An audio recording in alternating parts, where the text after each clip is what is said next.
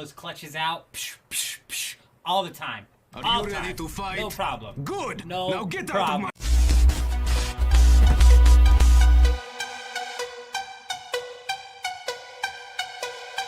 I'm insane, bro! I'm insane! I'm the best! I'm the best!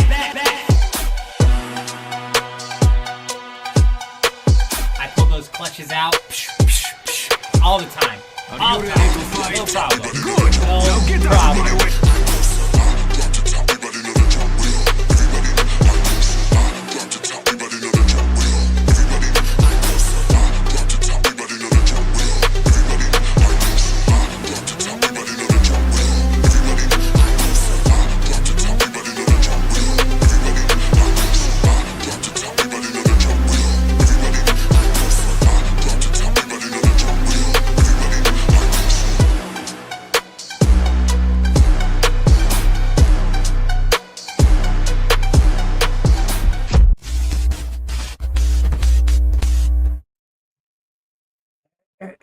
Hello.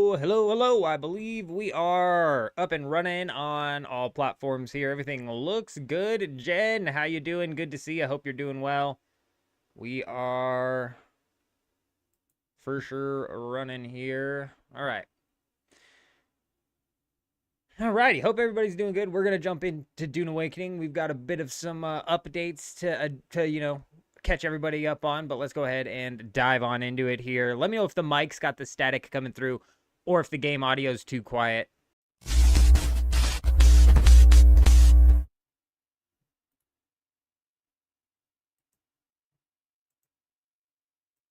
I've gotten zero confirmation that the Botrix has connected the YouTube chat. But that's alright. Might just be a little slow today. I'm sure it'll connect.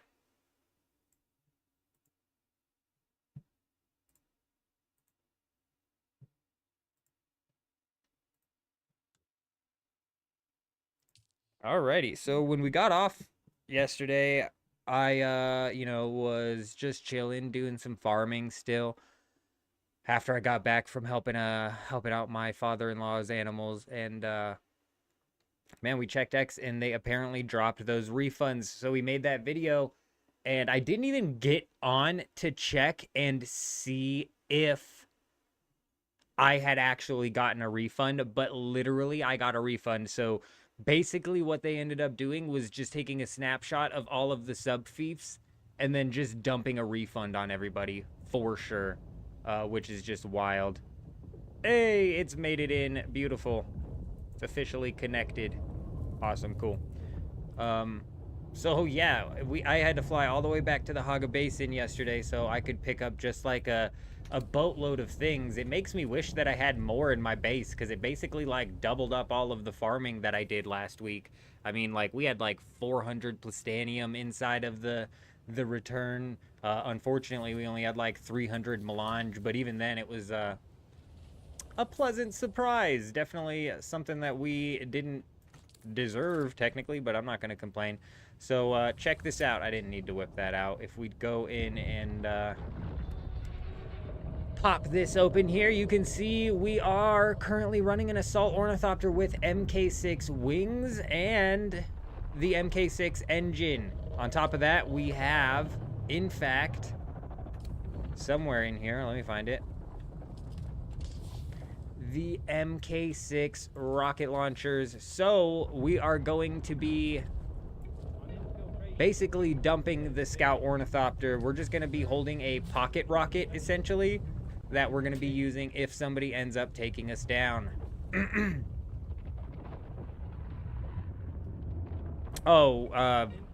Chickens, chicks, dogs, cats.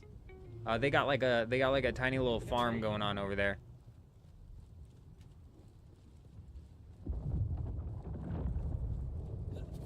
We got to make sure they all get squared away. A lot of noise going on 600 meters north of us.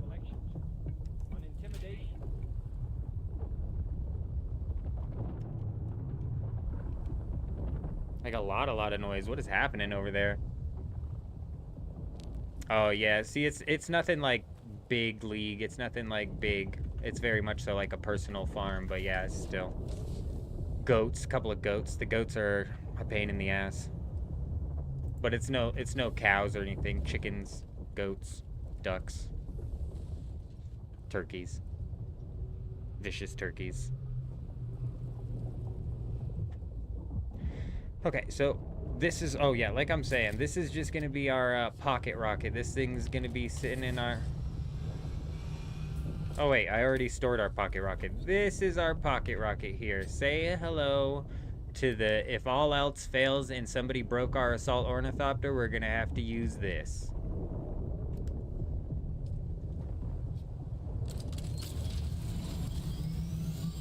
What is this worm doing, bro? Like, go away. Making a lot of noise over there, worm.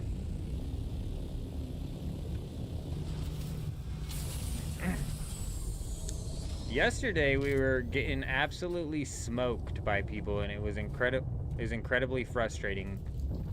But let's go ahead. That's not all of the updates we needed, because I went back to the Haga Basin and we came back with some supplies. So check this out. But boom, we've got rockets for the ornithopters. We've got rockets for the personal launcher. I crafted a couple of power packs, some suspensor belts, and we are basically set here for a good while. Are the hackers still prevalent? I've only run into the possibility of one hacker gen, and I'm not even like guaranteed for certain that it was somebody who was hacking.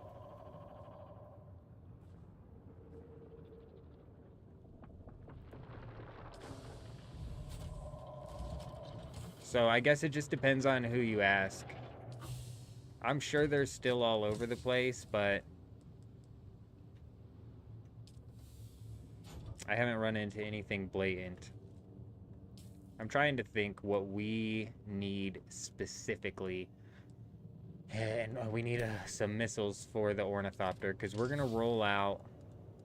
How many missiles can the assault ornithopter hold?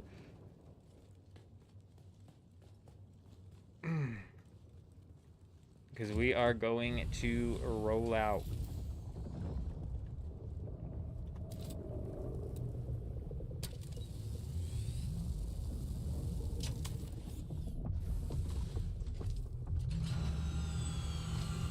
One thing I didn't do at my base was craft the tier 5 wings that we have for this that have a little bit faster turn speed. We may possibly give that a shot eventually, but I'm not too concerned with it.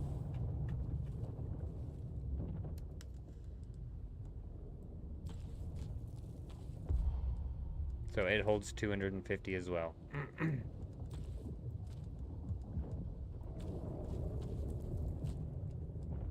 gonna grab one more fuel cell, and we'll go ahead and roll out. I'm hoping if we get into some combat today that it is actually, like, we're actually able to take these people down. Hopefully we don't lose the assault ornithopter right away, but I mean, realistically, it's not that big of a deal.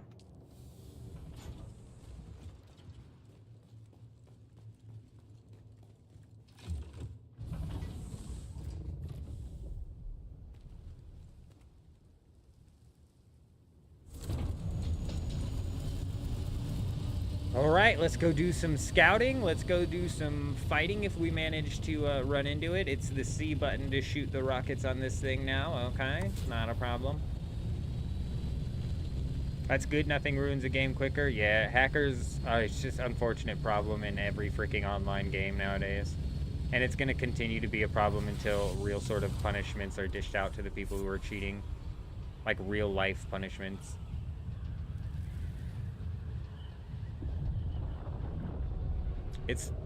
It's like thunderstorming outside, so maybe not the smartest thing for me to be rolling out, but if the stream cuts off, it's probably in reality because the power cut off.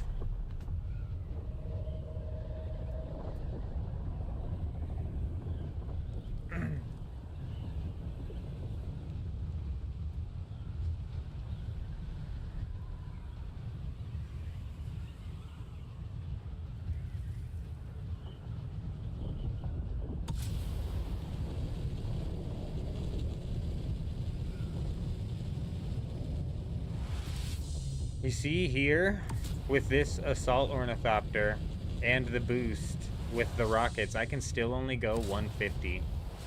You guys seeing this? We might be wrong about the assault ornithopter.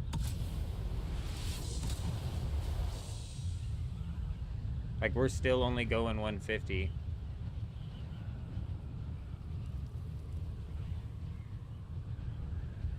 And that just gets absolutely smoked by, like, everything, dude. Even just a regular assault ornithopter.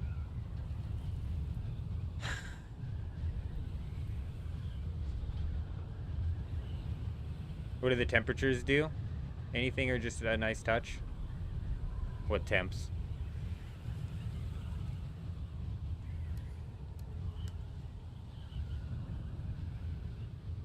The temperature on the right-hand side, like the way it rises, if I overheat, the whole thing, like, shuts down for a minute. And when I shoot missiles, it requires heat. I'm not sure what you mean, temperature. Does it say what temperature it is outside here? I don't know.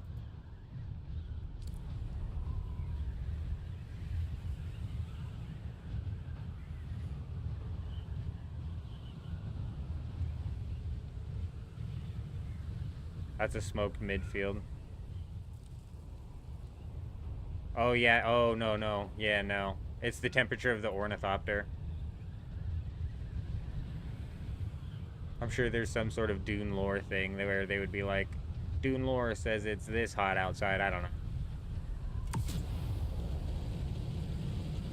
know. I'm a little bummed out, for real, because when you put the rockets on this thing, I should have saw this coming. I don't know why I didn't see this coming. When you put the rockets on this thing, it slows down just like everything else. So this can't keep up with anything.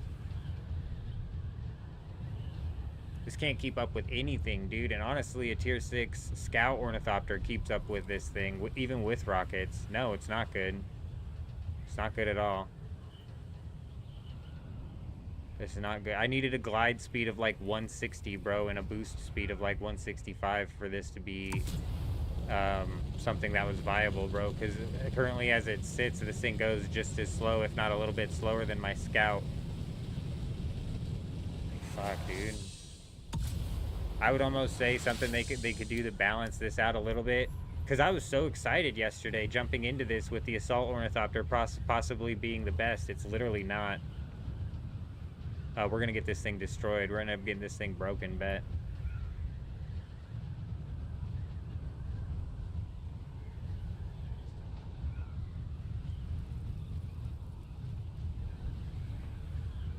I don't have as much experience flying with these as I do my scout. So if we get into some defensive, some points of having to defensive fly, we might be absolutely boned.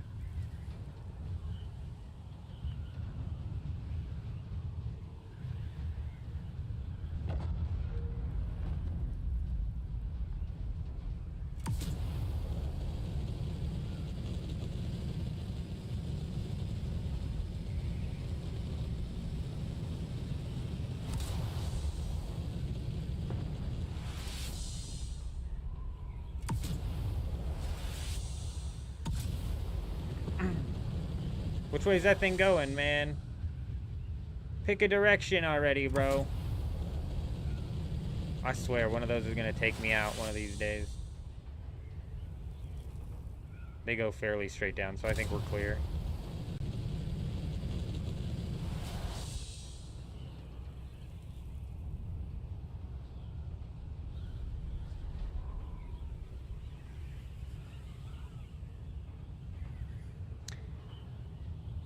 Now that I've literally figured out that the speed on this thing is just as trash as the Scout Ornithopter with rockets, I'm a bit nervous. Not gonna lie. I was fairly confident heading into this that we'd be able to, like, dust any sort of Scout Ornithopter with rockets, but honestly, they go as fast as we do, even with the boost. It's a bit ridiculous. And any sort of Assault Ornithopter with a boost, gone. Any sort of Scout Ornithopter, even without a boost, just dusted. I'll literally have to catch somebody on the ground and hit their ornithopter a few times before they get off and start running.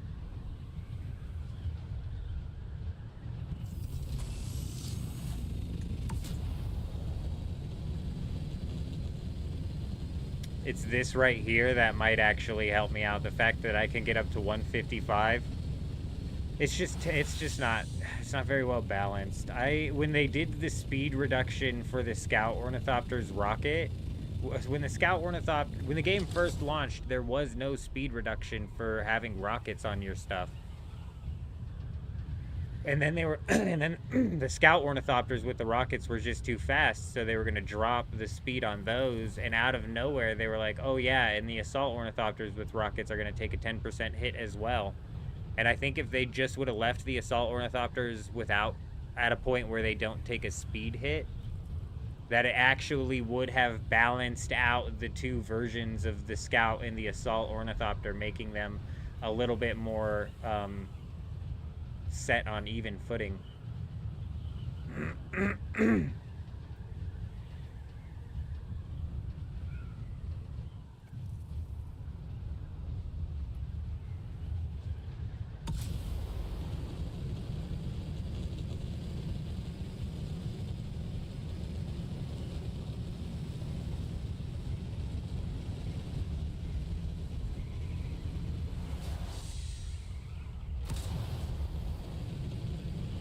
These frickin' boats in the sky.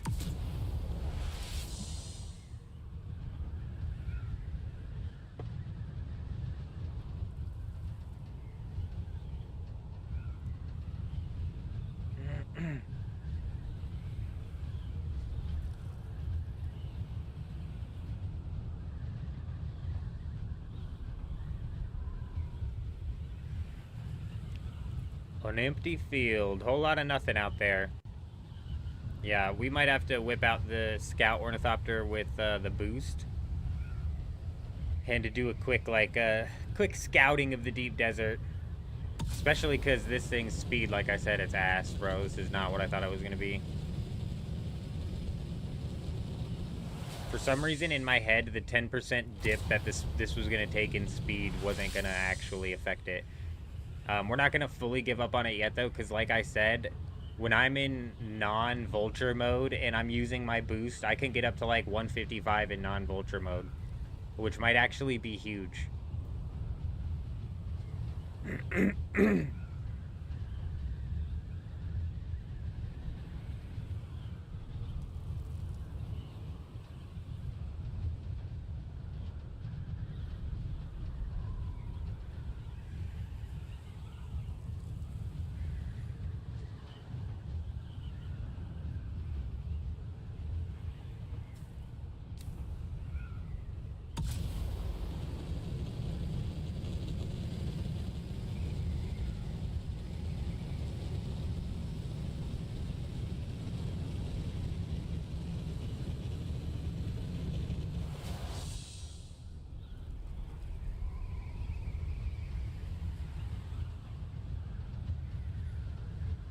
Alright, we'll kick off this direction. There was surprisingly a lot of building going on in the deep desert last night. We got into a few raids, surprisingly. We're rolling into the weekend, and last weekend I thought it was going to be more popping out here, but it ended up just like slowing down. And then everything went crazy on like Monday.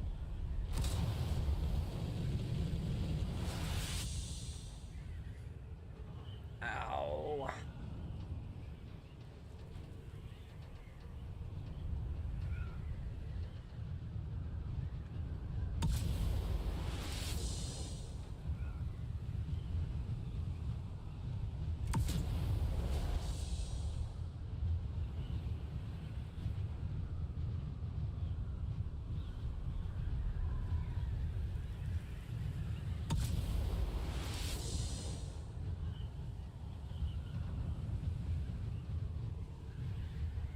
Last night was popping with people as well, which was not typical. A very atypical night last night. We had people all over the place.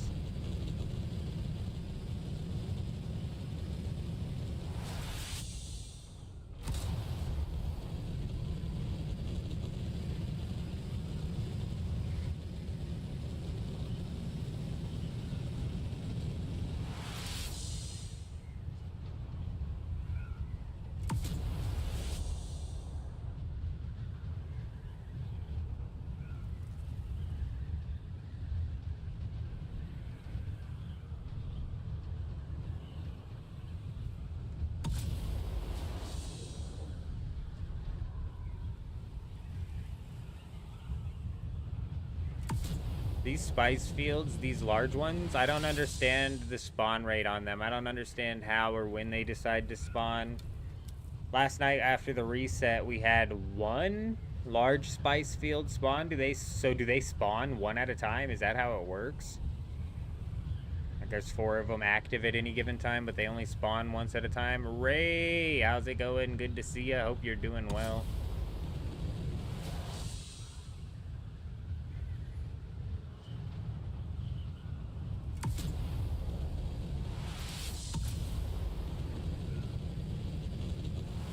You're screwed for League's PVM. You suck so bad at RuneScape 3 PVM, the RuneScape, unless the relics. I'm right there with you, Jen, actually. I play to PK.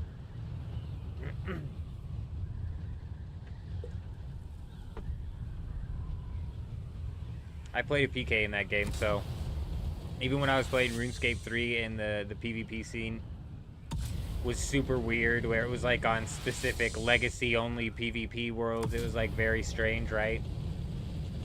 You can see with the boost I'm only getting up to 116, but if I go into hover I can get up to 150.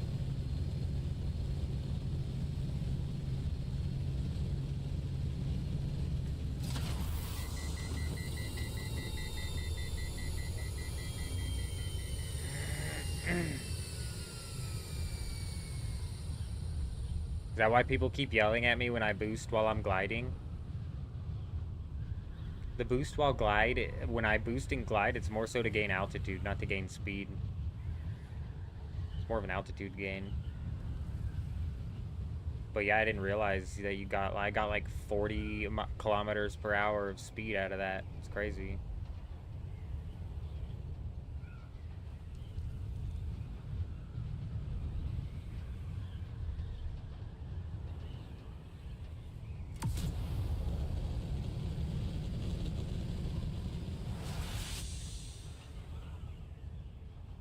So how are the deep desert this week? Kevin, how you doing? Good to see ya. Any fun drops or the same stuff? You mostly just log in for the market this week and probably just chill. Some good patches arrive. That's the best way to look at the game, Kevin, right there. Is waiting on some good patches. There's some decent amount of stuff to get down in the Haga Basin. I need to build my... I need to finish my base, man. I don't know if that's something that I'm going to do off stream. Something just happened. We got him. Zedum, you're freaking insane, man. Zedum, hello, how are you? Good to see ya. Hell yeah, you're on. Looking forward to a night of being a menace again. Yes, we're out here being a menace. We're gonna try to do it with the Assault Ornithopter, but I'm just now finding out that this thing's glide speed when I have the rockets paired with it is just as slow as the Scout Ornithopter with the rockets. So these literally like match out, and it's even just a little bit slower even with the boost. Aside from the fact that I can hover boost up to 150, this might be the one saving grace of this build that we're trying to do right here, which is super unfortunate, man. Just sucks. But the $5 super chat, you are a legend. Hope you're doing well. Good to see ya.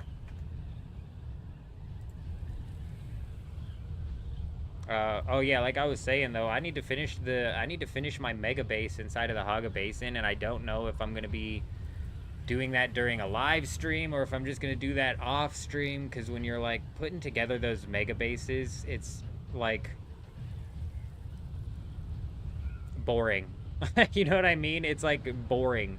And I know right now it's like ironic to say that, because right now we're literally gliding around the deep desert. But at least right now we have an opportunity for anything to... Oh. Showtime. This is what I'm talking about. Oh, it's C.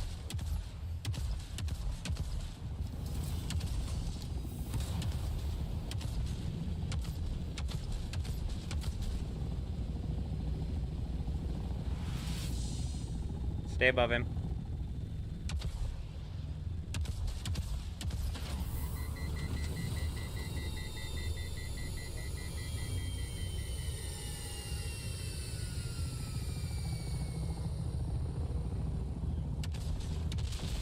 Oh yeah, there we go. We got a shot off. Oh, that was it. Come on.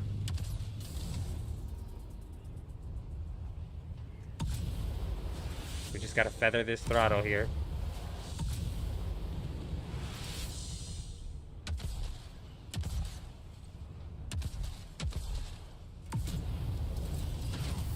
Fuck, the overheat, bro.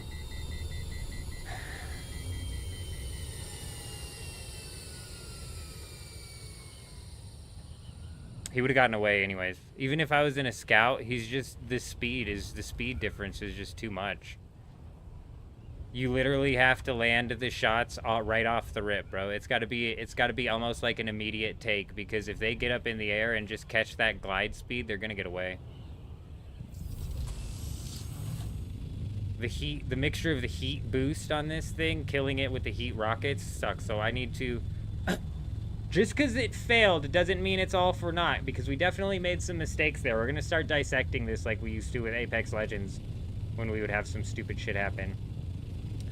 So several things went wrong there. Obviously, first off, terrible heat management with the mixture of the boost in the rockets. I was spamming the rockets, so I think going into these fights, rocket placement is probably going to be the most important thing.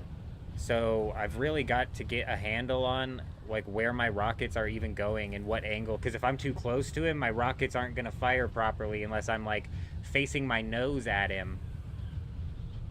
And I think for a little bit during that fight, we were up above 750, which is just not feasible. We could have maybe like waited to engage until we got closer as well. Like it might be a tactic to like nose bump them and then rocket, rocket, rocket as you're nose bumping them. You know what I'm saying? Building a mega base is an off-stream thing. Yeah, I totally agree with you, Kevin. That's first off like how I like to build as well. And in this game, it's such a pain in the ass because the day-night cycle is just devastating, dude. It's such a pain to build in the dark. And like I was saying before we actually had something just pop up out of nowhere and happen, was it's ironic that I'm saying building a base is boring to do on the live stream. It's like not the easiest thing to like keep entertaining, and it's ironic to say that as we're flying around sand. But anything can happen out here, you know? Yeah, always should be learning, Zedam, 100%. I couldn't agree with you more. If you're not walking away from situations and trying to pick apart what could have been different, you're not learning nothing. You're not doing nothing.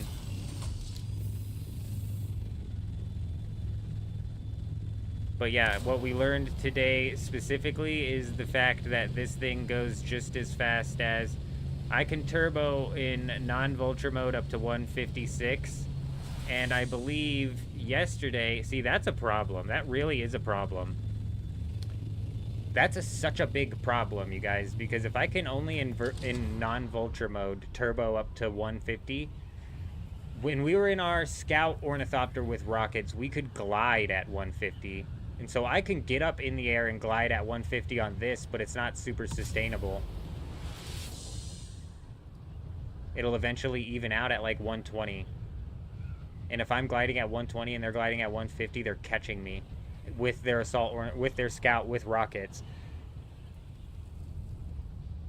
What parts did I put on this? We have tier 6 wings and a tier 6 engine.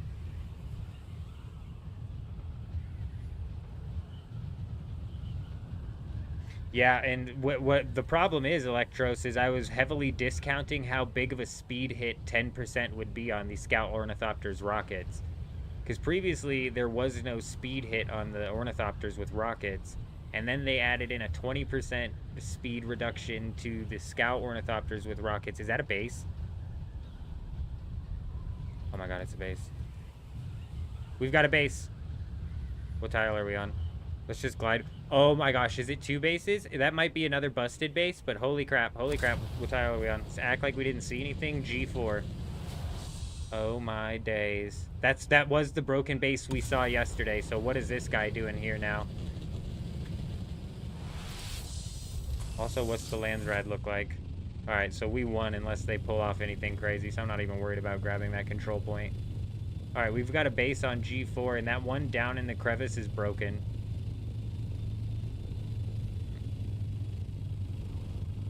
It doesn't increase your max glide speed on assault like it does on a scout. Yeah, that's fine. I'm not worried about the max glide speed not being boosted. I'm just pointing out the fact, because I can't have a scout ornithopter with rockets and a booster anyways. My point is that I had anticipated that even with the 10% reduction speed, that I would be able to boost and glide faster than a scout ornithopter with rockets can glide, and that's not the case. You can see, like, our glide is going to lose major altitude if we want to be sitting above 150, and they can, like, just glide flat at 150, no problem. And then I figured, like, the boost, but you're right, it doesn't affect the ornithopter here, which I guess you're right. What you're pointing out is, like, directly causing the problem that I'm having. But even so, we can go into this mode and actually boost up to 150. But it's like at an upward angle. It's like not normal, bro. That's not normal. And if they're gliding at 150, I'm like killing my heat, dude. Fuck, bro.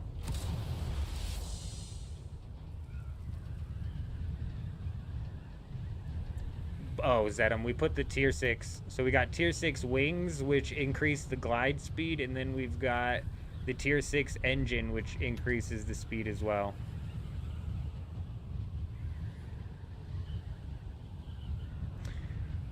Yeah, they've got this so off balanced for real. I think honestly they should just remove the 10% reduction in speed to the assault ornithopter with rockets, because that would make it to where my glide speed was I mean, if it's affecting glide speed and I can glide at, let's say 150 while I'm looking down, that would at least increase my glide speed to like what, 165 while I'm looking down.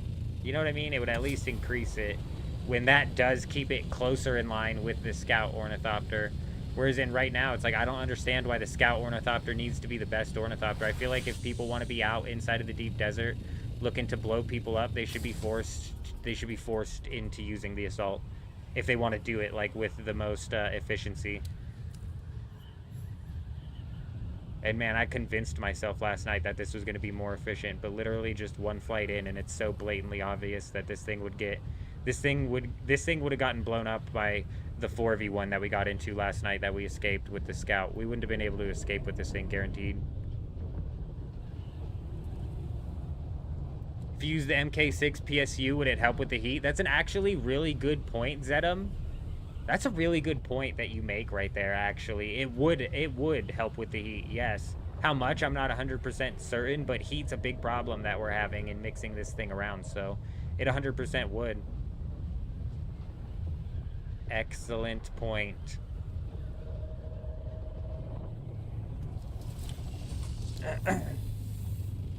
I'm a little bit bummed out with the assault. We're not going to completely give up on it yet, but we are going to go scout the deep desert with the faster ornithopter. And worst case scenario, let's say that this thing is just useless. It's just cooked, you know, not worth using out there.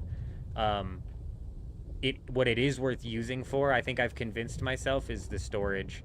If you're going out there and doing farming trips, because assault ornithopter with storage and boosters at a tier 5 beats out my scout ornithopter tier 6 with rockets, let alone a tier 6. A tier 6 probably puts me in the dust, which is a problem, man. It's realistically a big problem. Like, it's weird how they have this balanced out. Also, why is this thing just non-stop going over here? Is this Rocket Boy or is this storage?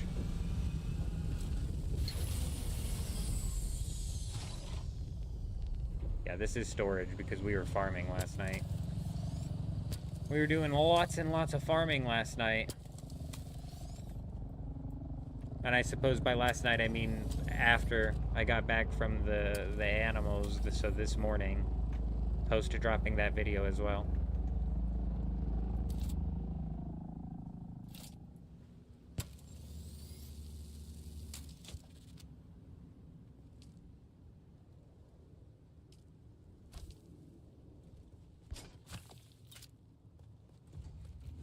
Sector weather alert. A large sandstorm is approaching. Oh, it's so good. Oh, it's so good. It couldn't have been more perfectly timed. It couldn't have been more perfectly timed. Quickly, quickly, quickly. It was G4, right?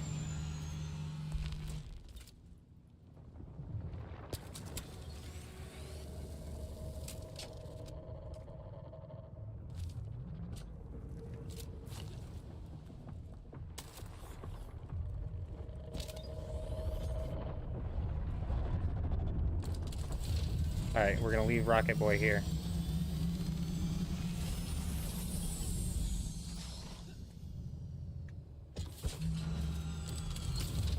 Showtime, baby. We got a raid going.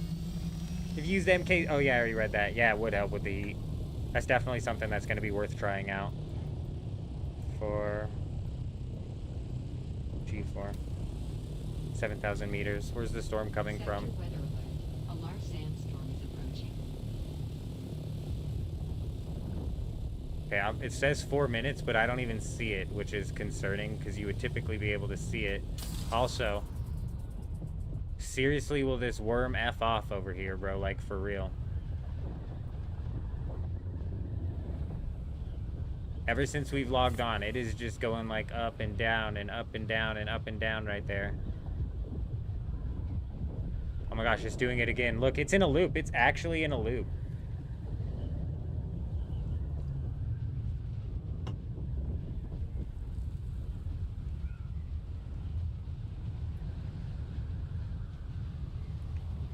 It's a bugged worm.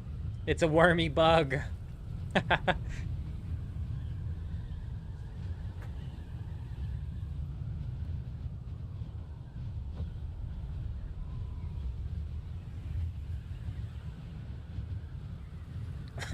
I think we're getting a false storm warning here, but we're gonna ride out anyways.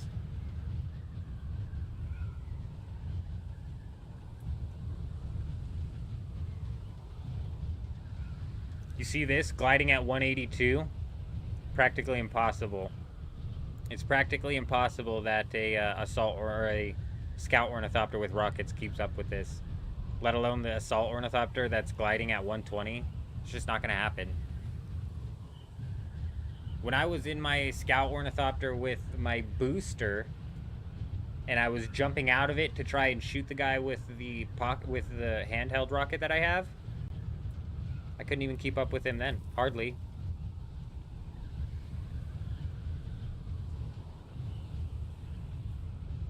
I'm getting no more storm warning, which sucks, but that's fine.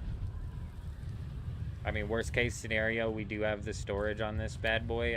We'll do a quick Stravidium farm is what I'm hoping for.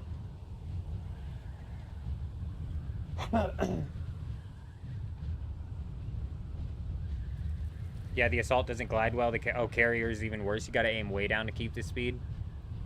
I can't imagine trying to fly a carrier.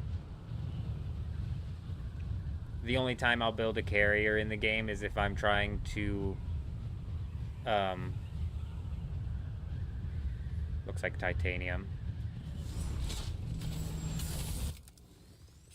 The only time I'll build a carrier in the game is if I'm trying to mine up a bunch of that crystal stuff. Okay, that is the broken base that we were looking at yesterday. Yes. But what is that, bro? That's a little hole. That's a little hole where somebody's gonna have a boatload of titanium.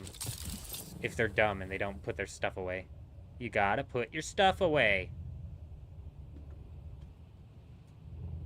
I've gotten no storm warning though, so I think it was a false warning. We've been bamboozled.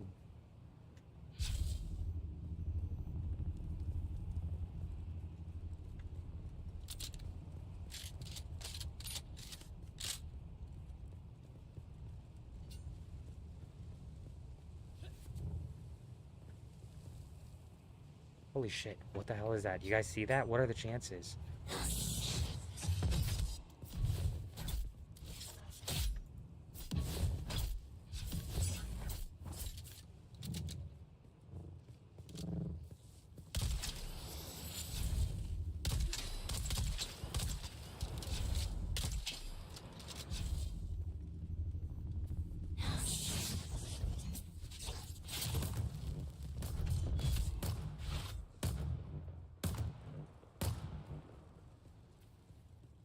What are the chances, huh?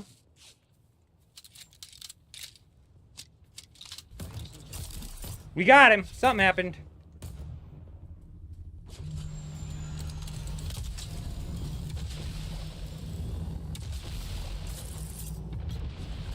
You thought it'd be that easy, huh? You thought it'd be that easy, huh, punk? You thought you're just gonna pull out your pocket rocket and rocket me? No! Hell no, you ain't.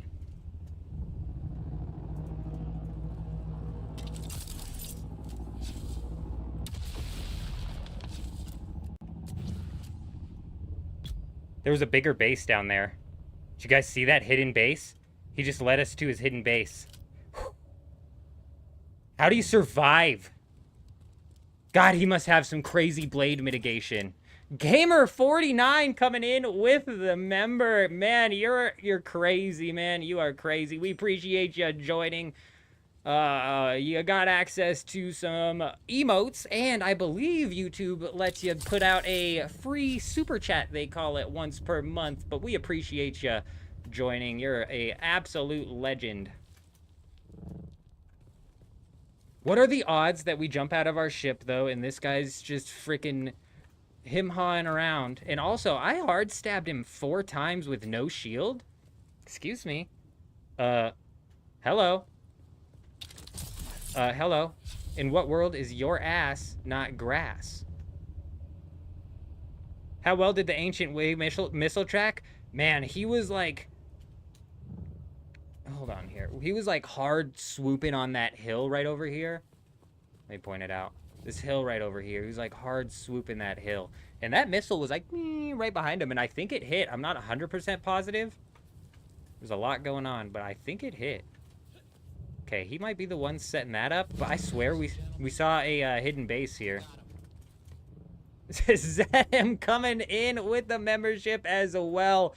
Unbelievable. You guys are insane. Coming in with the noble and the king. We might need to rework those names eventually, but we appreciate it, man. You guys are freaking insane. Again, I believe it gets you a free super chat once per month. I believe that's the YouTube thing. That's the YouTube way. And it definitely gets you access to the emotes. And oh my days, did we find the juice. Oh, we found the juice. It looks like this guy's cheating. He's a He's a cheater. Okay, but hold on. This is completely rateable still. He might think he's clever, but he's actually an idiot. Why can't I pull out my thing?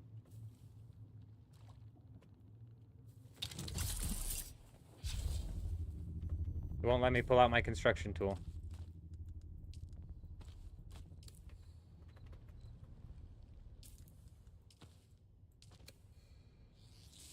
What is happening?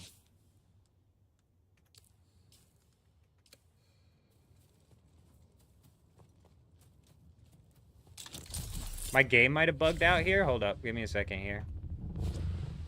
Like, we might be lagged out. We might be disconnected from the server, so running might be pointless, but here's what we're going to do. Tuck off in this hole just in case. I don't want to disconnect, obviously, right in front of this guy's base. But I believe we'll be able to break those foundations, which might actually break the connections that those have. Okay, what the hell was that, man? Okay, good.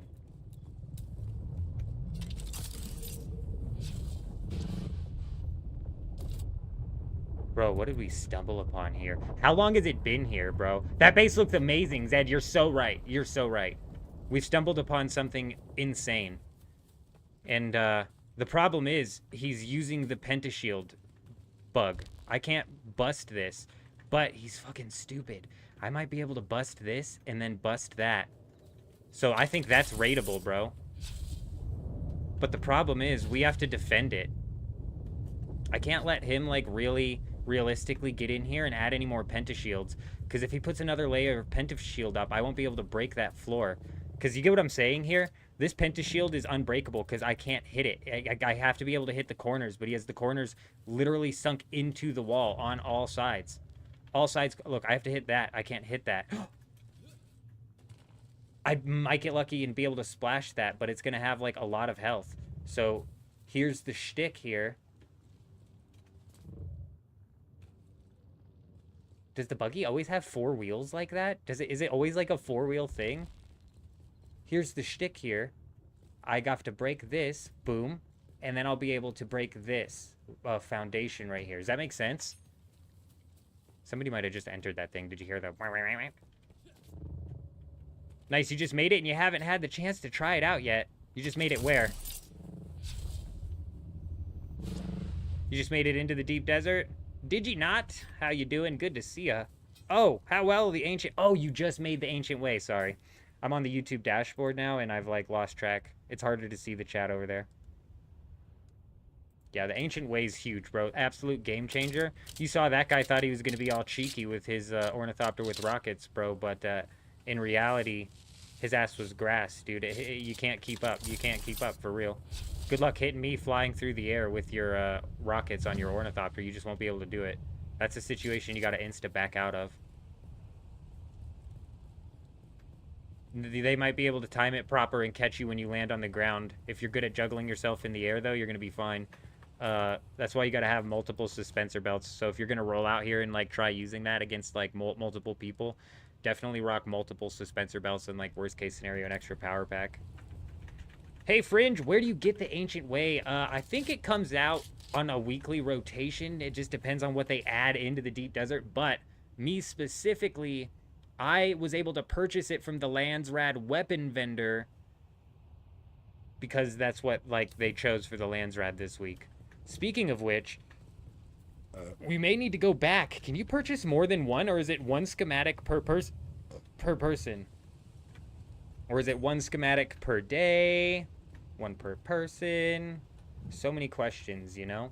We have to keep an eye on this base. This base is too much juice to walk away from, you guys. So, unfortunately, this has turned into a, I'm camping here until we get this ass, because we are going to get that ass, bro.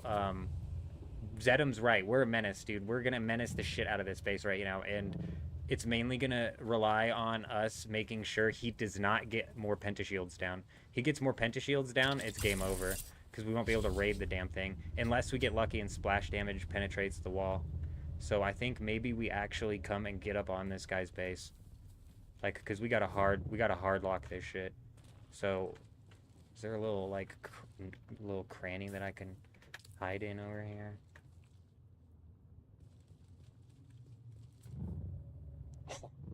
Oh, it's so good. It's so good. Okay, let's shut our light off. All right. We'll know if he comes back. That's for sure. We'll know if he comes back. And here we can scout it out a little bit more. He's only got a couple of generators, so if I can break that outside floor and then gain access to the foundation down here and break that as well, it'll pop these generators, but also I'll be able to crawl up under into the base. This has got to be the stupidest thing anybody's done, bro. And look at how he's doing his walls. You don't have to do your walls like that. You can do it all in one. He's honestly making it easier to break because there's a corner there. Oh my god, hold on. I can't tell if that corner's fully sunk in the wall or not. This one is so close. It's a bit dark right now.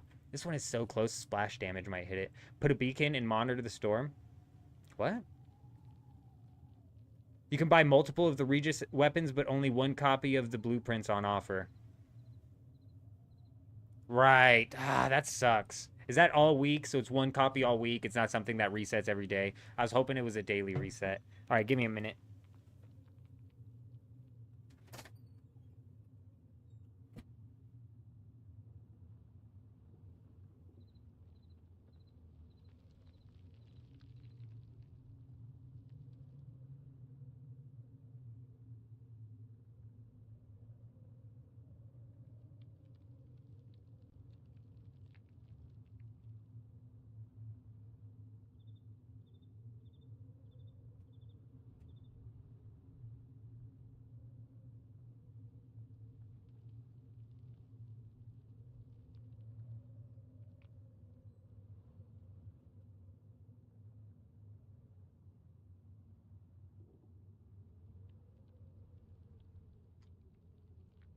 Damn it, Digi. I'm glad you confirmed it for me, but I'm just now I'm just gutted.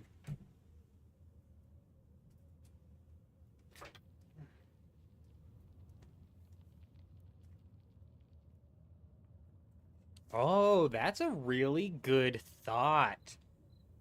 Man, we're gonna have to start implementing that, Tanit. That is a brilliant thought. It really actually is. I've never even considered that, especially because I wouldn't lose anything. I'd lose a bit of some durability on my stuff, so it'd be a bit of like a hit to the Ancient Way schematic, like these 3 schematics that we won't be able to purchase again unless we hit the lands route again and pull that vote. But with this base currently, I cannot leave it because if he, let's say he moves this Pentashield forward, and it looks like that's what he was doing. Those are 3 floors. There's 3 floors right there, right on the outside of the Pentashield, and it looks like he was moving it out 1. And it's those 3 floors that are going to actually gain me access into this base, because I'm going to be able to hit it, and then... Here we go. What'd I tell you?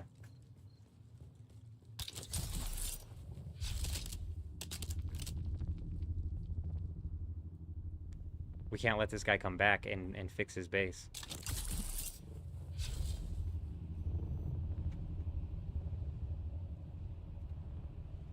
What a cheeky hidden base, though. If he's just a farmer, we'll let him be. If he's just a farmer, we'll let him be.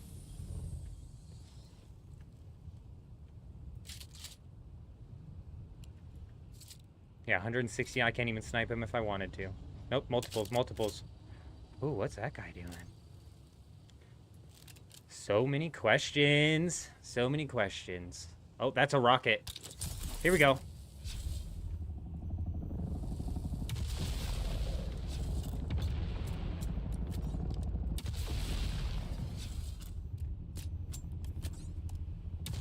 Sorry, but I cannot have you. Either of you.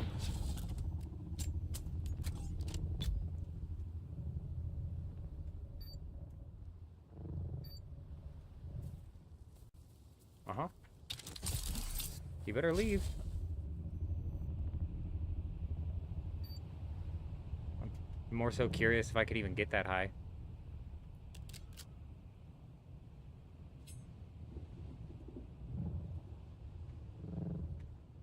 Yeah, this has turned into a full base defense. We're defending our raid now. Nobody can A, find it, and nobody can B, fix it. Because as of right now, we can break into this raid here. Like, as of right now, it's doable. He comes in and adds the extra Pentashields, and then it becomes, like, dependent on whether or not I can hit splash damage on those things. This is why you need multiple suspensor belts, dude, because once you start flying in the air a lot like that, they just get ripped through. And if you lose the ability to fly, then they basically have you beat.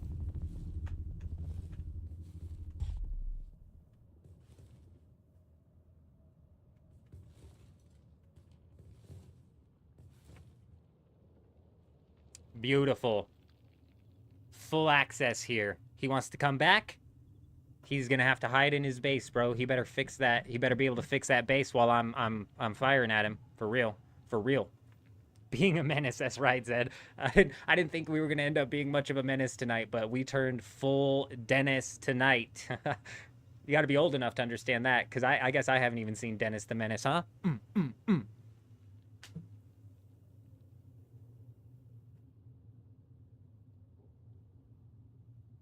It is that slope right there, 100%. He wasn't able to sink all of his foundations. It's the biggest mistake he made for sure. It's a good idea to get something like this down, and it's nearly unraidable. I don't know if splash damage heads in through the wall. Now that I can actually take a look, those are all sunk. That looks like it might be the corner of it, though, doesn't it? Like, just barely. Oh, no, that's sunk way deeper than that. Oh, that looks like the corner, though, doesn't it? That is definitely an exposed corner. And this guy messed up. This guy's dumb. So, let me explain what this guy's going for here. And just all of the mistakes that he made, because he made a lot. So, each of these are split. Picture each of this. This is a big square tile right here of Pentashield. But picture it in 1x1 tiles. So, 1, 2, 3, 4, 5... 6, 7, 8, 9, 10. It might be 15. Doesn't matter. Each of those tiles has 3.5 15,000 health. And when you combine them, so if there's 15 here, you need to take 3.5 thousand and multiply that by 15. So in order for me to break one of these top pieces here, in order to shut down the wall, I'm going to need to do... I'm not just doing quick math on my head. I'll look like an idiot. That can't be fucking right. Am I stupid? 15. I did 15,000 times 3,500. I need to do 52,000 damage, which is just not realistic. However, he didn't do the same with his walls. So instead of being 15, it's only 5. So I need to do 5. I need to do a third of that, right? Only need to do 17,000 damage. I'm pretty positive I could knock out 17,000 damage. The problem with that bottom one, though, is I don't know if I can, like... Actually, that's like a twofer right there. That's like a twofer. Still catching up. You need to learn learn from you how to PvP. I'm not sure that I'd probably be the best to teach anybody how to PvP, to be honest, because we haven't been able to actually get into much of it. Like I had somebody on one of my videos be like, can you put together a guide on how to like with some tips on how to do air combat? And I'm like, I'm just now dipping my toes into air combat.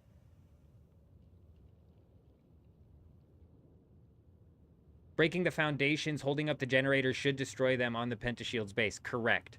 That's why it's crucial that I stay here and make sure he doesn't come and extend that one further out. Because if he extends that out, which is it looks like he was trying to do, I won't be able to damage that floor. Whereas as it currently sits, I can damage that floor, then I can damage that foundation. It'll break the generator, which realistically will probably shut down the whole base because he's sucking down a lot of power and he's only got, you know, 3 or 4 generators out. And as soon as the power to the base is down, it's game over. It's game over. Then I break Subfief and we've got full access. And then it's I guess a matter of like, can I break this guy's? I can't disassemble this buggy, can I? Because I would, bro. Don't put it past me, bro. We'll take this guy's buggy too.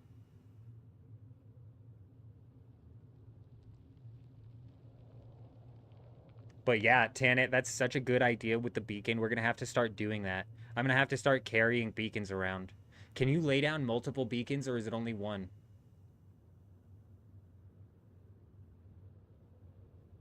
You're learning how to make a base not to be raided. That's a hard goal to have, honestly, because like guilds as a solo, it would take somebody only minimal amount of effort to prevent me from raiding their base. However, like a guild should be able to just like blitz through so many walls that even if you honeycomb a bunch, and the problem in Dune Awakening is like the best use case for having a base in the deep desert is to set up refineries. But like this guy's doing here, it's just a little like he's going for unraidable with his shield walls here, but it's just a little like ore base that he's gonna store up a bunch of ore in. So only one beacon, okay.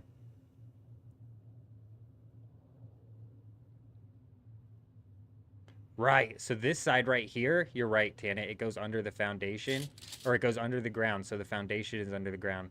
But this guy's other foundation is fully exposed. It looks like he was still in the process of getting this thing set up. And even bigger of a problem, that's exposed right there. I can damage that. So worst case scenario, if he did actually fix this base, he would have to resync that thing because I can hit that. So,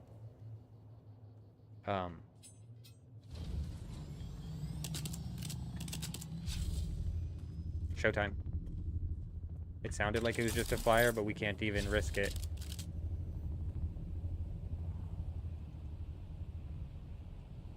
Up, up and away!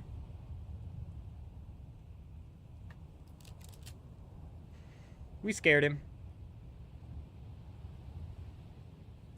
But I've actually, like I was saying, it just depends on what you're trying to do with your base. If you're trying to have your base with refineries and all of that stuff out in the PvP zone, it's going to be so hard to make it unraidable because that stuff requires a lot of power and it takes up a lot of space.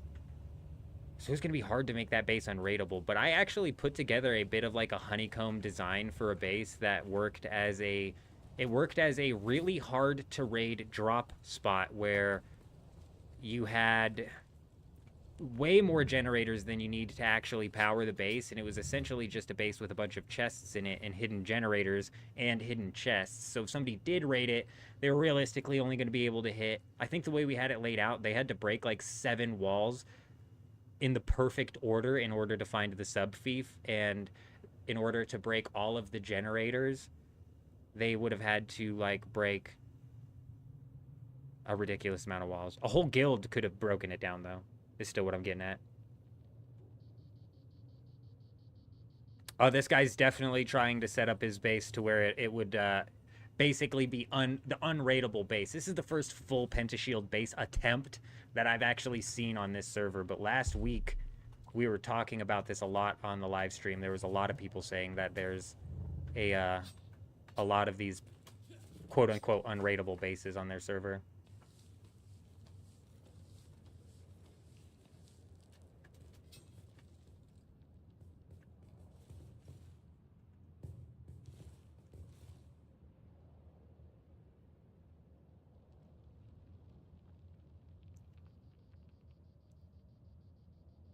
So you kind of want it big enough to store a buggy as well. See, the one I had wasn't big enough to store a buggy. But what's funny is I did put a medium spice refinery in it.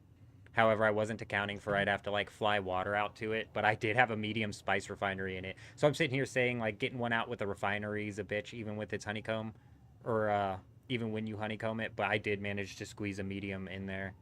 And still had a ridiculous amount of power left. But that would have been like to take out, to say, like a Stravidium fiber island, just to turn all of that Stravidium into the actual fiber. Yeah, I did it. It was nighttime though. We can go bounce at it.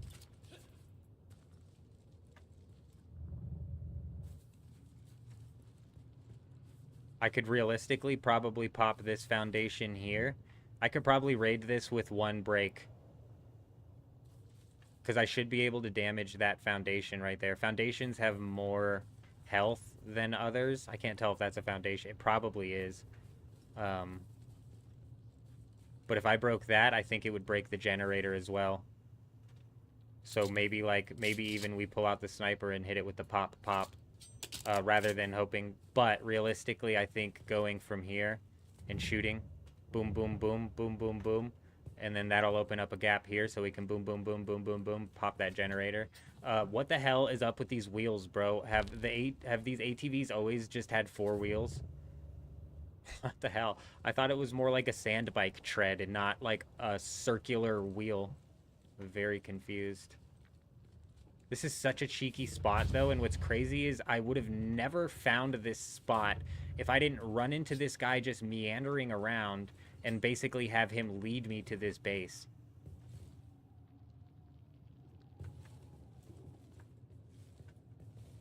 He led me to his own base. And if this wasn't his if this isn't his base, he's screwed whoever's here. Well, I guess the person screwed himself with the way he has his base set up. It's the Harkonnen buggy skin? Gotcha. Can you explain how you can raid a base just after the sandstorm? Yeah, it's fairly simple. So if a sandstorm rolls through a sector where a base is at, the base's shield will drop. Right now, if I shoot at this base, it has a shield that's protecting it from all damage. But but the sandstorm will literally shut the shield off for a total of 6 minutes. This allows you for 6 minutes to do damage, which is why I'm saying if I have to do 52,000 damage to the top piece there, I'm basically screwed. And if he carried that over to the side pieces, I'd be screwed as well. But we have 6 minutes to break into the base. This can be extended a couple of ways. These generators here, if I manage to break enough of them to power the base down where the base doesn't have enough power to run proper, then it essentially makes it to where the raid is now, I have unlimited time to complete the raid. Since the base's shields will never come back up because the base's power is down. And then, even better, if I break the sub-fief, it gives me full access to the entire base. So every single chest in that base immediately becomes unlocked. and you can full loot every single chest inside of that base. And I could even pull out my construction tool and just demolish the whole base if I wanted to. Once the sub thief's gone, the raid is done. You could just break the whole base. And what do you do after you break the base? You steal their stuff. You take all of that juicy, juicy loot that they've been working so hard to gather for you. And you say, "Thank you, sir. Please build another one." How did he get his buggy up on those crates? Honestly, I haven't the slightest idea. That thing is for certain crammed in there. And it looks damaged as well. But I guess it's not. The top just looks busted a bit.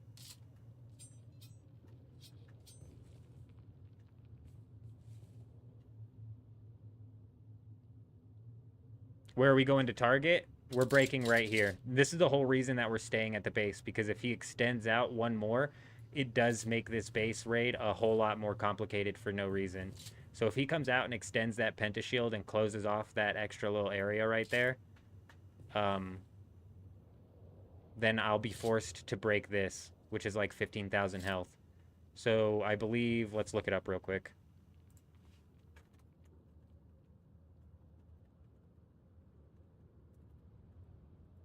Oh, you know what? I'm an idiot. I can look it up in my thing. Always just straight to Google when the information's right here. Foundations have 10,000 health, whereas in like roofs and everything else have 8,000 health. So realistically, I'm only saving myself 5,000 health, but the hitbox on these things is wonky. The hitbox on these things is really weird.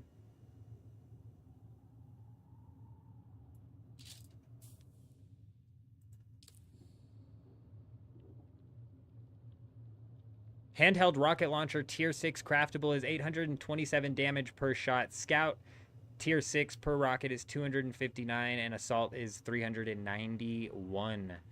That's the one thing that might actually help the assault out, but I still think the assault is just too slow because as it sits, an assault with rockets, even with the boost, gets chased down fairly easily by a scout or a Thopter with rockets.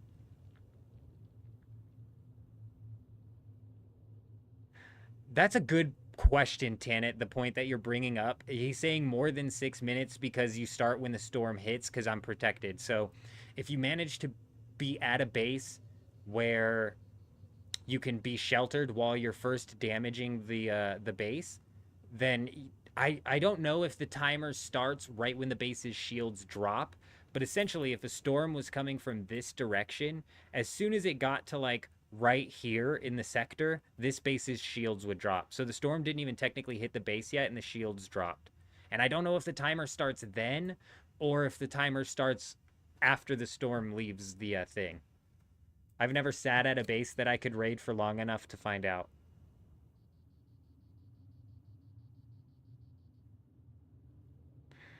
In order for me to get a buggy with rockets out here, I'd have to have... I could. That's entirely potential. That's entirely possible. Yes. Yeah, you kind of gave me an idea there. We might have to start trying to do some buggy raids. Maybe we try and like switch the raids up a little bit.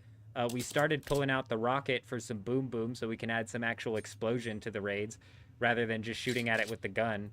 But even like the rocket launcher is a bit weird as to what piece it decides to damage.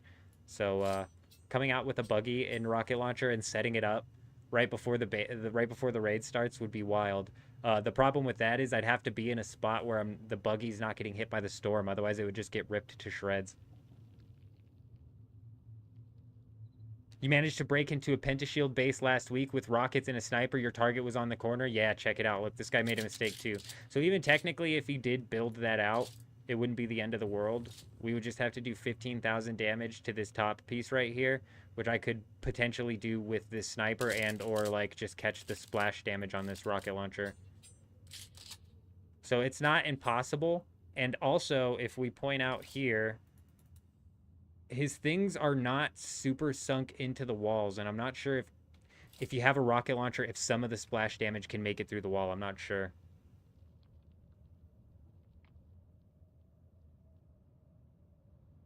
How about a buggy with the turret sticking out above the pentashield? Oh, that's not a bad idea. So you have the way he's got it set up. It's like a pseudo base defense system that he has set up where he's got a ramp that he parks his buggy on where the turret's just sticking out of the pentashield and he could get up and that's funny. Man, somebody should do something like that. Oh, that'd be funny.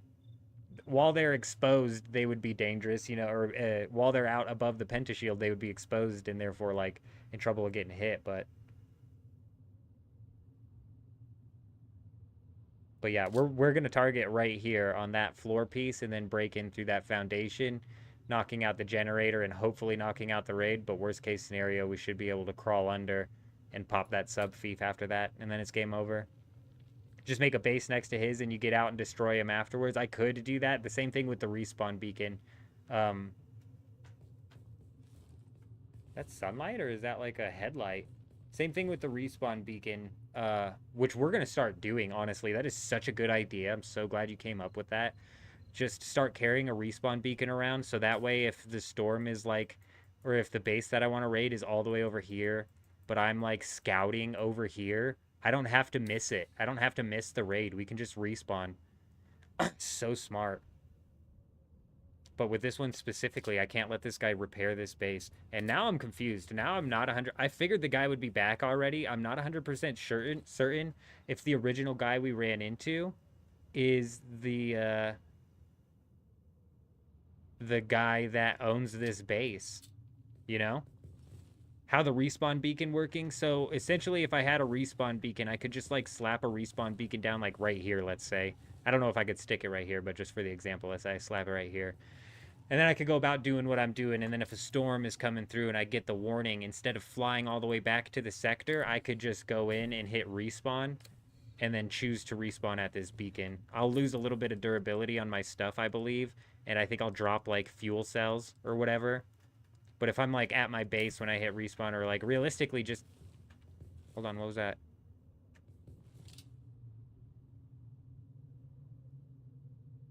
I thought I just heard noise on these portals.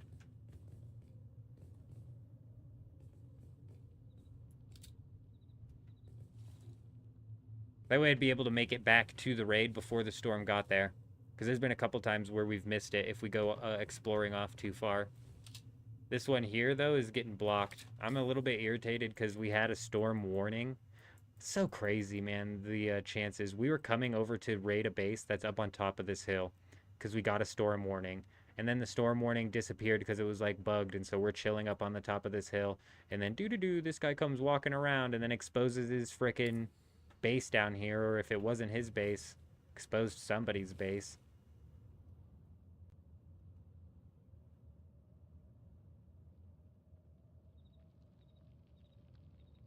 Neo! Oh, it's a Harkonnen buggy skin. I didn't realize that came from somebody else. My bad. Appreciate you. Thought they got rid of the cube shield bases? Clearly not. I don't know if this guy had to do a different method, but clearly not. Yeah, this guy's method didn't work, by the way, either. We're going to be able to fully raid this base. No problem. Even if he didn't mess up over there, biggest mistake right there. It's exposed. And his dumbass did just one tile long. So I don't know if they did something to, like, knock him off. Maybe they stopped the whole compounding health that these things get, because like I said, if this has 15 tiles on the top, that all of a sudden makes it to where this top wall has 15,000 health, which is absurd. No, sorry, 54,000 health. 15,000 health on the 5 long.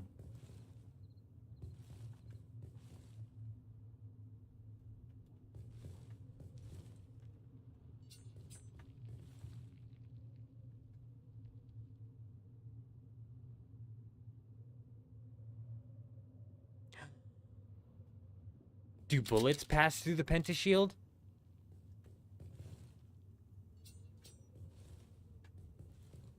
Because I didn't even think about that. Potentially, you could just shoot through the pentashield and then just straight damage the subfief, no? Because if that's the case, bro, this guy... What am I even complicating things for? I could take 5 shots at his subfief and it's game over. Can I shoot bullets through this and damage that after the shield goes down? So many questions. Can I tell the health on that thing from here? No, because it gets blocked by the wall. So I don't know if I can actually tell the health of things in there. So if I was shooting at it, I couldn't tell if I was actually damaging it. I mean, we would know eventually when it broke or didn't break, but only slow blades go through shields. Yeah, but that's like the shield on the body, though. I can't slow blade. I can't. Just picture somebody slow blading the base wall to get in, or just catching it with the slow blade. We'll definitely shoot at this.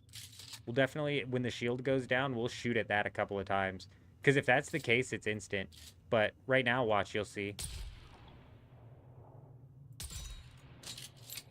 It's not showing the shielded. Usually it'll glow blue if it's shielded like that.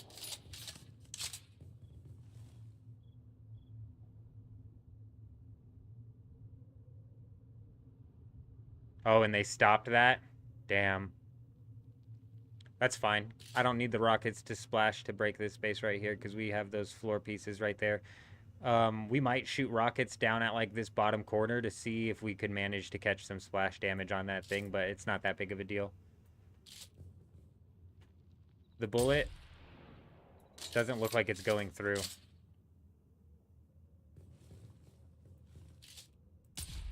Yeah, I think it's just hitting the wall. It's hard to tell, though.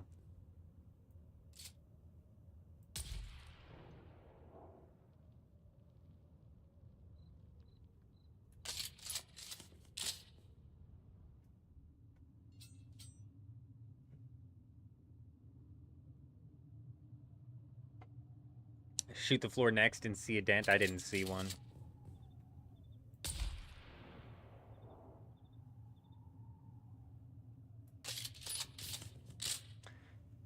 That's all right, because it should all be protected anyways, so even if it would leave a dent, technically, I think it wouldn't because the shields, the base should be shielded.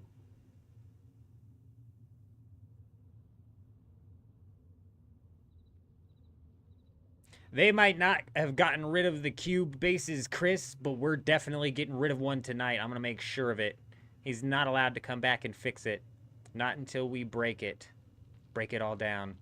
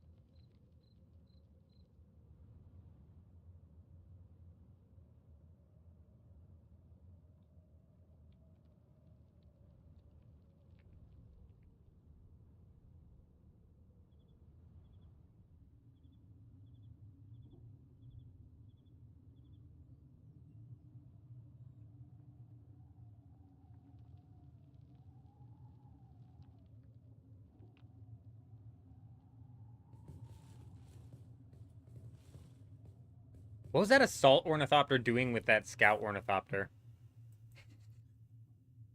Like, what a weird situation to run into. We hear a scout ornithopter mining right here, so we go to check it out. He's just mining, so I'm like, I'll leave him alone. All of a sudden, behind this comes an assault ornithopter.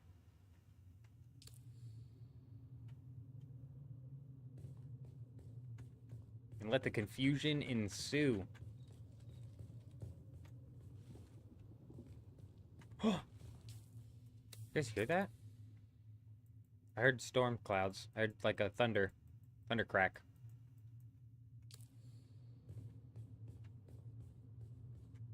Unfortunately, we came here on a storm warning and then it disappeared, so I don't know if it bugged and now we have an hour and a half. I don't know how long we've been sitting here at this base. They were farming and I got crazy.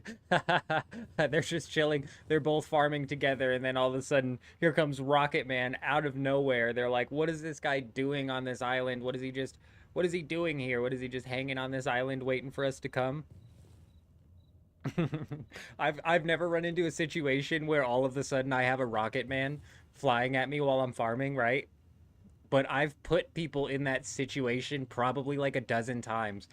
So I'm so curious as to what is going on through their head when that's happening.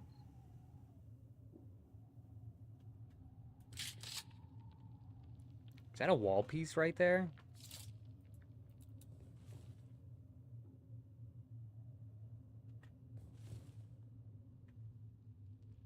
I can't see past them.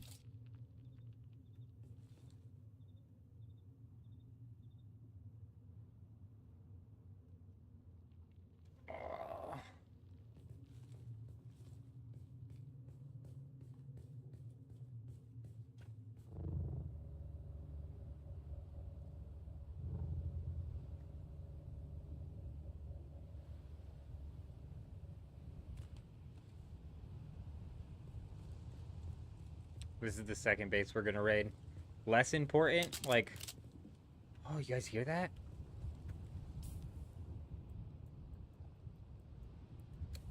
Bro, I swear I keep hearing thunder.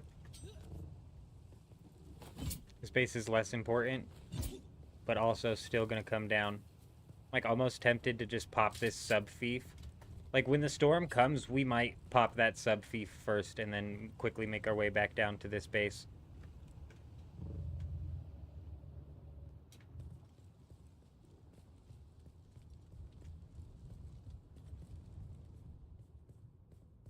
Just because it's such an easy break right there. Literally, like, 10 seconds.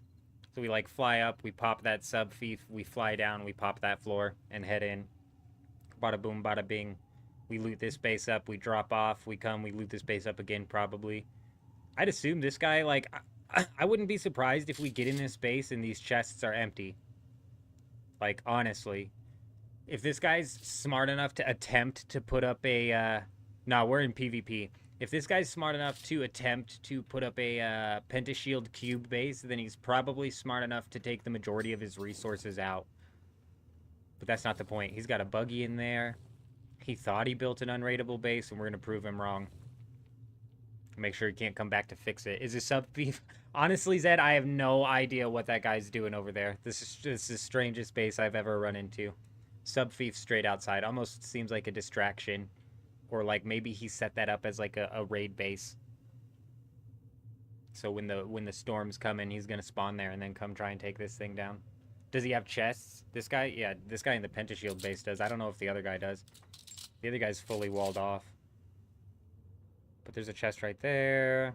There was some iron chests that that his buggy's parked on.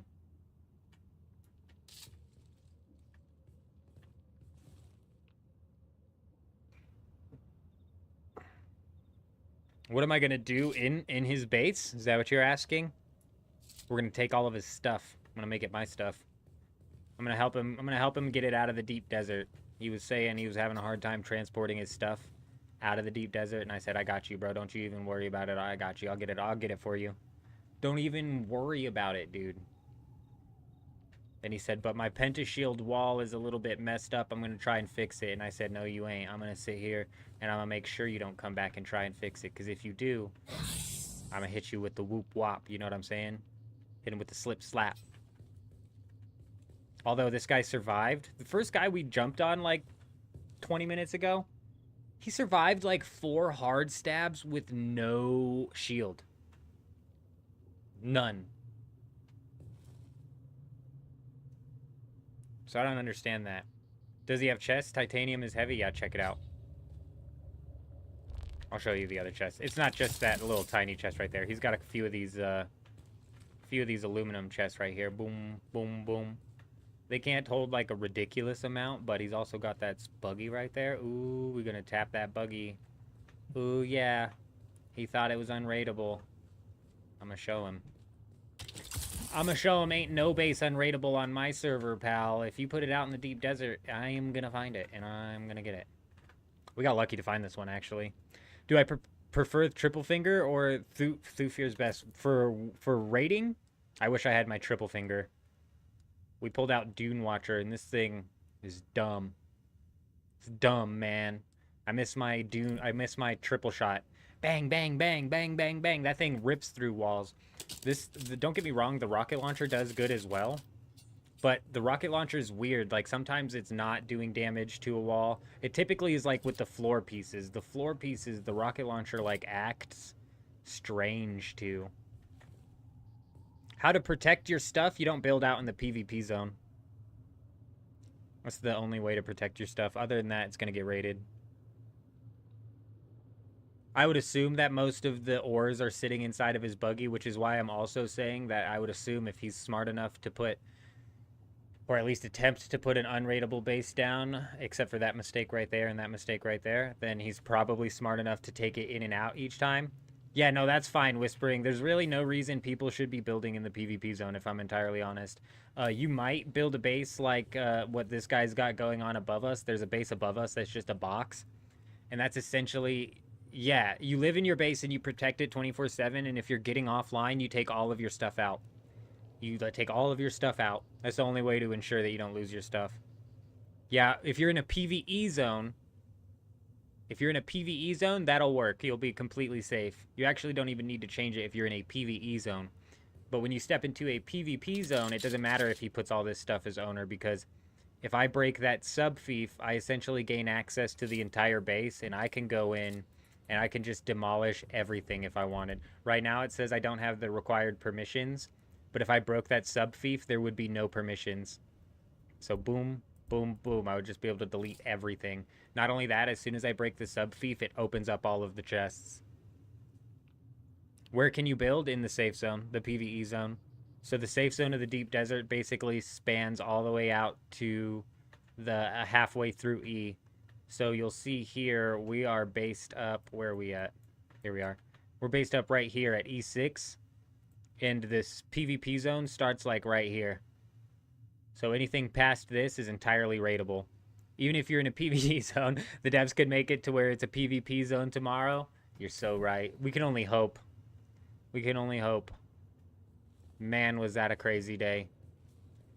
First, we have to get on and clear our base out before it ends up getting raided. And then we defended bases for like a span of an hour and a half. And then the bases we were defending, the people in them got accused of cheating. And in reality, we were going to just end up raiding those bases anyways. So we actually ended up working with somebody to raid a base. What a day. What a day. We can only hope they pull something like that again. And then the devs come out and they refund everybody. And the kicker to all of that is I didn't lose anything because I managed to clear my base out before it got raided. And they refunded me so much stuff, dude. They refunded me basically everything I had in that base. So they like doubled up my progress that week. So let's only hope.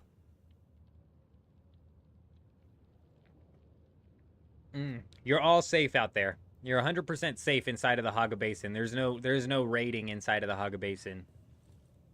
I mean, yeah, you shouldn't be able to. Unless for some reason you're somehow able to like catch a corner of a PvP zone with your base. You should be fine. And there's like no build zones in those PvP zones, so you shouldn't even be able to do that. Yeah, you're right as well, Tanit. Like you don't even need generators. It'll just ride out for a really, really long time.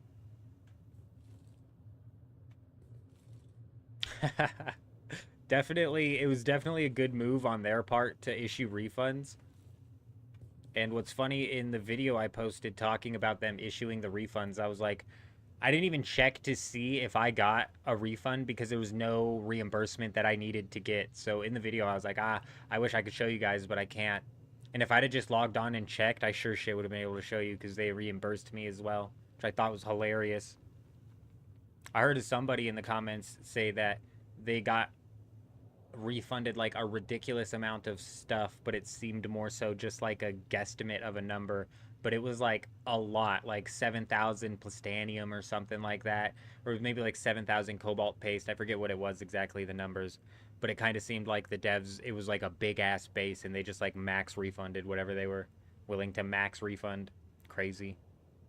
Wish I got 7,000 cobalt paste.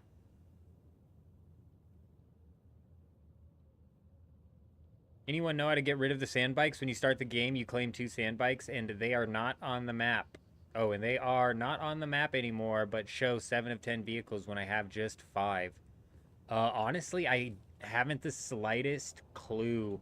I've got a sandbike and a buggy inside of the Haga Basin somewhere, by my Dugap base, which I think are counting as well. So you may need to like track that thing down. Honestly, I don't know, unfortunately. Some got more than what they had. I'm not surprised, actually. Everything Matt was max repaired to, which was nice. Yeah, I read that they were going to give, in the notes, it was like, you're going to get tier 6 vehicle replacements regardless of what tier vehicle you lost. Bullshit. I got a bunch of tier 5 replacements. I was like, where's my tier 6 replace? I was like stoked when I saw replacements coming in and reimbursement. I was like, no way, bro. I'm about to have a come up on some tier 6 vehicle components for free. Shit was all tier 5. Where did this stuff show up? Showed up right in this. So if it's in the escape right here, claim rewards. We've got nothing left to claim. You're going to want to be at your main base in the Haga Basin, though, when you start claiming that, because it is going to stack. You got an extra tier 6 or an Thopter. Nice. Yeah, they definitely needed to do something about that, because they burned a lot of people on that, for sure. We had a crazy day, but they burnt the shit out of a lot of people.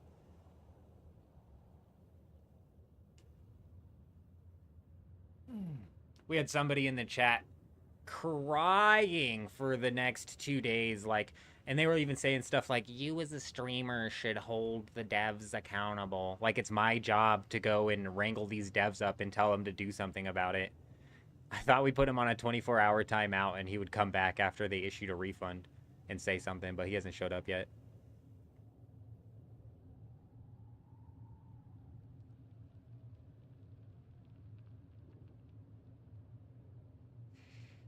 We're 1 hour and 35 minutes into the stream. I'm wondering when exactly we came here. It's 12:05. We came here on a storm call, and then the storm call disappeared and a storm didn't come, but I'm assuming it was a bugged storm and still counted. So if we've been here for like 35 minutes, we're anywhere between 15 and 15 and 45 minutes away from this storm swinging through.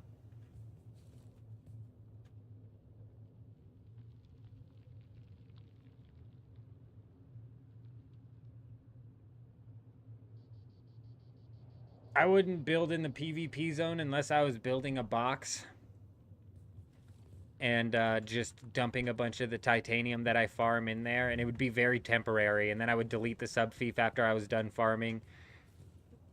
So basically, if I was going to build in the PvP zone, let's say, where's my base?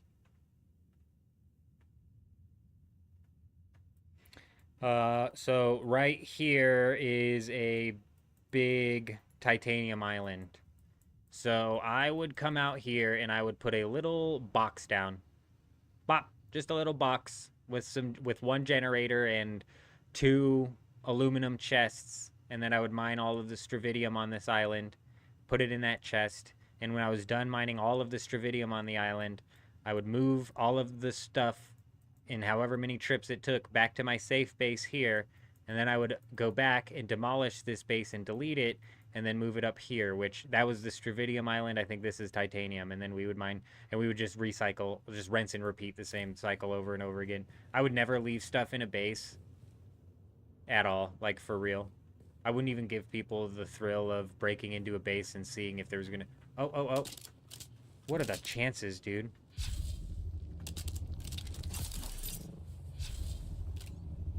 What the hell's going on?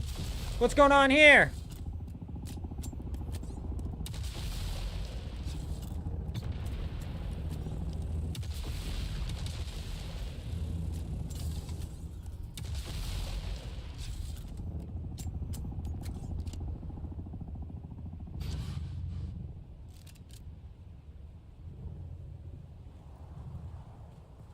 Is that some power rebuild?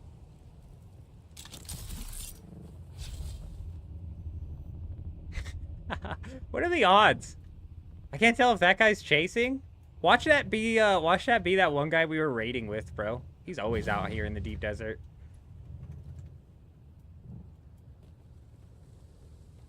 You figure out how you went there and you disable the whole thing? Honestly, it was perfectly fine with waiting to see how raid turns out.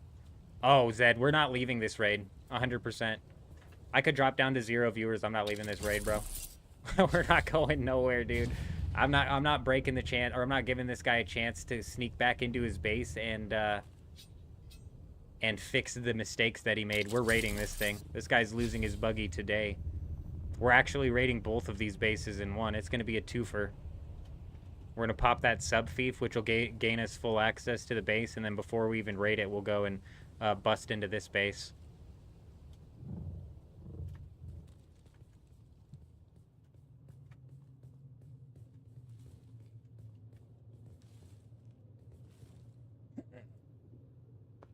Arcadius. Probably is Arcadius. Were you here? Gosh, the memory on you. I knew his name started with an A, but there'd have been 0 chance I would have actually pegged, but I'm practically certain that was his name. Practically certain of it.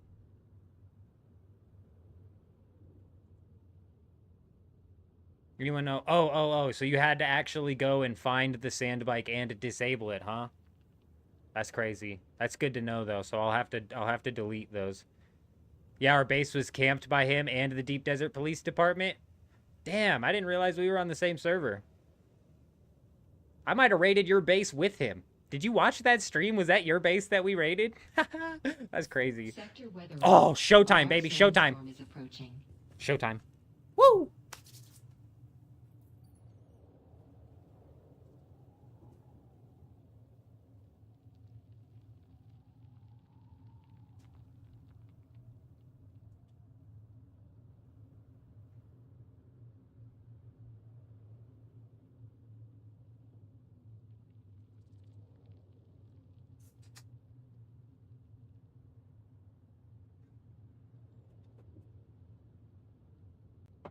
How do I get through the shields? This guy made some major mistakes. Oh no. Is he cheating? Can you solve the puzzle for us? Because there was a lot of confusion that happened during that stream. There was a lot of confusion that happened during that stream. He seemed very suspect, but you know who else seemed suspect? Arcadius, the guy we were raiding with. No, he wasn't cheating. He had the homing launcher, yeah. And you know what? It seemed like Arcadius didn't realize it locks onto people. Homing launcher locks onto people. I didn't notice that until today as well. The Arcadius guy had like unlimited sprint from what I was freaking seeing, or not unlimited sprint, unlimited dodge, which is essentially sprint.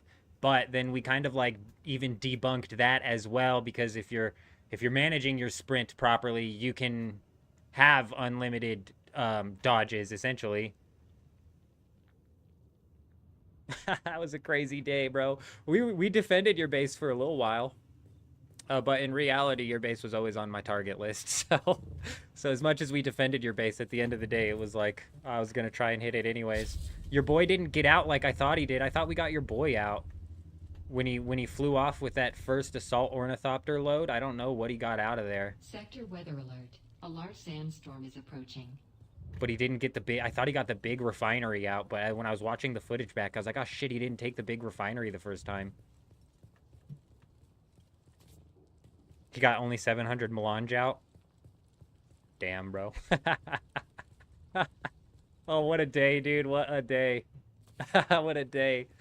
I'm convinced when I thought I shot his rocket launcher out of the air with my non-homing rocket launcher. But I'm fairly positive that he just jumped out of his rocket launcher to fight me, bro. He was like, I'm done messing with this kid, so he jumped out. Just building the PvE zone to start with. Zip, sandstorm, disable shield for like 5 minutes. Oh, sorry, Wicked, I missed you. I didn't answer that, did I? I thought Wicked was talking about the pentashields. But yeah. You'll see. As soon as this hits the sector, you'll see the shields on this one drop. And we're going to pop this one real quick, and then it's game time. And then, because we got to work down to the big raid. This one I just need to quick pop. We just need to quick pop this thing. A large sandstorm is running through a PvP storage for assault and spice, and got carpet bombs, so getting geared for the PvP next week, hopefully. Oh, nice. Yeah, you got to watch out for them. The rockets versus ground combat really is just not fair, dude. I don't like it. But I say that. Oh, shit, we got a rocket here. What's this guy? We got an ornithopter here. What do you think his plan is? As much as I want to defend, I don't want... Like, if he's leaving, I would rather he just leave and not even see that I'm raiding. He just got out of render distance. I don't like that. You can go so high that he can catch out of my render distance. Oh, man, I knew it, bro. We were talking about that during the stream. I was like, this guy's waiting on all of his boys to get home from work. I kept telling him, I was like, man, you need to start dipping out of here with your assault. I think he would have been able to make a few trips with his assault ornithopter. Like, honestly, I think he would have been able to make a few trips with his assault ornithopter because I don't think he'd have been able to break it within 30 seconds. Moving storm is, yeah, you're right. But I want to pop this first because it's going to be so easy. And I'd have to come back up out into the open. Ladies and gentlemen. We got him. Something. Zed coming in with the super chat. This guy's a madman. Let's get ready to rumble. You're absolutely right. I appreciate you. I appreciate the $5 super chat. You are a legend. Yeah, it's a two base storm. We got a 2-base storm going down. Unfortunately, I can't catch a sheltered position here, so this might come to a situation where it doesn't knock the shield down fast enough, and I will have to go down below.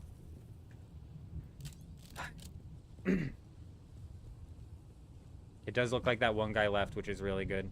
Hey, nobody raids, bro. What's everybody doing? How's this guy gonna see this base and a storm coming and not immediately think in his head, I'm gonna go destroy this guy's base? It just blows my freaking mind. Sector weather alert. A large sandstorm is approaching. There it goes. There's the shield drop. This is why I wanted to break it first, because I can't be sheltered. It's that easy.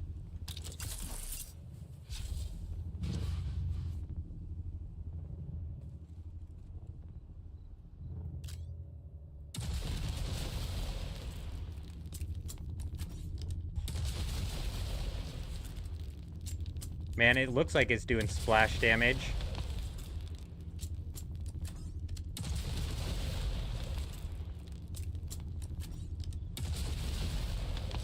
I keep hearing like something that sounds like an ornithopter gliding around.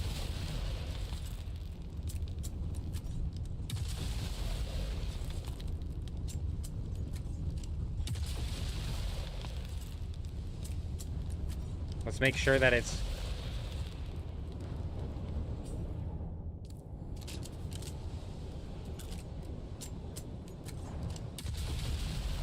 We have plenty of time.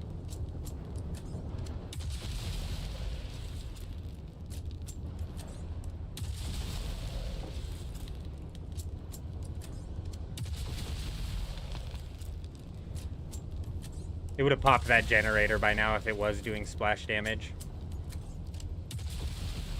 I could have hit that foundation, but I don't want to risk it.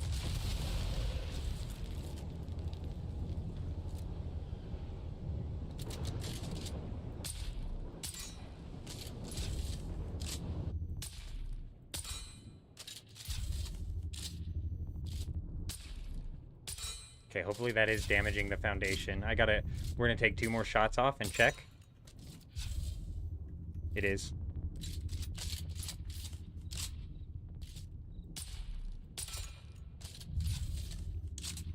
I'm just not certain if the rocket would be damaging it, which is why we're shooting the sniper, because I'm almost positive that this is catching it every time at least. Be a little bit more precise with our shots here.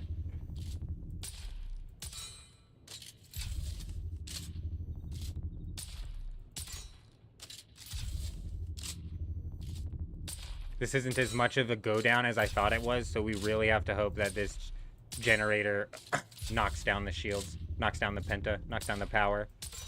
If it doesn't, then I'm going to have to break that foundation and hope that generator breaks as well. This is nowhere near as much of a lip as I thought. Give it a try with rockets. Yeah, let me check here in a second.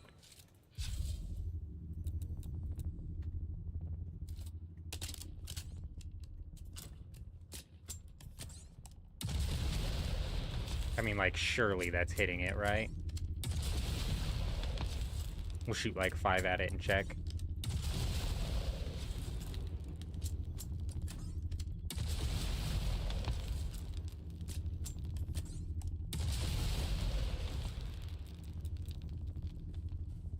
Oh, it broke it, but it didn't break the generator, dude. That's fucked. That's not good. How is that thing still on, bro? You think we're getting under? We might be getting under and breaking it, hopefully. How is that still on, bro? Did it just get its power back on? It has not been 6 minutes. No, it lost a generator. That's what happened. No, did it?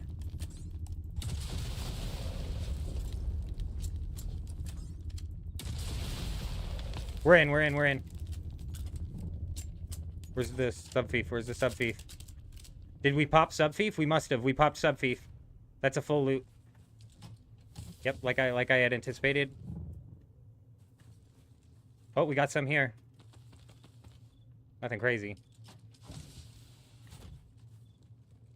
We're gonna have to break into his thing.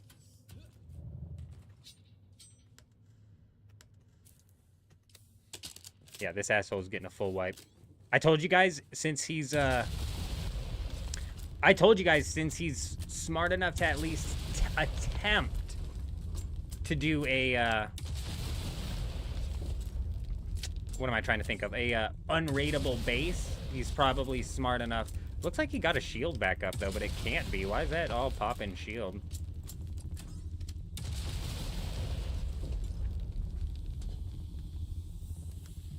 Nothing in the storage.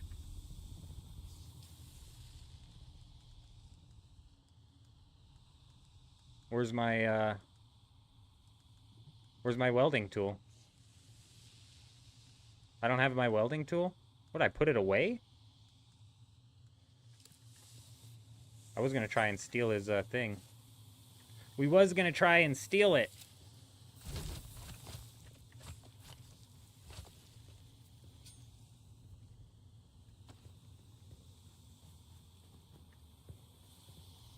Alright, cool. Well, we were able to fit it all in one inventory, so that's cool. Don't have to worry about that. Let's go see this guy's base. I'm not gonna lie, the sand blowing there kind of freaked me out. Whoa, what are we looking at here? Let's just do a dump here, because I hate searching through all these chests like that. Nothing, bro. We looking at nothing, bro. Both of these guys, very smart. This is exactly how you should hold a base. Pentashield guy, dumb. He lost. I was gonna check that and see if I could, but I don't have my welding tool. But you know what I could do? Can't I craft a... No, I need a...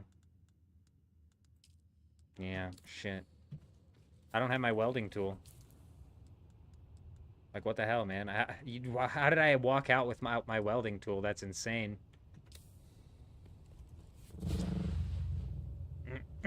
But I was going to check to see if I could take it. But I suppose that the one thing that the mistake that this guy made was he lost a buggy.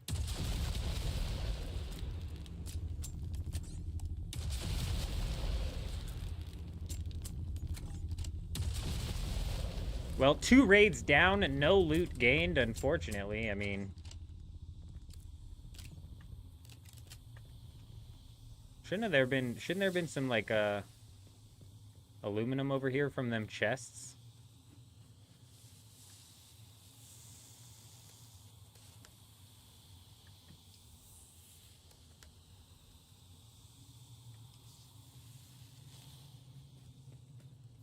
It was good. It was good. Could have been better. But honestly, the whole... Even getting into this situation in the first place came out of nowhere. Like, we came because we thought there was going to be a storm and we were raiding this base.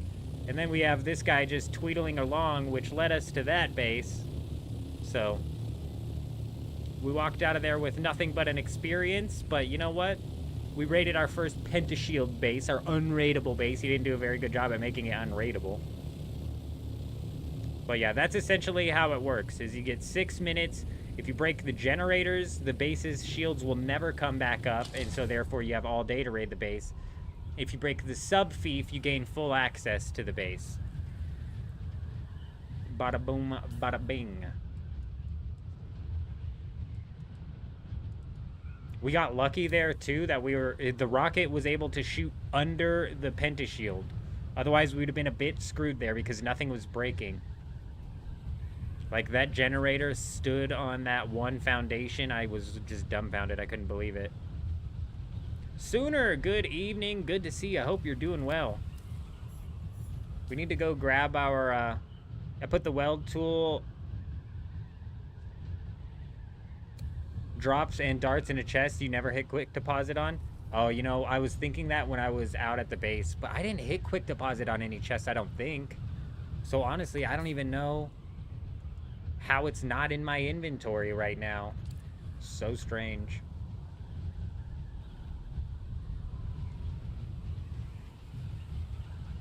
$100%.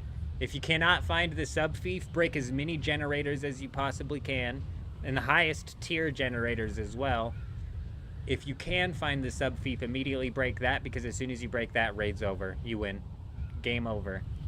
The base is yours. You could even go as far as breaking the sub-fief and putting your own sub-fief down, therefore actually claiming the base for you and putting some walls up and turning it into yours, and take as much time as you want moving all of the loot out.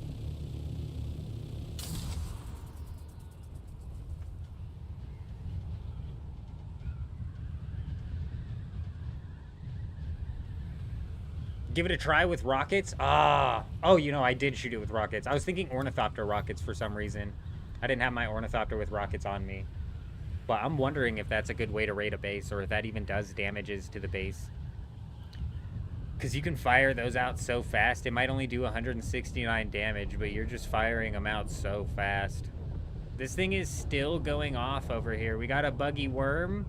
This worm's tired of being a worm. He's trying to turn into a rocket ship, but it's just to no avail. To no avail.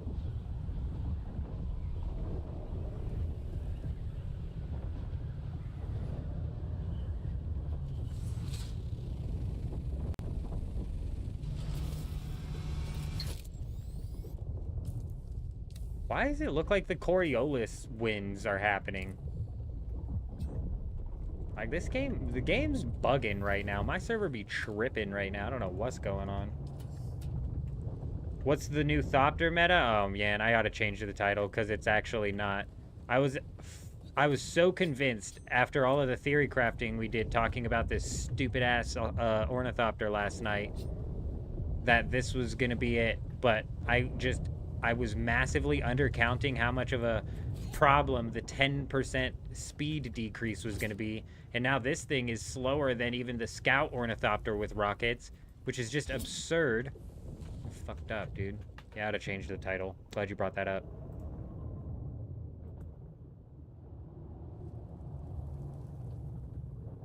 We'll say assault Thopters equal bad.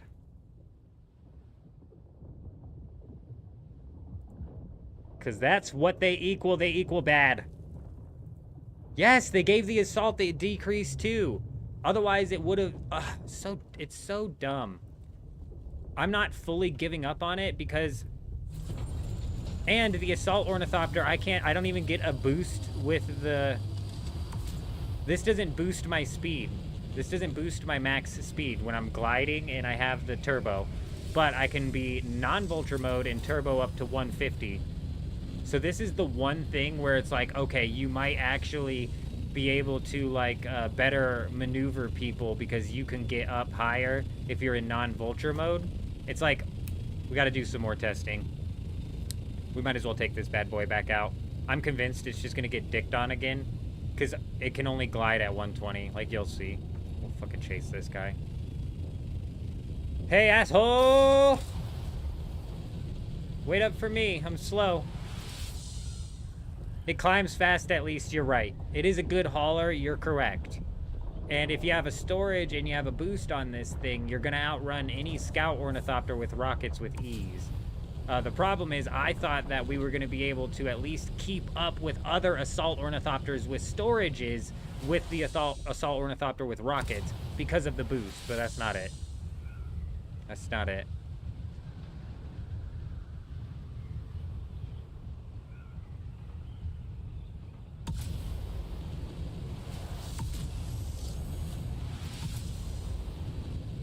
Like, as backwards as it sounds, I'm going faster right now. Oh, fucking God.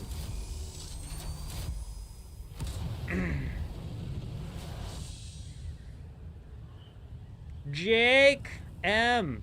Do you like me? If you're this guy in front of me, I like you very much. Jake, go ahead and slow down just a little bit here. I will not fire a rocket at you, I promise. Hold space when boosting and you get the boost to get faster altitude. Hold space and W. That's what I was doing wrong when I was trying to chase that guy. And I was trying to showcase. Because I go faster right now. Like you said, space W. We're going to kick up to 150. I wasn't holding space and W. I was just holding space. But then we're dealing with... Now we're dealing with the whole temperature system, which I need to be able to manage at the same time and firing rockets, which dig into that. Exactly, that's what Tanit's right. So if I'm too hot, I can't shoot. So now it's like a freaking juggle here. Yeah, it's all messed up. Definitely the next base we raid, I'll pull out the rocket ornithopter. We'll rip the rocket ornithopter out, and I'll just pull out the storage as well, so we can use that as a rocket / storage. So I don't have to have 2 ornithopters and worry about losing one. We can still just ride out there with one. We'll do some scouting for a base here in a bit. I'm for certain we're gonna find this guy like at the spice field that's out here or something probably. It's just gonna take forever for us to catch him because we'll never catch him. And if he's a scout ornithopter with rockets, I'll never run away from him and we'll lose our tier 6 wings and shit, but it's not that big of a deal. Oh, the unique booster. I was like, I'm using the tier 6 and the hell it gets me up to 170 my ass. Albatross wings, MK6. Yeah, we do need. So the MK5 Albatross wings, we almost whipped out because the speed difference isn't that big. And the turn difference might make a difference. But yeah, we do need to farm out the Albatross tier 6. You're right. Like, so if we had a unique boost and unique wings on this thing, we could very well be actually in the zone here. Couldn't get Landsrad points for killing NPCs with it. Is that really one of the tasks on your Landsrad?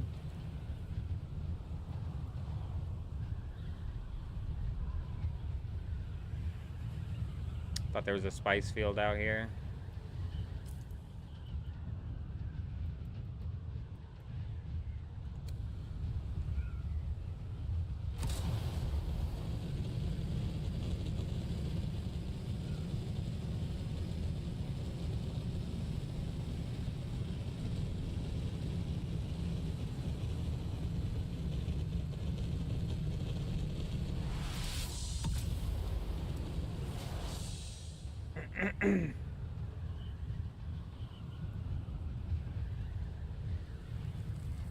I mean, if you catch a high enough altitude, I might be able to escape with this thing, gliding at 150. Because this is right around what the rocket ornithopters glide at, and if I can just catch a gap on them, it'd be almost a gap that they can't, like, close, you know what I mean? But it's just, we're dealing with so many theoreticals at that point in time, and it's like, son of a bitch, dude. Yeah, we thought we were coming out here revolutionizing the game last night with all of our assault ornithopter theory crafting, but I didn't realize how much of a 10%, how much of a difference the 10% speed drop would do. It's freaking massive. Oh, but it didn't count it when you were doing it with rockets. Gotcha. Gotcha.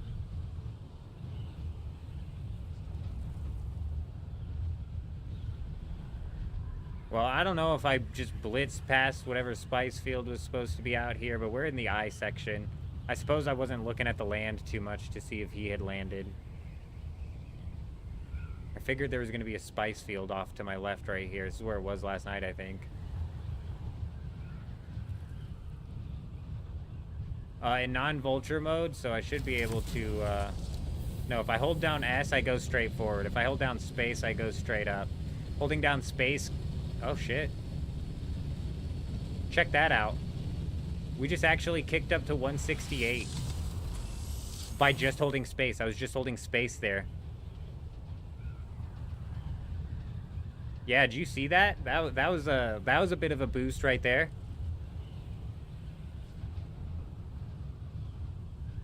You're right, yeah, because you can just run. Yeah, that's what's irritating. Even with the Scout Ornithopter, they can just run. They just run.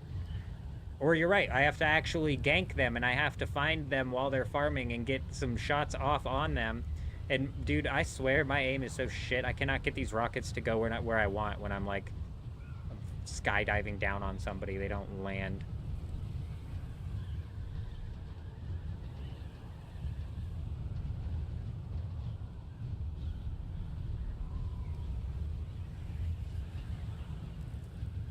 It doesn't help that the ornithopters break pretty quickly. Like that one guy took our cockpit down to 5% pretty damn fast.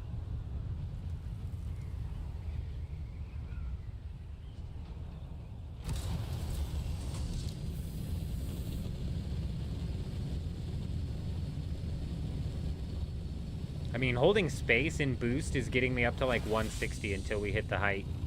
Until we hit the height limit.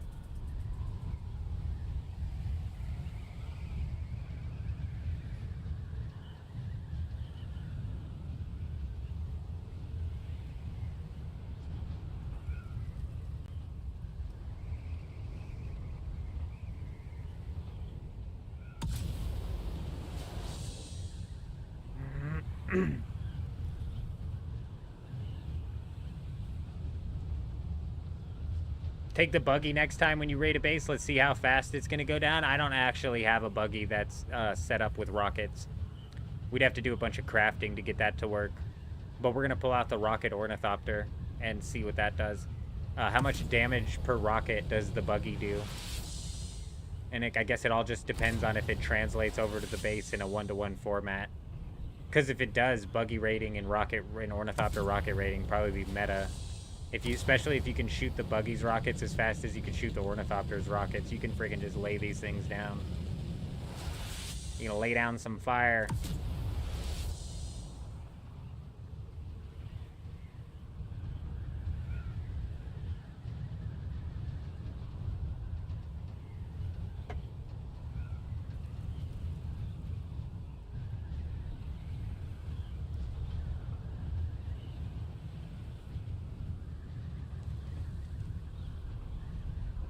You get down to 400 and boost to 800, and you could get around pretty decent with the glide at 154. You're right.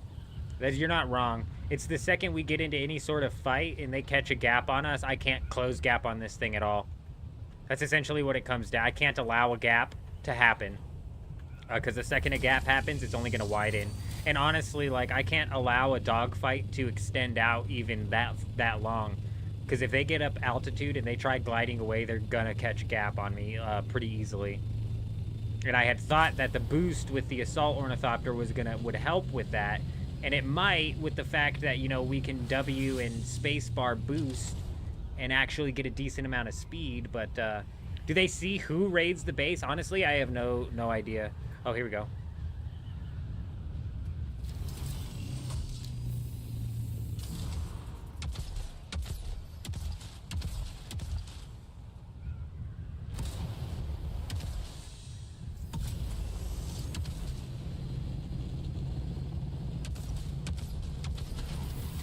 Fucking overheated, dude. I forgot. This is what we talked about, Tanit. I've got to manage the heat with the boost. The bitch.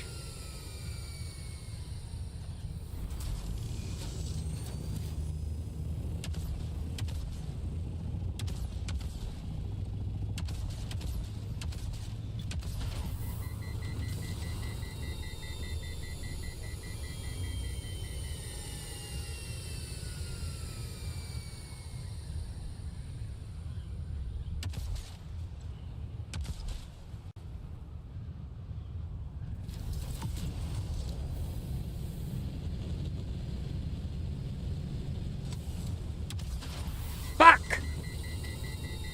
I meant to drop the cube, but we actually gained on this guy.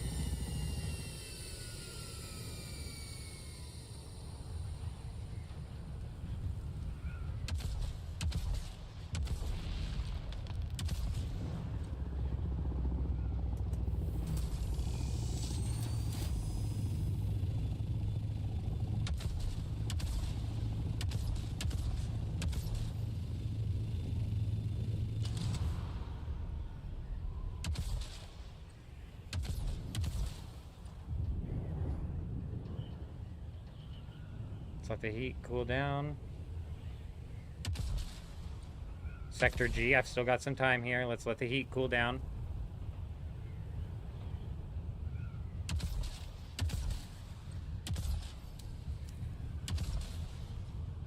Okay, we gotta let the heat cool down so I can fly fast. I gotta pull a catch. I gotta pull a catch. We'll let him think he got away.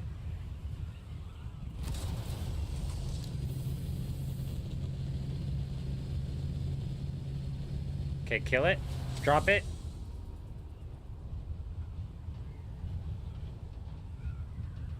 Fuck, dude.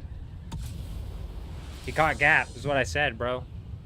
We had a little bit of catch up when he was a bit panicked and wasn't flying perfect. But he caught gap, dude. Let's let it cool down real good here. Okay, go.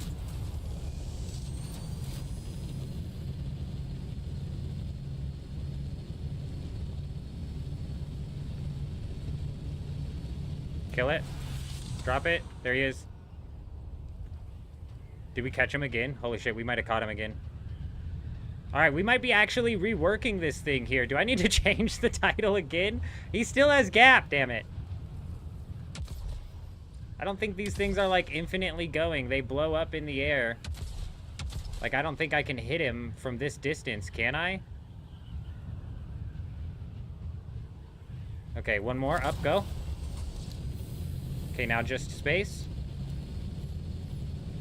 Alright, we're gonna kill it a little bit early this time. Drop it.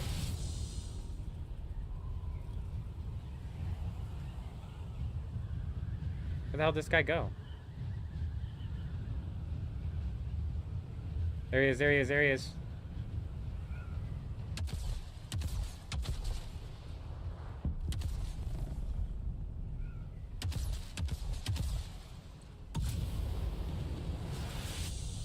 We're in Sector E, aren't we? Yeah, he's safe. I did get some solid hits in, and we actually did manage to catch. See, and that's what I'm wondering, Zip, is how far do these rockets go before they're no longer going to register? And you saw a couple of them exploding, but I wasn't getting the regular hit marker that you get when it explodes on them. So it's like, what's hitting and what's not hitting? Very, very true. But we actually did manage to catch him twice. Huh. He got away, we thought, but we actually chased him. We stayed with that guy all the way through. He didn't have a boost, he had a storage, but we stayed with that guy all the way through. Which is surprising. I'm surprised. And it all had to do with this method right here. It's the boosting with the W in the space, and then if you let go of W, you go even faster. Get up to like 168. We killed our temp. We kind of started to figure out how we're going to manage the temp halfway through that fight, but so do I have friends that I play with, or are we straight solo? I don't have any friends, Zed. I haven't had friends since just about high school. You know what I mean? But no, I don't have any friends. I had somebody I used to work with who was playing for a while, but I don't know if he's playing anymore. And we are doing our first playthrough solo, but as soon as server transfers come in, we may actually looking for a guild, you know what I mean? There's no way I can keep up with him the whole time. He should have been able to glide at 180. I don't understand how that... He must have been in a tier 5 or something. If he was in a tier 6 ornithopter, he'd have just... We wouldn't have been able to keep up with him. Actually, my tier 6 scout ornithopter... No, it glides at 150 with the rockets. It glides at like 180 without the rockets. Yeah, so he should have been kicking it at 180, and if he was, we wouldn't have caught him. We wouldn't have been able to keep up with him. That's a good point. It is a very good point. We've put a ridiculous amount of hours into this game, Zed. Like a ridiculous amount. And a lot of the times, like what you guys see on stream is me flying around, dicking around in the deep desert. It doesn't include like all of the times off stream where we're just doing trip. Oh, those rocks look like bases, dude. Where we're just doing trips back and forth, mining out I'm gonna start checking all of these holes.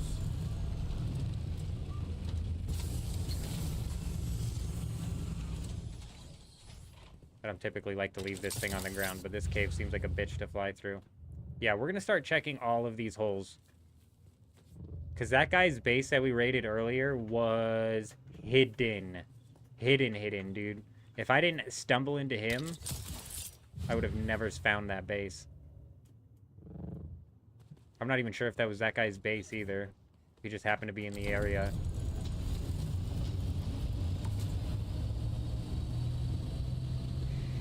It's a good point, Zip.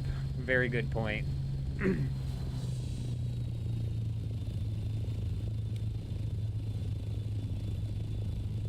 I mean, maybe not, like, always get away, but 99% of the time. I would say the one time that they would have a hard time actually getting away is if you caught them on the ground and landed a few good shots in before they were able to even jump in. Skills coming in with the follow over on Twitch. We appreciate you. Hey, welcome. Hope you're doing well. Welcome.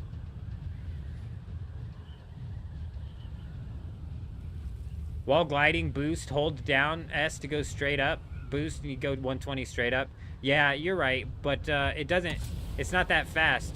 This is just stylish, right? This is like gaining with style. We're only going 115. We're gaining no horizontal ground.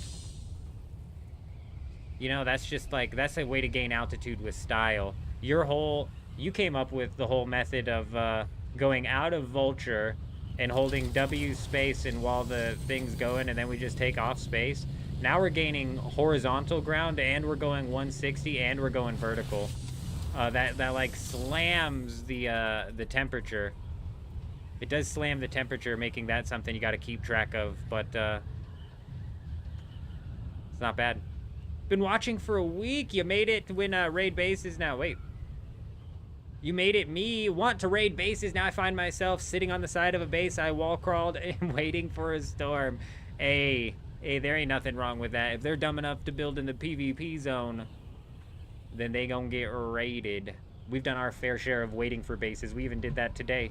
We waited for a base today. That one was, that Pentashield base looked too juicy. Oh, look at this little baby field next to this massive empty field. What sector are we in? But yeah, raiding is the most fun that I've had in this game. Skills for real. Nothing more exciting than finding a base in the PvP zone and raiding it. Even walking out of there with nothing, the thrill of breaking down those two bases is just unsurpassed.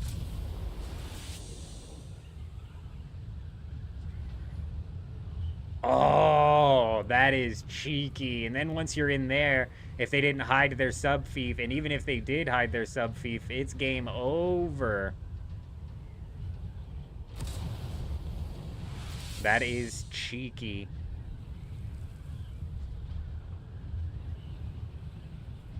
I hadn't even thought about trying to do any sort of like wall crawl, meshing in, you know what I mean? But if they want to build their unraidable bases, we'll show them just how raidable they are by just crawling right on through them, huh? He's going straight for the medium spice refinery. You're a madman. You're a madman. I used to smash the loot out too, but man, once you knock that sub-fief, it's just insta game over. You have access to the entirety of the base. And like I keep saying, you could always like throw down another sub-fief and just make the base your own. Take all day getting them out. Stoner, how you doing? Welcome. Hope you're doing well. Hope you're doing well.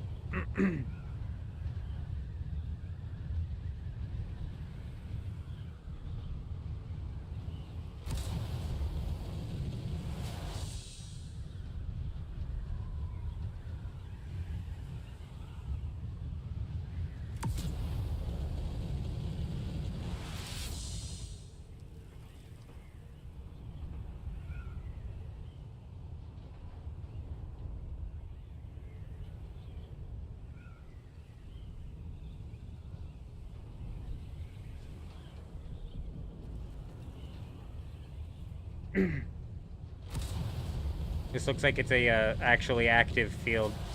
Finally, bro. Like, we've been waiting for our active field, man. It doesn't look like it's getting hit by a crawler either, so there shouldn't be a guild here. Is there a distance? Is there a, maximum? Whoa, Nelly! We got big belly worm flying out the ground. I'm coming in an assault ornithopter, so... Oh, shit, bro. What is this, dude? Oh. The shadows. The shadows freaked me out. Oh my gosh, there's so many people here, bro. What in the heck is going on? Big lag, big people, big lag. Everybody thinks they're safe, but nobody's safe, bro.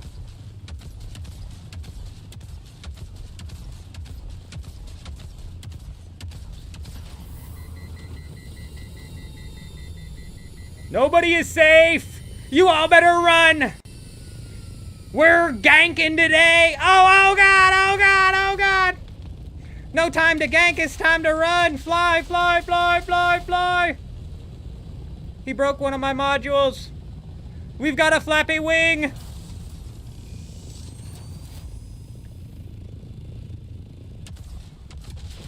Turn, turn, turn! Why are we overheated? Oh, because I shot the fucking missiles. I really needed to not overheat there, that was dumb. Hey, hey, hey, hey!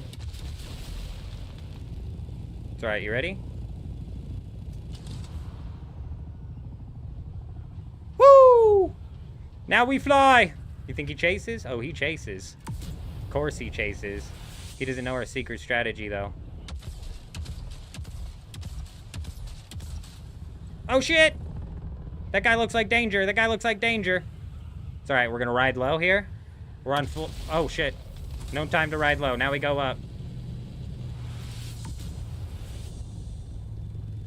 What is happening? Oh, we are losing speed because we're... Oh, no, this is bad. Are they still chasing?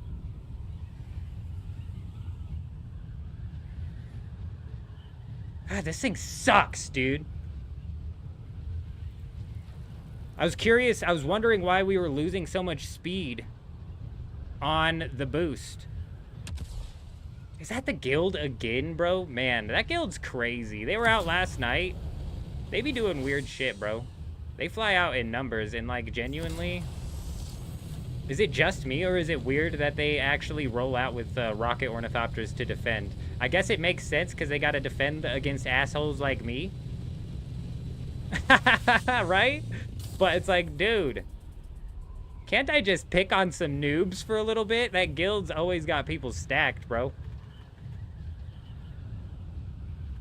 Your server has so many people raiding bases that everyone honeycombs the sub-fief behind half walls and ramps. Been trying to find a sub-fief on a base for 2 days.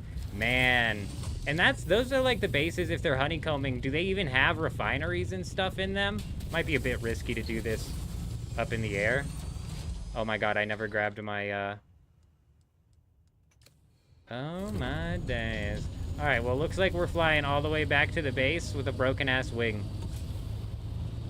I never grabbed my welding torch, bro. Damn it. Damn it. Nah, I don't think so. I think he hit me enough with... Like I was saying earlier, these ornithopters, they break really quickly, so they only have to actually land, like, so many shots before it's actually in a state where I'm now flying slow because I've got a broken wing. So, but he did land, like, a healthy amount of shots, which I think it's fair. I don't think the scout ornithopter should be completely outclassed. But you're right, Zip. Assault ornithopters should be the game winners. Don't even look at me, bro. It's not a broken wing, asshole.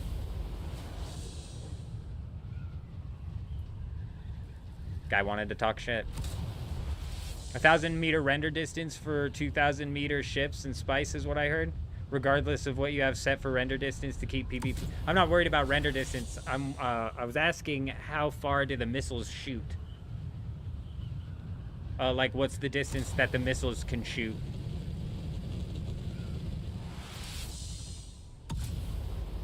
So if you are too tight in an area for rocket, does the shotgun or sniper do more to walls? Yes. Depending on what shotgun or sniper you're using skills. I had that triple shot sniper, absolutely blitzed through walls.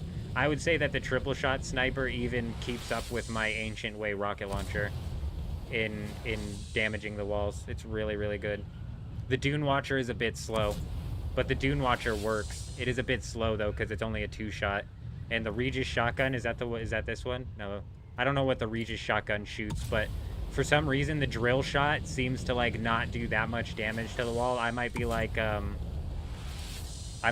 placebo affecting myself with that.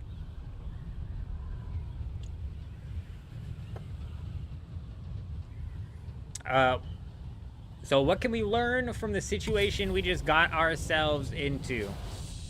First things first is we should have taken a better grasp of the area to try and figure out which one of these ornithopters has rockets. Because that's the ornithopter you want to take down first. Yes, it's going to lead you into a rocket versus rocket dogfight and put you at a massive handicap in fighting the rest of the ornithopters, but you can't ignore the rocket man. It, to me, looked like everybody there was a farmer, which is why I just insta-shot down, and it actually took me for a surprise when somebody whipped out the rocket ornithopter. What's the best armor in the game? It depends on what you're trying to defend against whispering. Are you trying to...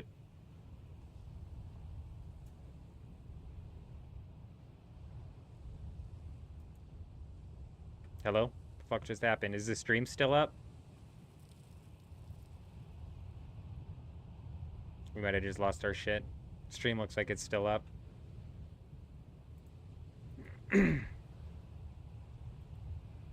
Oh, come on now. The drill shot DPS is not great, but I figured the 4-shot drill shot would like do a decent job on the walls and stuff. It really doesn't.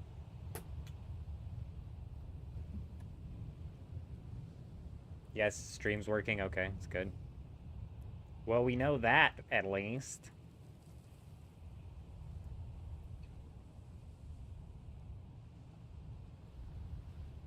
We think the play here is, like...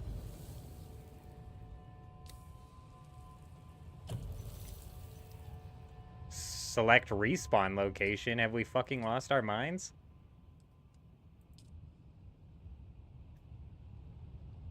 What just happened? I opened my map and it's telling me to respawn? Oh my god, this... Okay, there we go. I'm like, this is broken, dude. Something's wrong. H74? H74?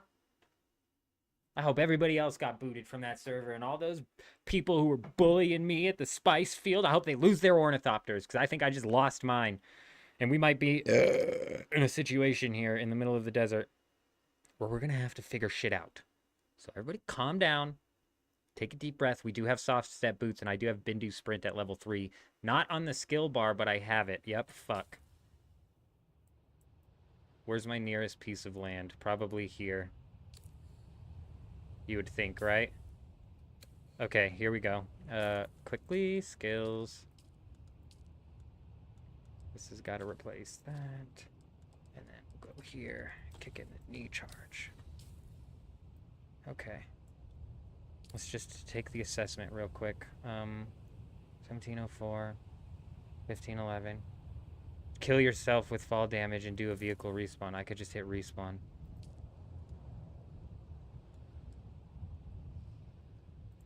I would have to do that anyways.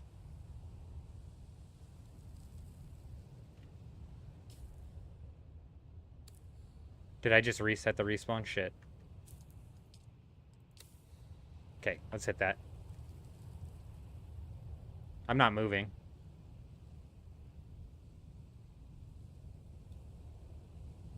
Get on solid land.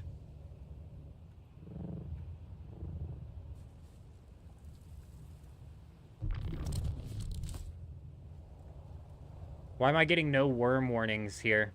Is it because I'm in quicksand? Yeah, okay. Alright, alright, alright. I don't know why I need to get off the quicksand. Fuck.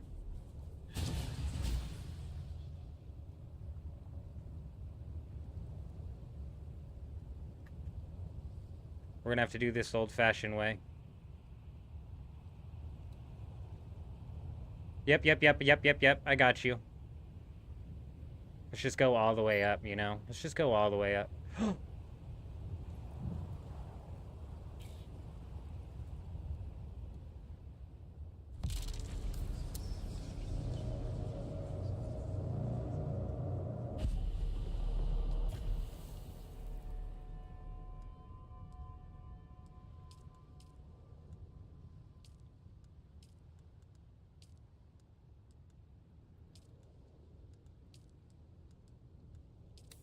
Okay, we'll take that.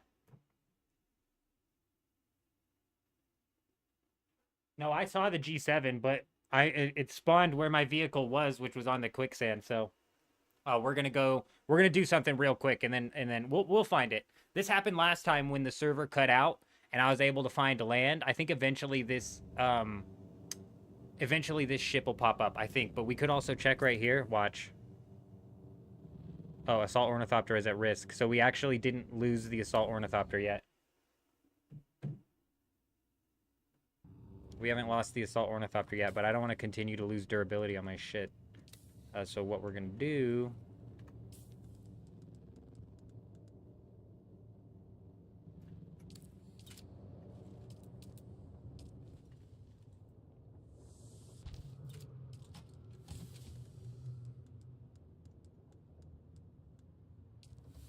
Oh, there was my welding tool, welding torch. You guys see that?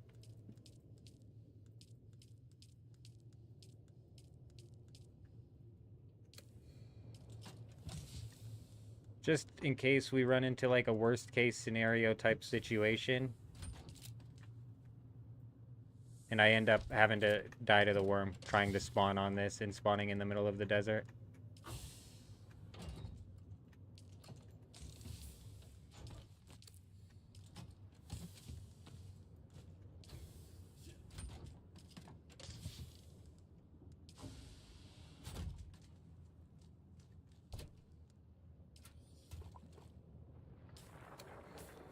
I have to respawn, which is going to kill my water anyways. That was dumb. Thought drinking it would be smart. Spawn at vehicle? No, that's what we're going to do. That's what we're going to do. I'm telling you, I don't think it would have been there when we did respawn at the vehicle the first time. It wasn't going to end up being there. Man, I wonder what just did that. What's the H-47?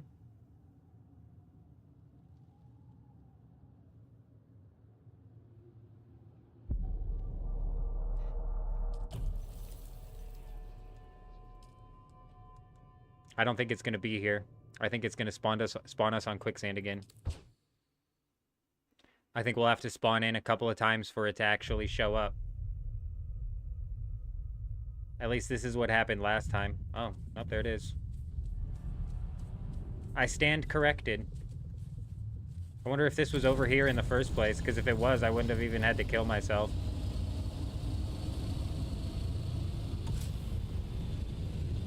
Look at this thing limp its way through. Get on over there, you little dragonfly type thing. You can make it. I believe in you. Come on. Come on, buddy. My temp wasn't going up. Why wasn't my temp going up? I don't even care, bro. Let's just get the hell out of here.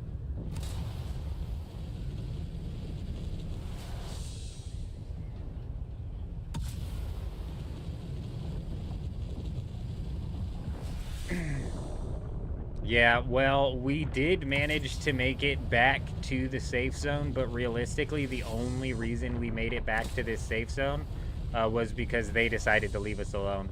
They had that fight won, hands down. They could have for sure just zeroed out my Ornithopter if they wanted to. Especially as soon as they broke my wings, it absolutely killed. Why did my ass fly right above the bugged worm? I'm an idiot. They had that fight won dead to rights for real, because the second they broke one of these wings, it absolutely chokeholded my already slow flight speed. So, I think we're correct in saying I think the one ornithopter that we were actually able to keep up with, I'm convinced was a tier 5. It was a tier 5 ornithopter, and its max glide speed must have been 150. So if we think about this, that means actually potentially this could keep up with other assault ornithopters, because they hit a glide speed of 150 as well, don't they? But they have the rockets, which can kick them up to like kick them up way higher.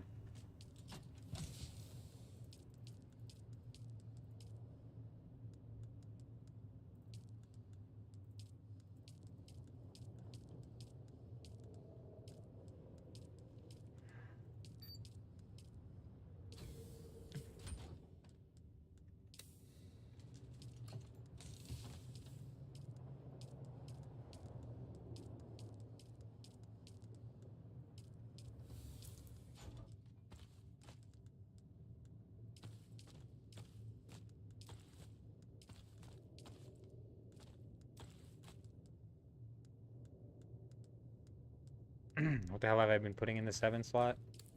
My water.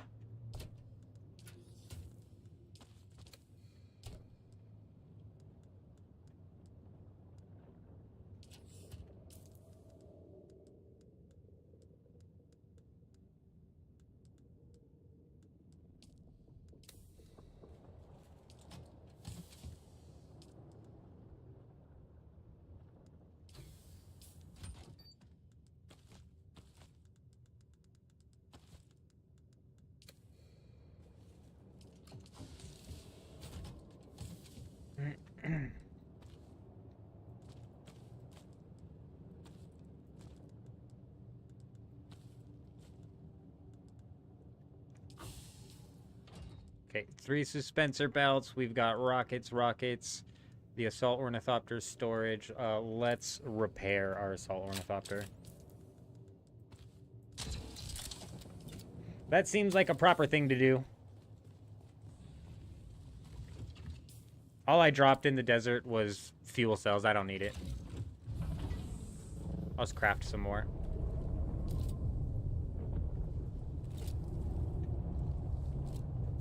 I'm not going to go back to the same spot in the deep desert where we just bugged out to grab some fuel cells and have it bug out again.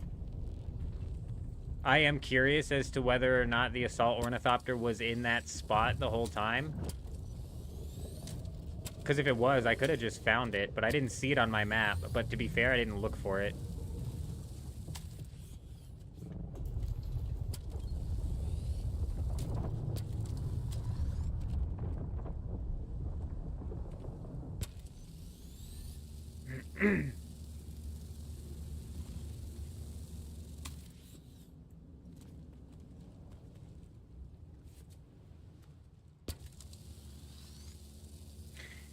I'm not fully given up on this thing yet. Because with the scout ornithopter with rockets, I cannot catch an assault ornithopter with storage. With this... Actually, we can test that out. Let's detach the rockets for now.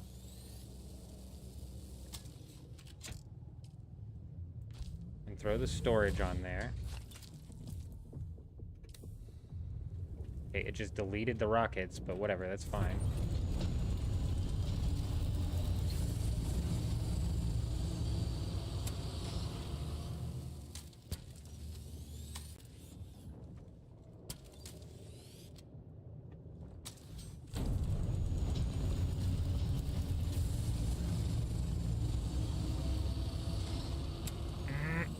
I want to test the glide speed of this tier 6 assault ornithopter with the storage.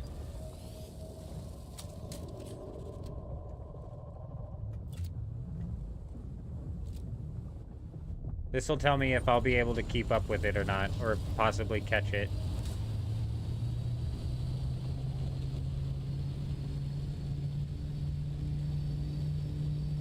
God.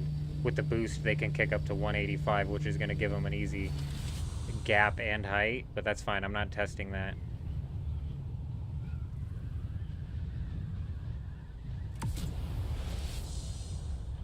I just don't think I can catch 160. I don't think I can catch 170, especially because they can boost up to 180, bro.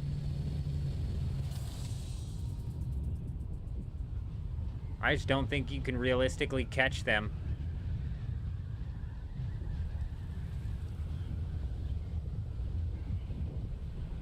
A tier 5 assault ornithopter you'd be able to keep up with, and a tier 5 scout ornithopter you'd be able to keep up with, but any tier 6 and they're gonna dust you. But that kind of is the nature of the game, to be honest. You know what I mean? So maybe it's not all for naught. I'm not giving up on this thing yet. As much as I'm like super uncertain about it now.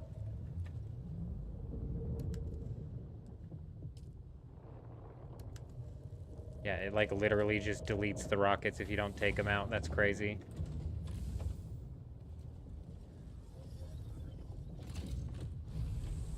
Yeah, tell that to all the spice melange that got sunk into my tier 6 wings over here. But you're right, it's not too terrible to build a ship, especially tier 5. Roll out with tier 5, no problem. What the hell did I come down here for? Rockets.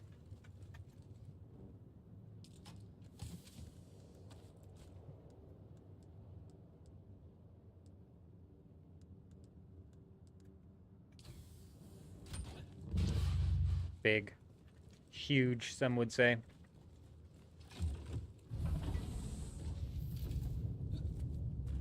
Huge, some would say. Not giving up on this thing yet, because we may be able to track down the tier 5s, like I said.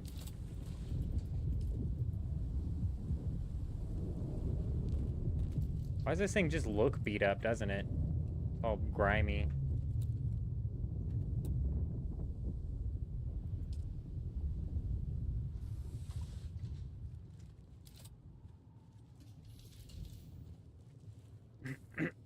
Which one of these do I have in my pocket? Oh, we have the storage in our pocket. I want the rocket in my pocket. Because if we'd have gone down there, we could have potentially pulled out this one. And then gone back to double fight as our second life.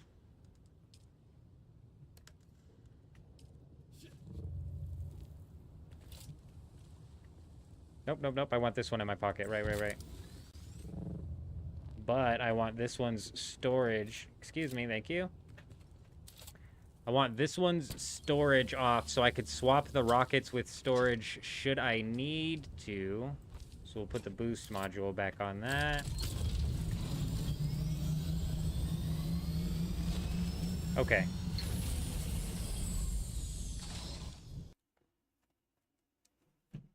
Give me 1 minute here.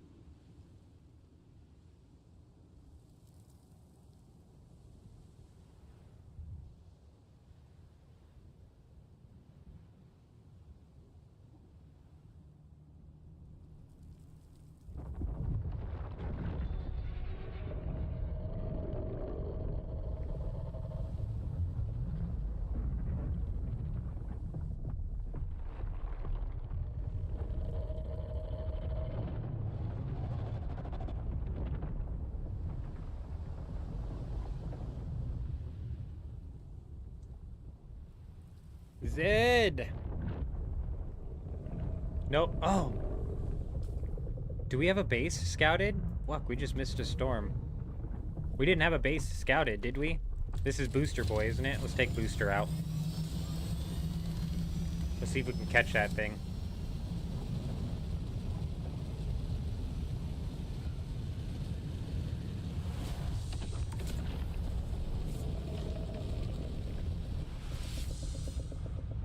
I do have my rocket ornithopter on me, I believe.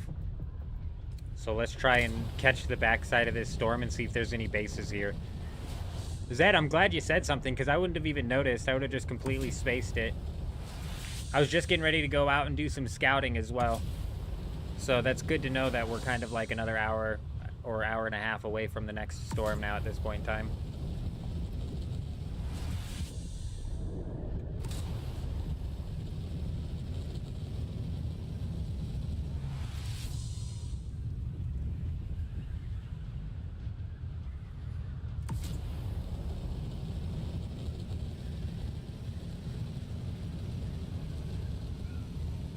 Oh, that made me jump, bro. That one's already been raided.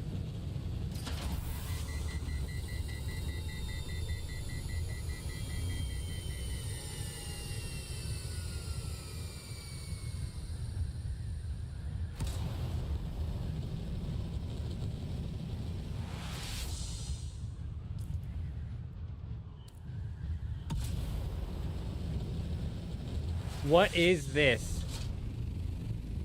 What is this trap right here?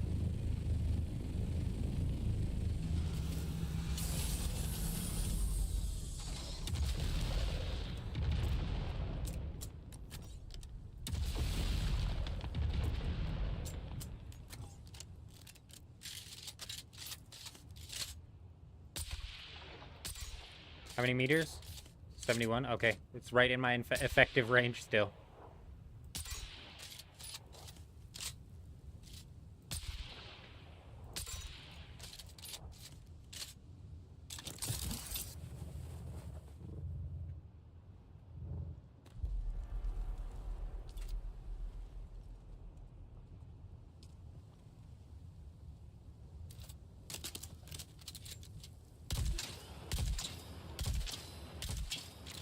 No, I'm not gonna grease this guy's ship. Oh, well, I mean, I guess if I lure a worm to this spot right here, that would be not good, would it?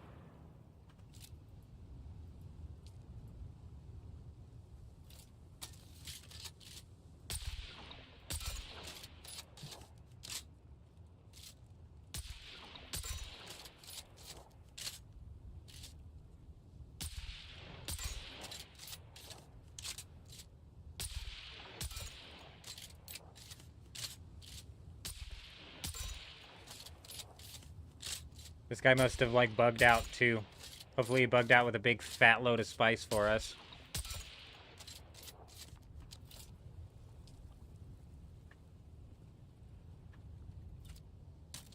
Yeah, see, that shotgun just ain't it, bro. It just doesn't work right.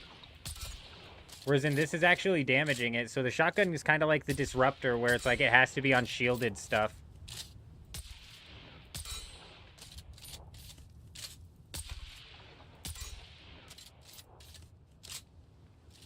There's his dead body. Or my dead body.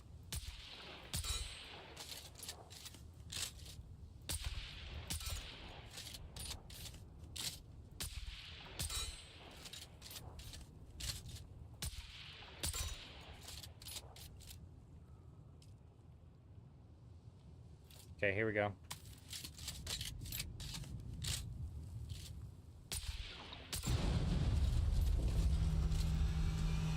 Let's go, baby. I knew it, dude. I knew it.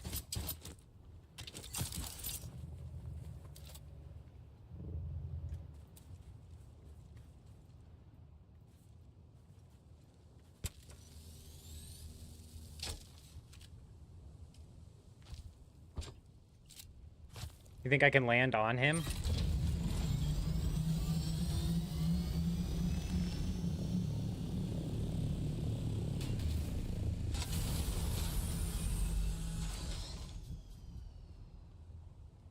Looks like it worked.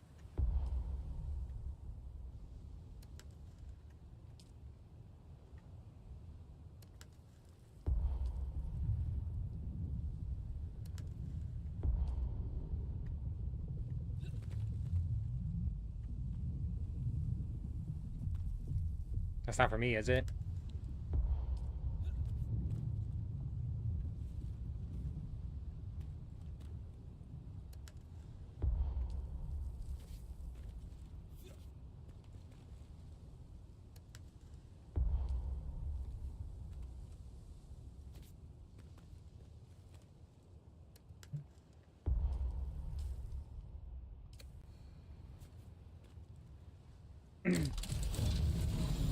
Let's go, baby!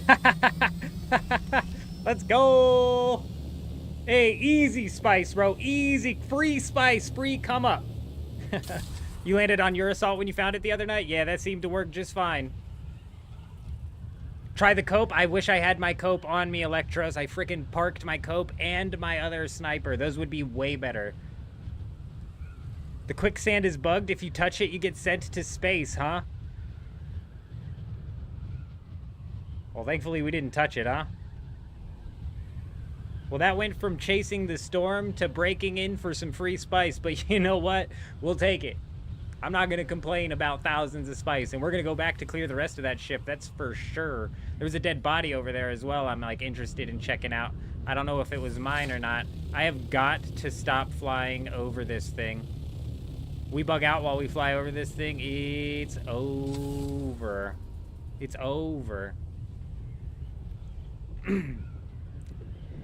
Make the call out to public chat so somebody else could come and grab my free spice? I don't think so. 5 experience for farming on a public server, now on a private is 10 experience? No way.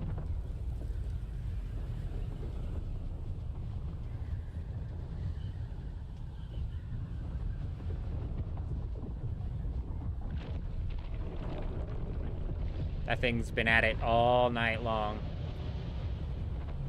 Whatever's going on with the sand right there is really pissing him off.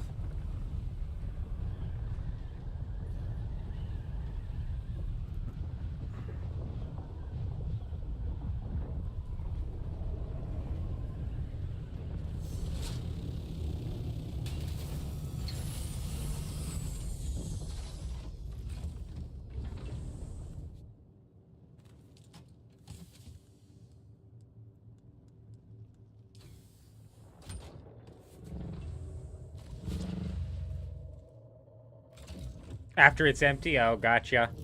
Man, you guys just want people to get griefed, huh? That is crazy. Y'all are crazy, man. Y'all are nuts. Y'all are next. That's next level menace. I don't know if I'm ready to go to that level of menace yet. Maybe we'll get bored enough to where we'll get there.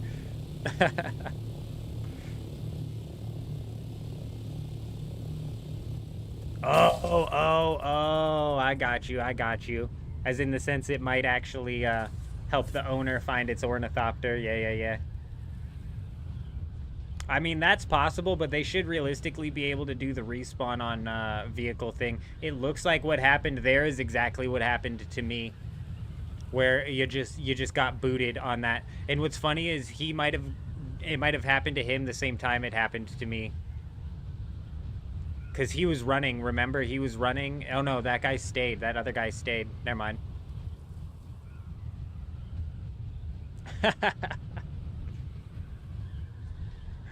Yeah. No, I got what you're saying, gamer. I got what you're saying, gamer. Ray just wants a thumper on that thing, so I was like, I figured you were like, if you're not going to do it, just holler out on the public chat. Somebody will come thumper that thing.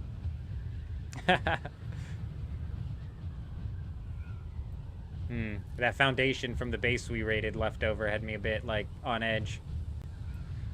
Not a base, not a base.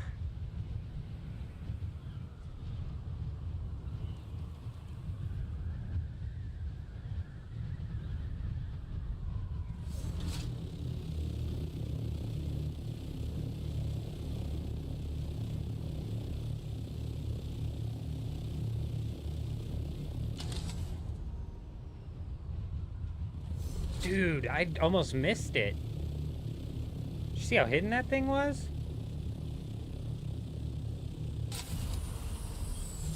Oh shit, bro.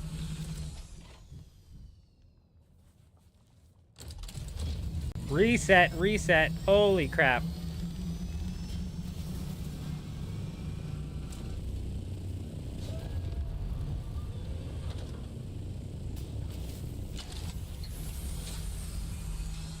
Everybody just freaking relax, okay? My God.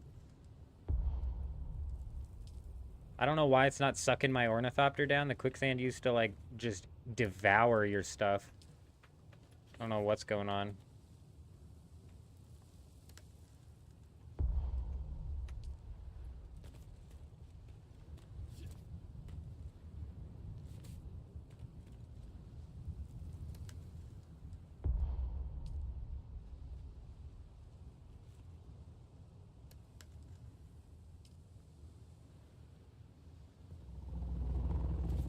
Fast, fast, fast!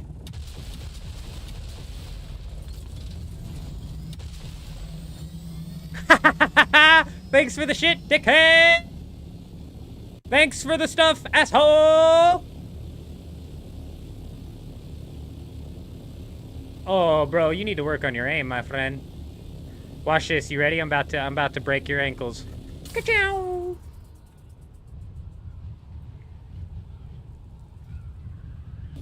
Come on, give chase, friend. You'll never catch. Come on.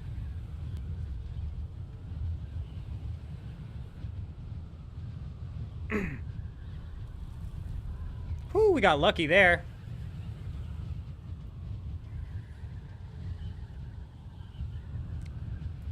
How much did we get that time? We only got 2240. Not bad. He missed, that's for sure. You don't think many people would factor in the vehicle respawn updating? You run around, fly away from the worm searching. You hope to get close enough for the Orny icon to show up on the compass. What's weird is the Ornithopter icon doesn't seem to show up, not until you respawn back on the vehicle. Because when we jumped down, I bet the Ornithopter was in that area. Yeah, we definitely lucked out a little bit there. He had the jump on us, that's for sure. And that's what I'm saying, bro. Even if you get the jump on somebody, he would have had to break one of my wings to hope to have, like, slowed me down enough to be able to keep up with me. Brutal. But we're gonna go dump this off, and we're gonna whip out our rocket ornithopter and go flying over there, see if we can't find him. So let's just drop this spice. Let's drop this spice right quick. We won't, I don't mind, bro. We'll take that quick. Come up, couple thousand more spice in the bag.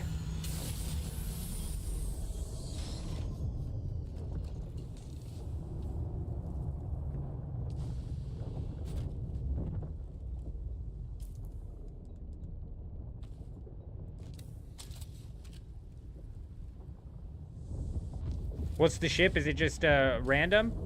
Give me a minute. I'm not 100% sure what you're talking about.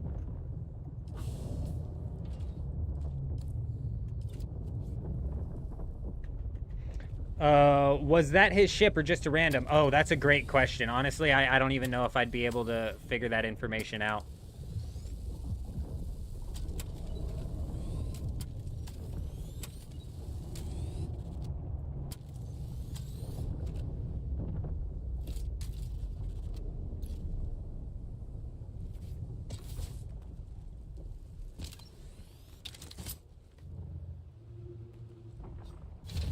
Alright, let's go see if we can find this dickhead. I would assume it was his ship, but it could have very easily been a random. But also, if you remember when we rolled up on that big spice, I guarantee that assault ornithopter came from somebody in that big guild that was farming the giant spice field. Guaranteed. So my guess is somebody from his guild rolled up, so it's probably not a random, but it's probably also not his ship.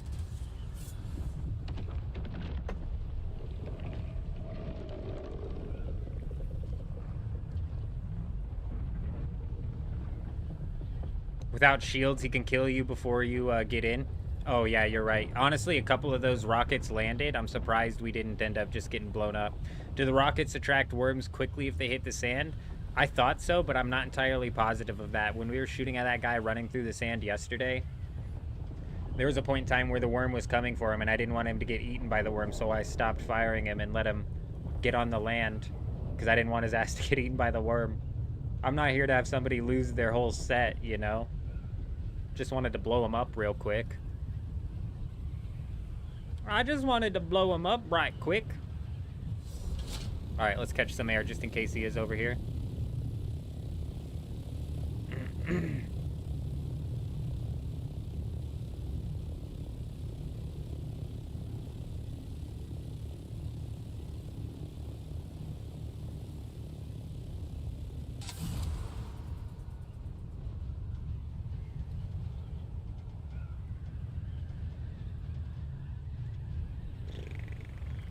Yeah, if I had to place my bets on it, that was one of his guild mates.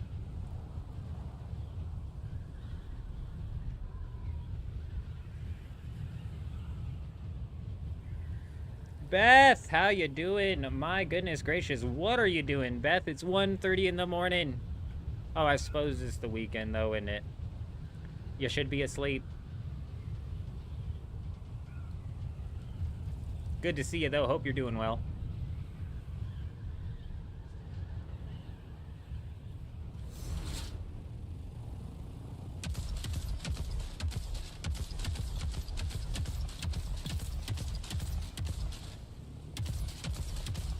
Yeah, you thought you could just fucking rocket me, asshole, and get away with it?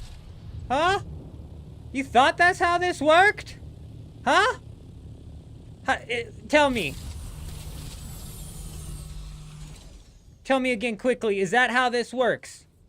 How'd that work for you? It didn't, but I'll take it.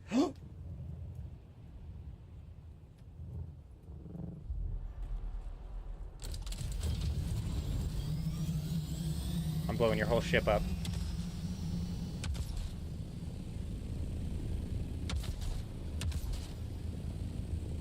We'll get there. We just got to get the angle on it.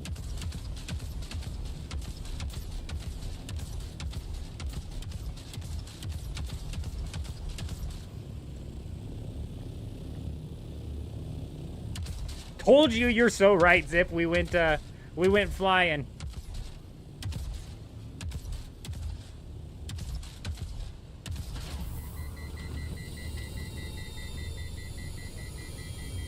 I wasn't gonna break your whole ship.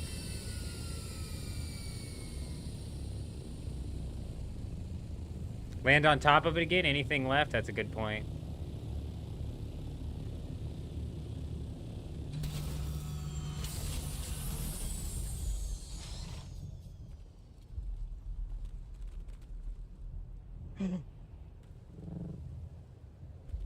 Fuck that. Absolutely not. Nope, nothing worth it. Nothing in there anymore.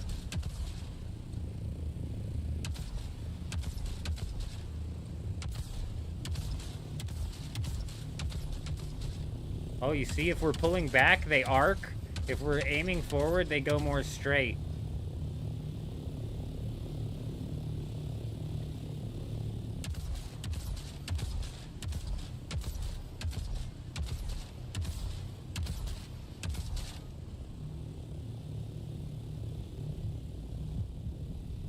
I hope you learned your lesson. You're lucky I don't have a thumper, because I'd thumper that ass. You come after me, bruh. You come after me, bruh, and you don't just let me take all of the spice in your stuff from when the game disconnected you from... You're gonna come and try and defend your stuff, huh, bruh? No. No, that's how you get your stuff blown up, huh? Huh? Oh, oh, oh.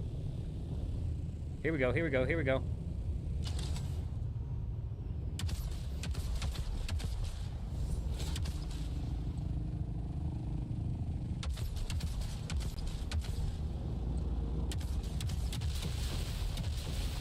Fuck, I let him catch height.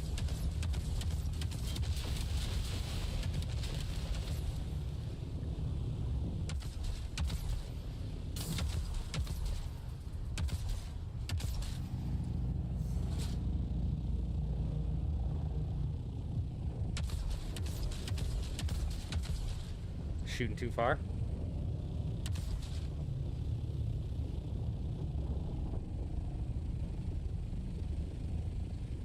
Let our thing cool down a bit here.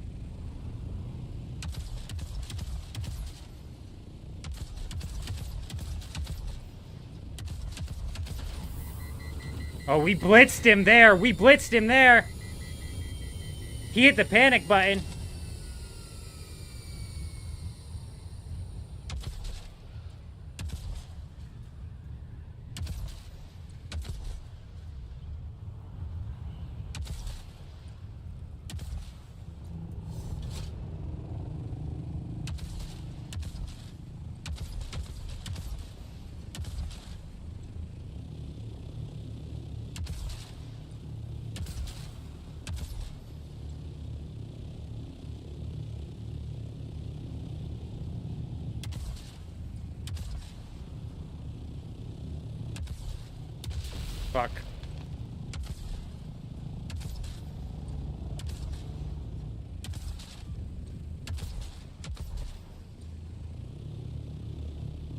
How many? 89?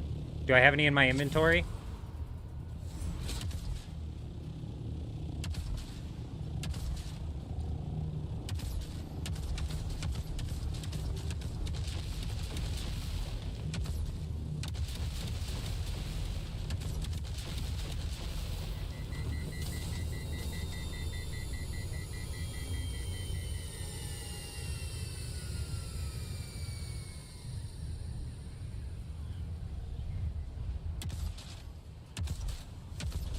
I love how neither of us have given up yet. Up, up, up. Side, side, side, side, side.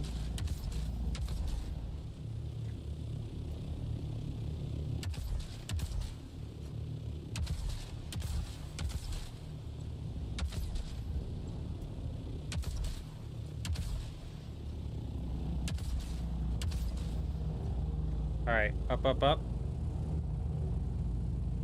You can't hit us from there, bud.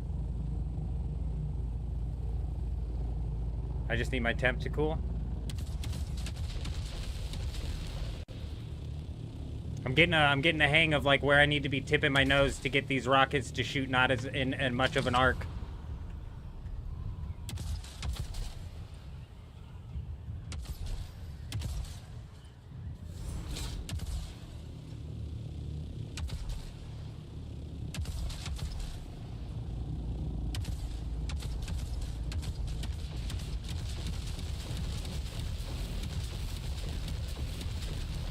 You have to be down, bro.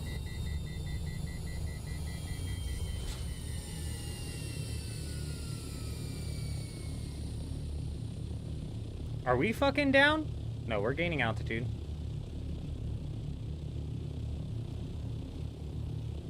How is this shit still fine?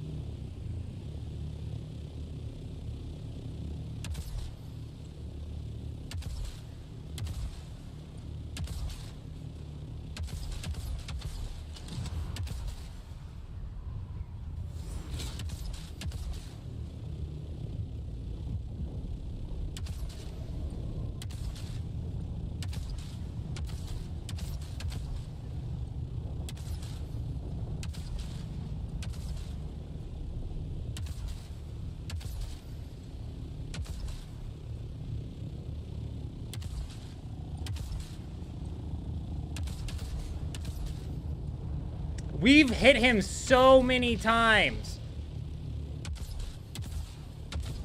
Is that finally it? No?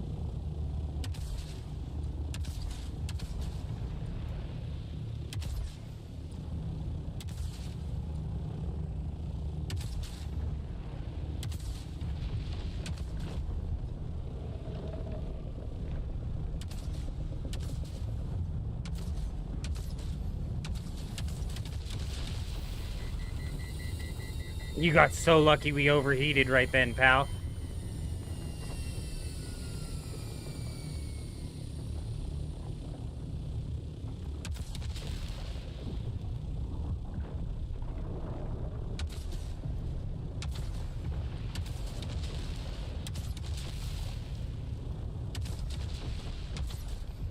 Fucking, I hate the foot fights, dude.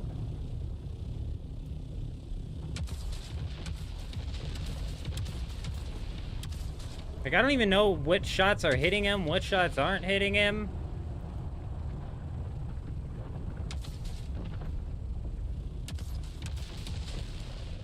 Stupid!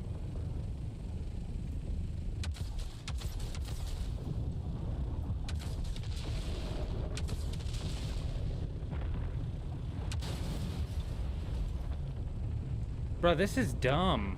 It's actually fucking broken, dude. Ugh, I'm fucking pissed off, bro. I'm actually irritated as shit right now.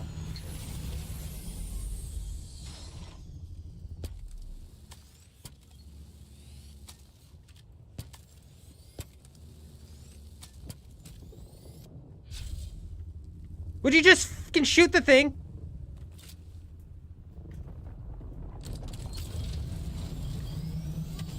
You thought, didn't you, dumbass?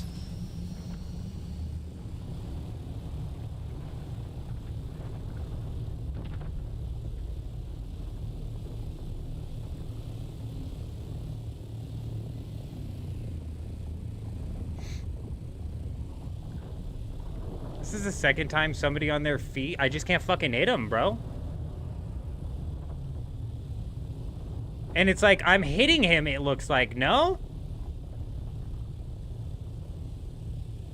Whatever, dude. Fucking dumb. We got the dogfight done. We won.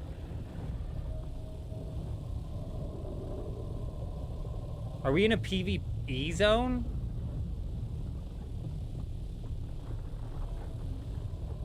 Like, my base is directly, oh, it's southwest.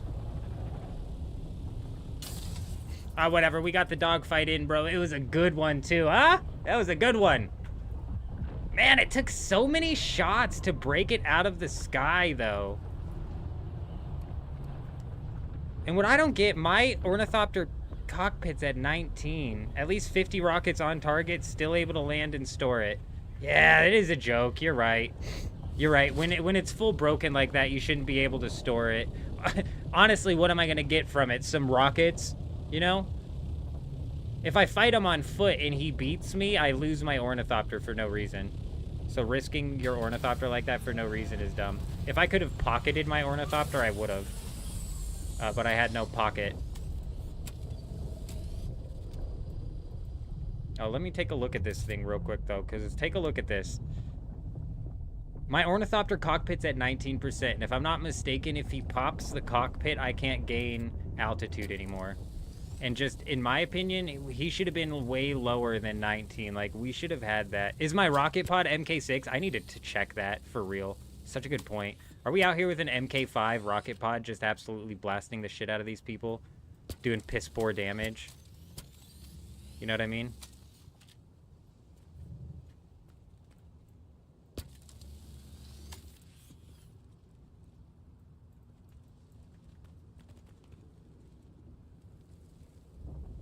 Because it might not be. It might be tier 5, to be honest. Is the wing just broken? I can't fucking do anything with it? What is going on here? Yeah, no, it's MK6 rocket launchers.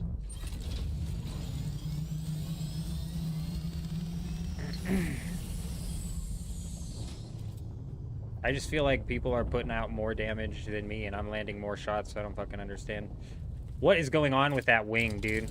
Wing is completely broken? Oh, okay. Since why? So I can't even detach it, though. You can repair a completely broken object. I can't even detach it. There's no way. There's no way that just removes the, I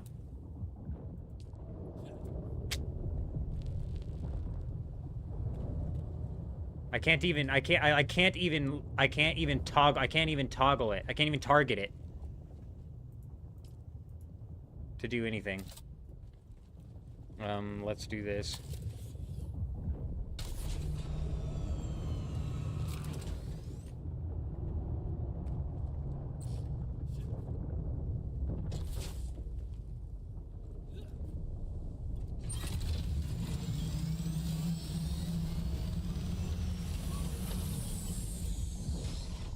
There it goes.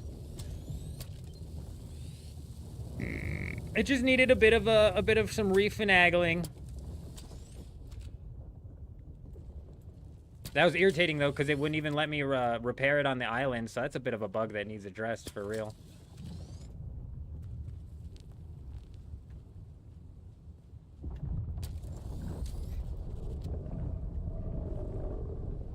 It's not a Trades. Oh, it might be a Trades variant on this. You're right.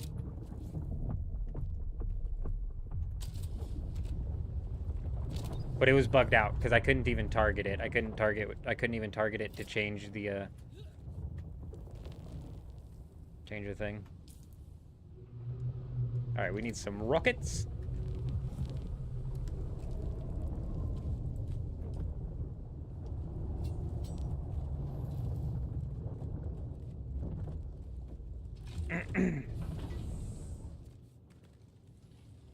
Yeah, what's irritating with shooting somebody on the ground, it's like literally all or nothing, and it's you're gonna have the easiest time doing it if you do it as soon as the second they start running around and shit, I swear, getting your Ornithopter's rocket to actually hit them is just ridiculous. And then if he was flying in the air, like, it didn't seem that he had any sort of, like, grappling hook or anything like that. So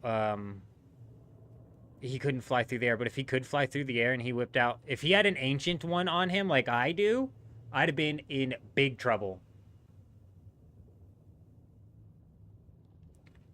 Let me scroll back here because I missed a bunch of things.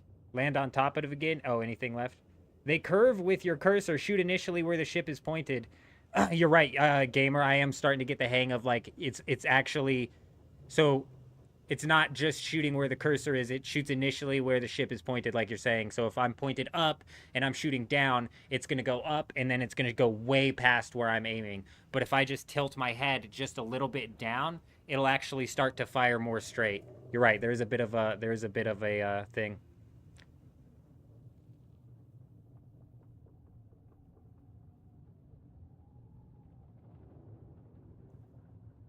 Yeah, they shouldn't be able to pocket a rocket that or pocket a ornithopter that's been broken for real. Scammed. Big scam. That's all right though. That was actually a gnarly dogfight. I'm glad he didn't bail right away. I'm glad I didn't bail right away. We kind of like stuck it out there and fought it through till the end. So that was fun. That was some good fun. You know, I don't need to thumper somebody's ornithopter to call it a dub. That was a definite dub. That was fun. That was good fun. I like the air combat. It's a bit wonky and it's a bit weird and it feels like my shit's getting so damaged so quickly and their stuff is just I'm just having to blitz it, dude. So I'm not sure exactly what's going on there. We're probably getting closer and closer to another storm, and we're an hour and 15 minutes away from the daily reset. So what we're going to do here is we're going to...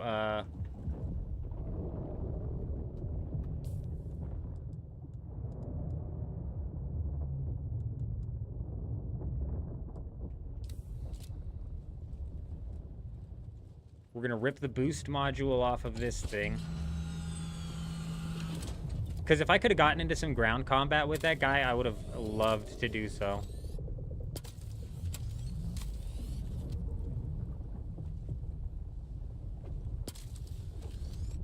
Are we stupid? Are we actually dumb, game? You're fucking pissing me off just a little bit now, game, with these ornithopters here. So why don't you just pull your head right on out of your ass real quick? Thanks, dickhead.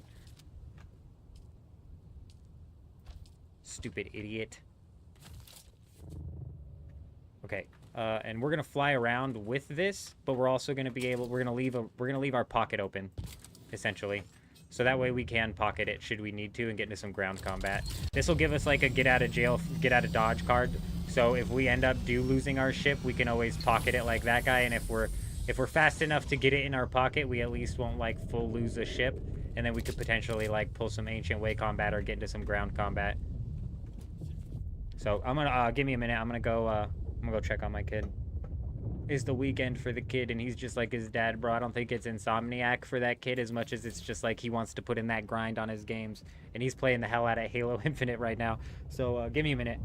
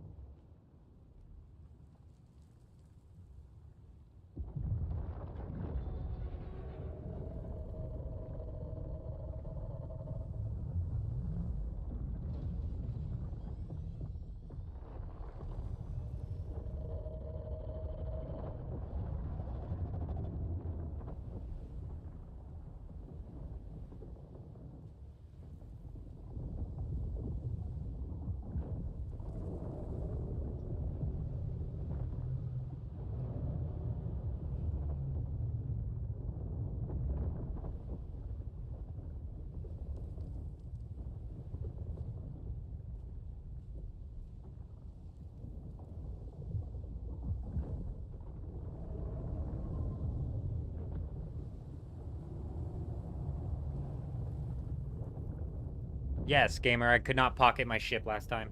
That's 100% why I didn't jump out of my ship. Because if I jumped out and got into ground combat and died, it wouldn't have been a big deal that I died, but I would have been leaving my Ornithopter just completely vulnerable. And that asshole would have, like, probably broken it for sure, because if I was him, I would have broken it. You know what I mean? So, uh...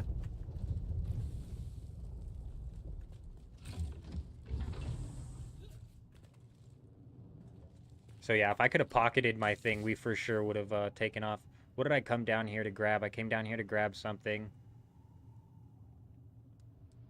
I need to make welding wire.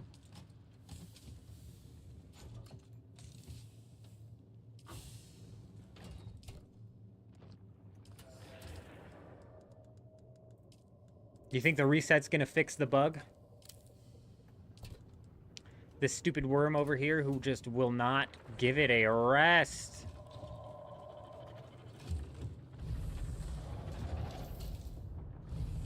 I'm pretty sure the guy we fought was the guy who owned the original Assault Ornithopter, though. So technically, we broke his Assault Ornithopter and his...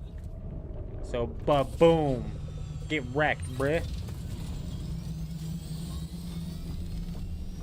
I wish there was more focus on hand-to-hand. I really like the ground combat in this game. That's why we're going out there with this thing in the mode where in the ability to pocket it. Because you're right, I really like the hand-to-hand in this game. It's fun.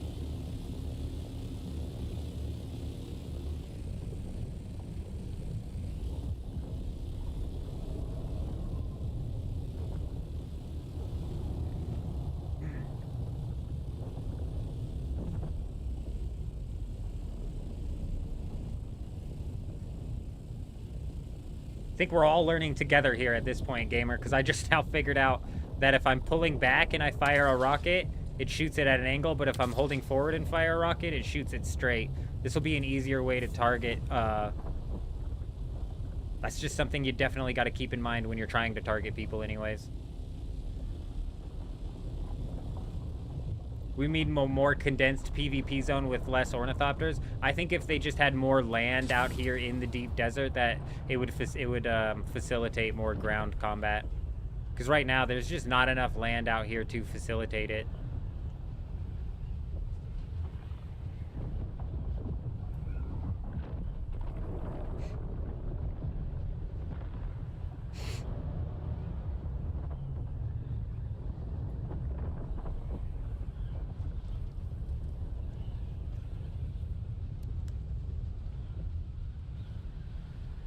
That wing is shredded, bro. That wing is shredded.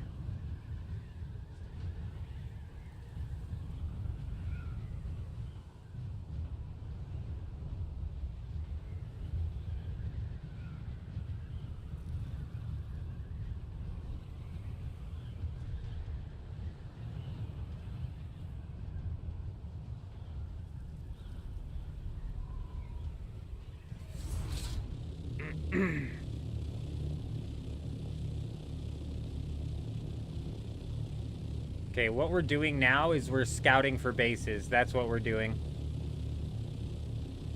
If we run into any shenanigans while we scout, that's fine. But right now we're scouting, so we're going to lawnmower this thing in the F section and just book it straight east here.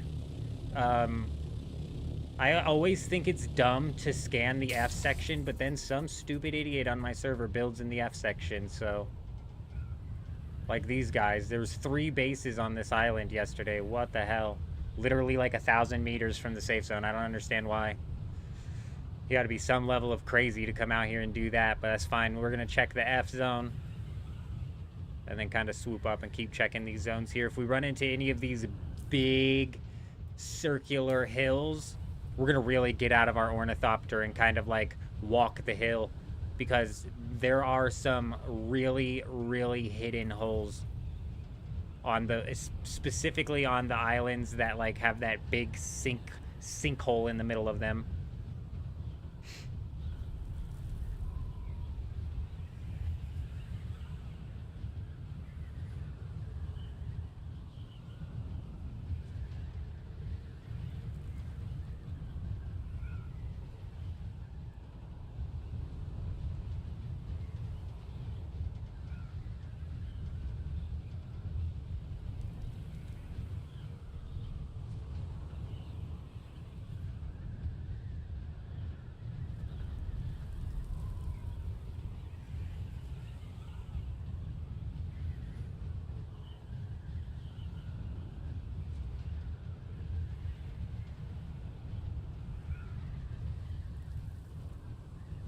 Nada.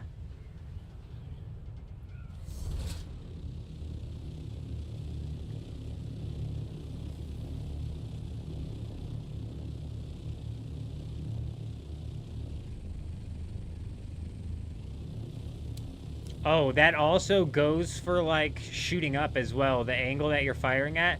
So if I'm trying to fire at somebody above me, pull back. Pull back and aim as, like, straight up as you can.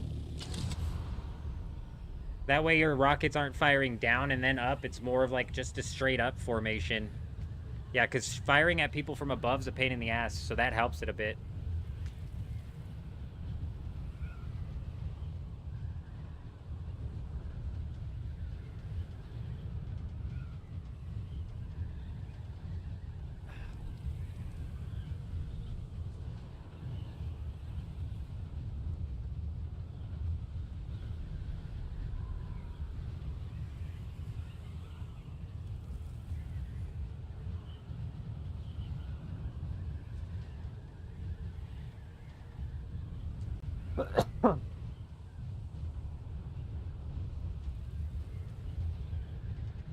Last week, Deep Desert, you found Aetheryte crystal in one of the caves. It is so weird, and somebody mentioned that it's in one of the caves this week as well. So that's actually good to know that there's confirmation of it being that being a thing that's been happening for multiple weeks apparently. I'm assuming you only found one or like a couple because the caves really aren't that big. I never do the caves out here, though. I don't do the caves anywhere, to be honest. What weapon will break house structures during a storm? Only specific ones? Is that a person on the ground? No, it's an ornithopter.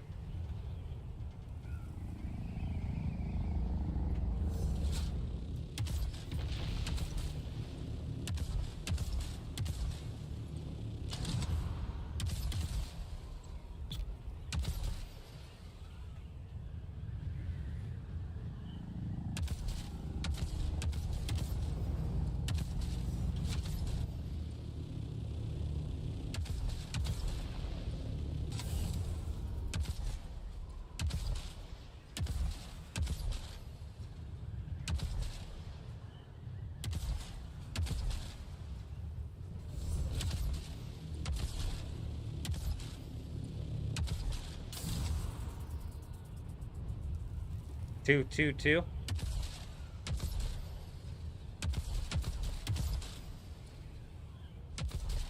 guy's getting caught up in the crossfire.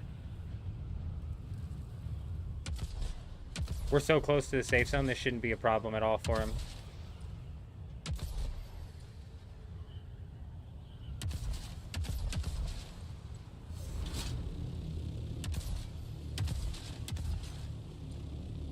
Oh, what a shot! They go pretty far.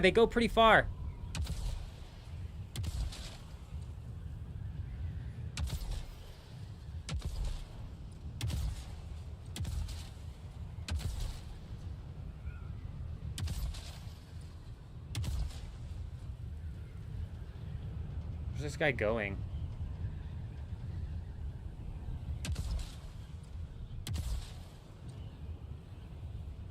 Oh, that was it, wasn't it?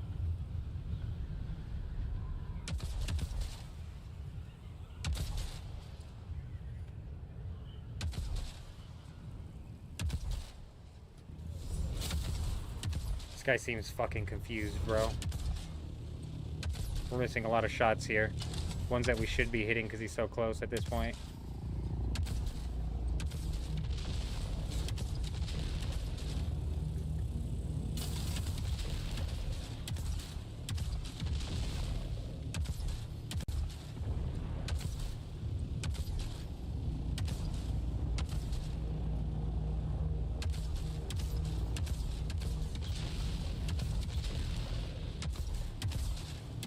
This guy's in like mad panic mode here. Just head south, brother!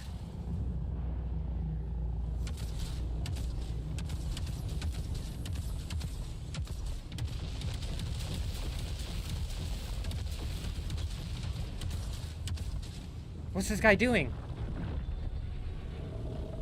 Your ornithopter! Is it coming for him? Brother! I can't shoot you. Okay, he died. You're a ornithopter! No! Oh, zone change, bro. Oh, no, no, no, no, no, no, no, no, no.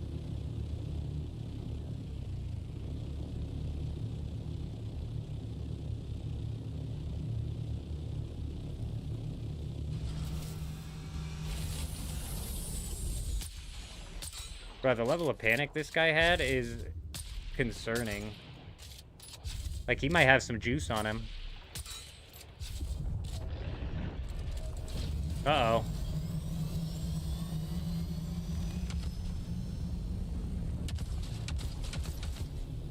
Yeah, see, that's not enough. That's not enough downward force.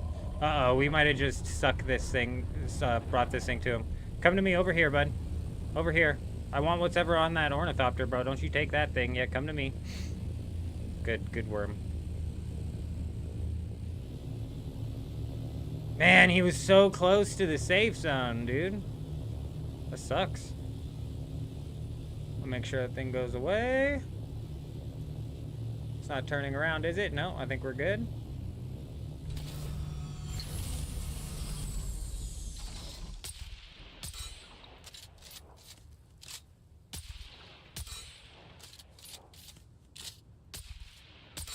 Oh, I had my shield on. That's why it called the worm.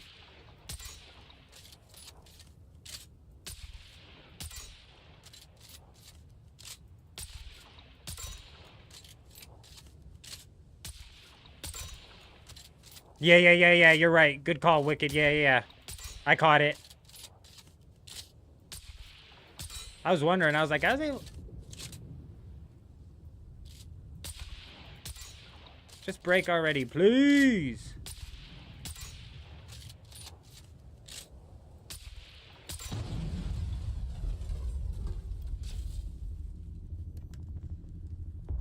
Titanium. Who called it? We got worm coming.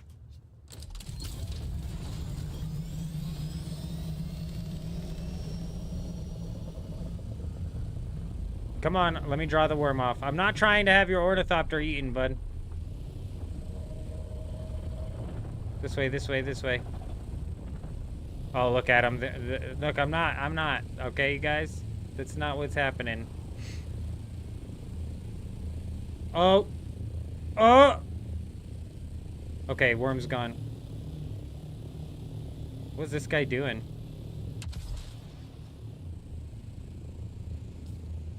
Like, that's gonna be okay?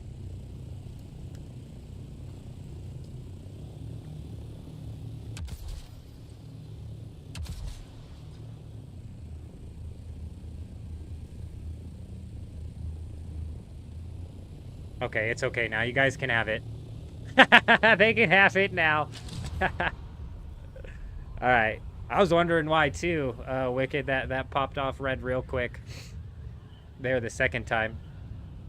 12 nodes last week? Oh, it was 12 nodes in that one. Oh, John, sorry. John, I meant to answer your question, and we ran into that. It's any weapon, essentially any weapon. Like, the disruptor weapons, like this one right here, doesn't do so hot. But this sniper will break walls. I have a Cope pistol schematic that rips through walls. There was that triple shot sniper that rips through walls as well. I wonder if there's a part of the ornithopter you can destroy to allow you to detach pieces. That would make it to where I am breaking and taking ornithopters. And I wouldn't even call that griefing, bro. I would just call that me making a come up. Sorry. The game doesn't give me that many ways to make come-ups, so if I manage to be able to take your entire ornithopter, you better believe I'm gonna. Now, just destroying your ornithopter for the sake of it, you know, calling the worm on your ornithopter? No, I'm not gonna do that. Come on, let's be real. That's crazy.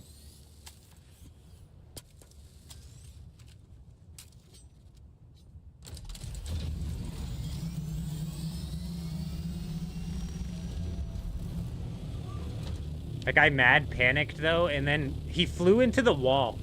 This guy, instead of flying south, he flew east into the wall.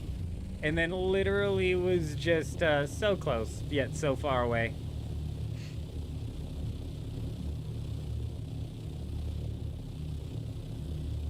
The chassis has to be first on assembly. Maybe it works in reverse.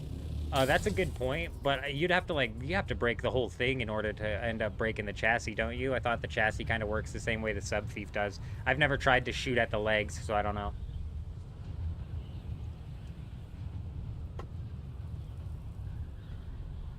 That guy flew into the wall. What a goof.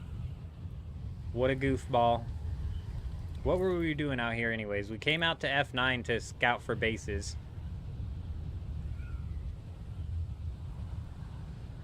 So let's be sure to give a quick check here. I didn't even look.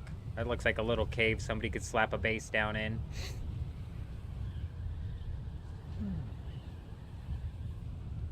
Honestly, though, gamer, I doubt it. I doubt it. I doubt that you can. Which is honestly probably why people are calling Thumpers down on Ornithopters, so they at least... They at least get the sense of causing somebody else to be able to have to sit on the risk that they decided to take, you know what I mean?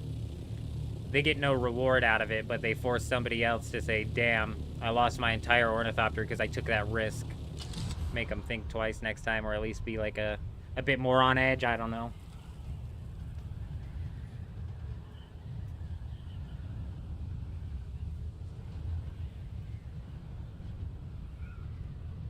That might have been that guild that keeps farming out all of this spice, though. The way they had a couple of people pop in.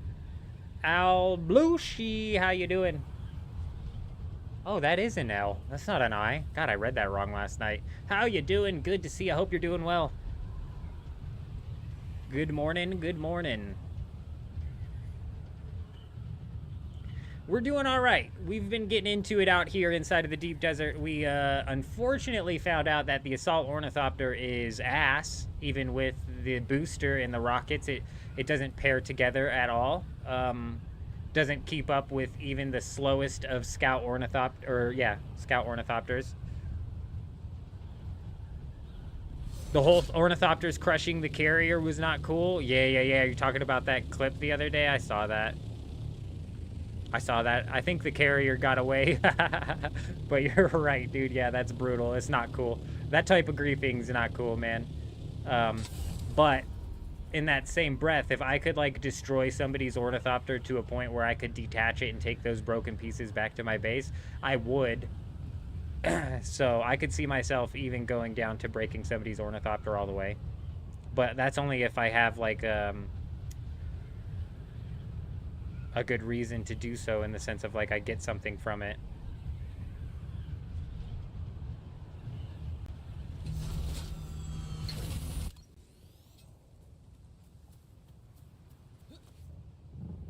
Oh, you're right, too. That was in the PvE zone right on the ledge. I didn't even think about that. Even in a PvP zone, in my opinion, that sort of griefing is a bit twisted. Like, if they broke the carrier Ornithopter with rockets and then decided to call a Thumper on it inside of the PvP zone, that's one thing. But shoving it into the ground with sheer numbers is, I guess just, like, that hits, like, frustration levels that I would consider griefing at that point in time. Just to push somebody to that level of frustration. For no fucking reason, because you're not gaining anything out of it. If they gained something out of it, then it's like, hey man, if you're gonna get frustrated because I raided a base, but I gained from that base, like, hey, go cry me a river somewhere else. You're barking up the wrong tree if you're looking for sympathy. But so many of the little pathways, bases could easily get slapped up there. A nice little honeycomb base hidden from plain sight might even last like a day or two. Next week in the deep desert, maybe we take our base out. Maybe we do a little bit of, like, reworking to our base, and next week inside of the deep desert, we take it out.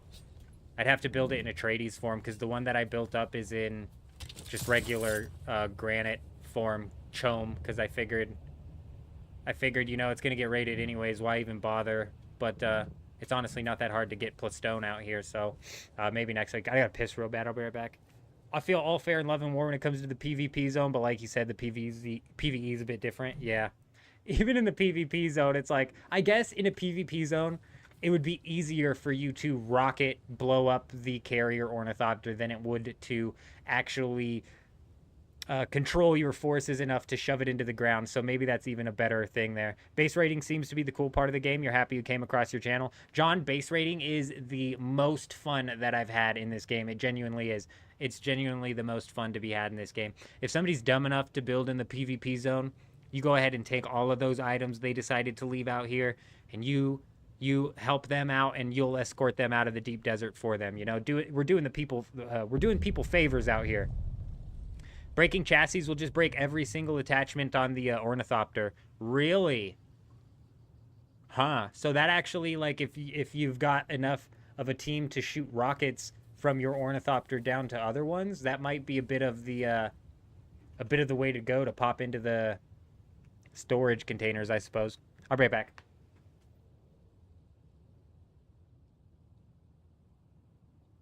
Zip, you know, I am leaving, so I gotta go to the bathroom. I'll be right back. But Zip, you're so right. It can be massively profitable. Unfortunately, none of the guilds on my server decide to come and build out here. But even if you manage to catch a solo person or a small group who decided to build up or keep a little bit too many resources out here, we've found a few bases that don't look like they're going to be much, but we end up making a big come up out of. So I'll be right back.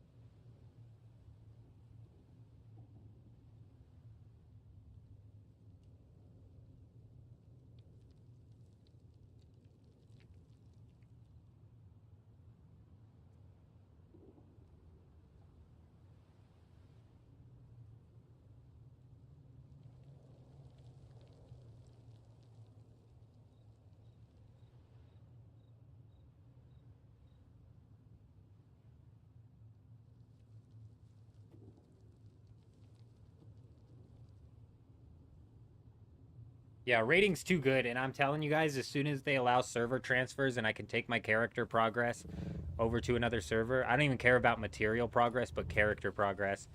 I'm for sure going to be, A, probably looking for a big-ass guild to join, like the bigger the better, and then B, I'm going to be looking for a server that has actual guild competition, bro. Because even if there's guild competition and I don't join a guild, like, say I join a guild as a facade to just find which servers have actual guild competition, I wouldn't mind even jumping into the deep desert solo, trying to solo raid some of these guilds, and maybe causing some mayhem like that.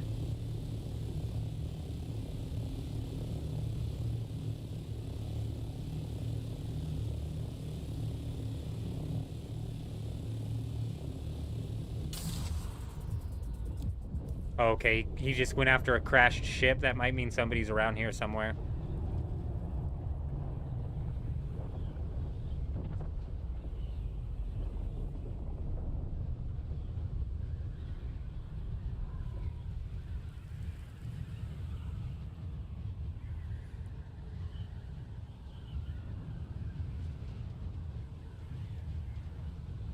About ready to set up a chest with the full set of equip for Deep Desert and Haga Basin and just strip force respawn to avoid the long fight.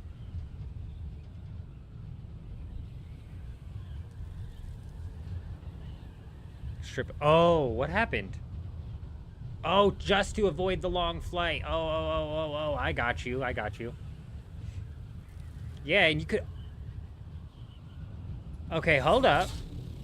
So can you do that? You might be able to avoid losing your shit via the whole border wall transfer system doing that, gamer. So if you cleared all of your items and all of your inventory and you respawned and then spawned in the Haga Basin, you could fill your inventory up with this. I guess you can't carry that much, but if you're doing this fast enough, dude, and I mean, like, you could carry like a good 1,000 melange or whatever, even if it's like 500 melange that you can carry on your person. That's saving you from risking losing it to the border wall if you can manage to then just respawn again and then respawn in the deep desert. That might be like the meta way to transport. That's almost like a quick travel system too. Holy shit! If you had base like in the PvP zone of the deep desert, you could just like quick travel all the way out here. Wow, that's crazy. If you switch servers, Fringe, sell everything you have in this server and arrive rich. It'll depend on what ends up being allowed to be transferred OMC. But for sure, it'll for sure have to be a dump. Haga respawn. Oh, you're right. Haga respawn from the deep desert eats everything, but that's why you empty your inventory and you empty your character. Does a deep desert respawn from the Haga basin also eat all of your items? That's the question that's important. Because you would technically be having nothing on you when you're going from the deep desert to the Haga basin, but from the Haga basin to the deep desert, you would have resources on you. So if that's like a one-way thing, that would work. But you're right, teleporting from the deep desert into the Haga basin will destroy everything on you. It treats it like a full loot death. I don't even know if it drops it on the ground or if it just straight up deletes it.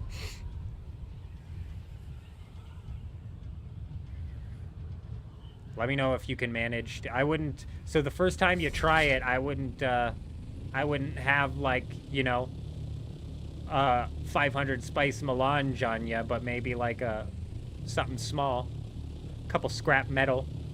Teleport out to the deep desert, see if the scrap metal makes it. Because if it does, that could be huge. I don't think this has spice in it, but we're gonna go check. I believe we're all the way in 9, correct? Yeah. Is that a couple pieces of land I saw? Yeah, there's a couple pieces of land out here that we'll check as well. Yeah. I don't know if we hit up this H9 section right here, but we'll swoop back down to that. This is where we got into that 4v1 last night, and that guild was farming out this spice. I think there's only one active spice field at a time. I'm not... Big one at a time. I'm not certain of that, though. Boom. There goes a medium one. Or that actually... Yeah, no, that's the medium one. That's not a big one.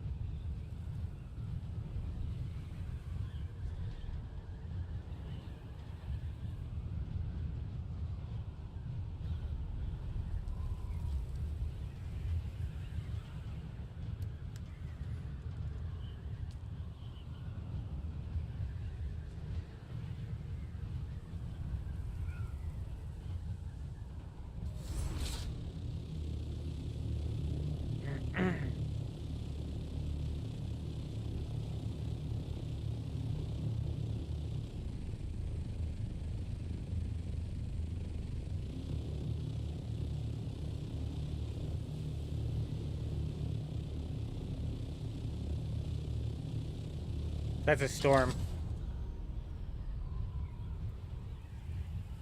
We don't have any bases scouted, unfortunately, but that is a storm. Hold on, what is that? Is that a base?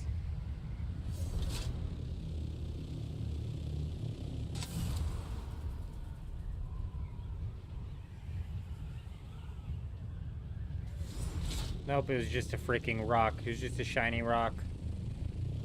God, that'd be a really good spot to slot one, though, because realistically, how many people... There is a large spice field, so somebody would probably check, but...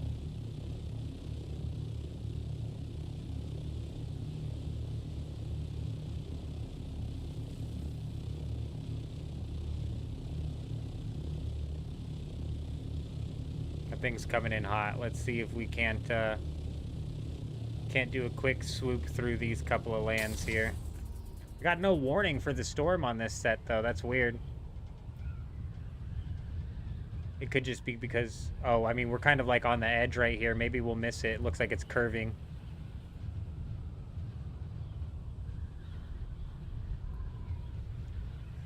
If we're on the edge, I actually don't even need to go middle. We'll just swoop around the back side of it and follow it.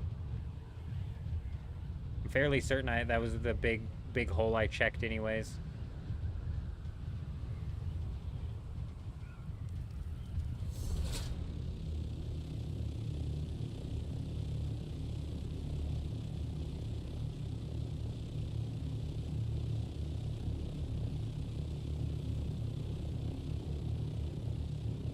I'm like 80% certain that's the big hole I checked. It might have been that one, though. I'm not... It might be like another one over here. I don't know. Since that just got hit by the storm, though, we're gonna swoop down. Check it out.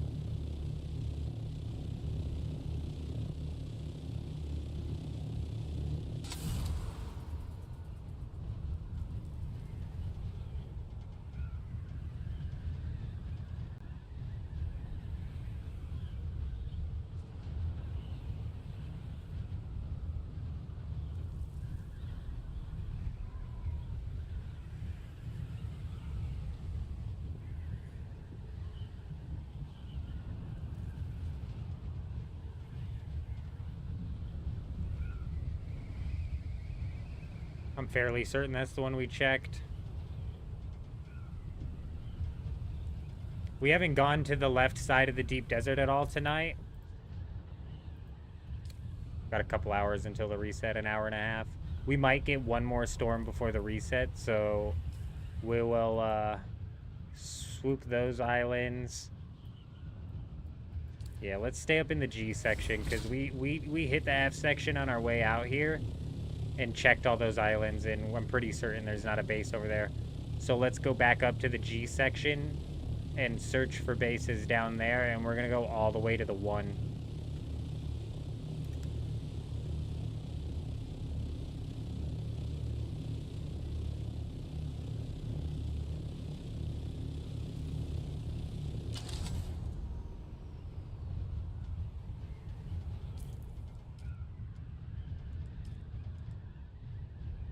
The bigger the gun, the better the mess. Heavy weapon damage is plus 10%. And then if you go up again to the view next level, it's another 5%. So you're probably at all 3 levels, you're sitting at 20% extra. 20% of 900. I'm not sure if the damage gets put in immediately, but 10% of 900 would be 90. So we're kicking out like 1,000 damage per shot, and we would put in like another 90. Like not worth it, but I guess if you did something like that and then you got the energy capsule, that's 35% ranged damage. You could knock out an Ornithopter's wings in one shot.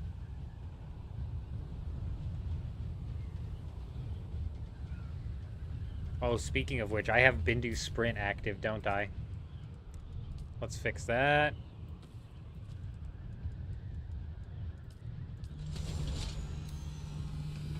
Whoa, did not want to get on the ground there.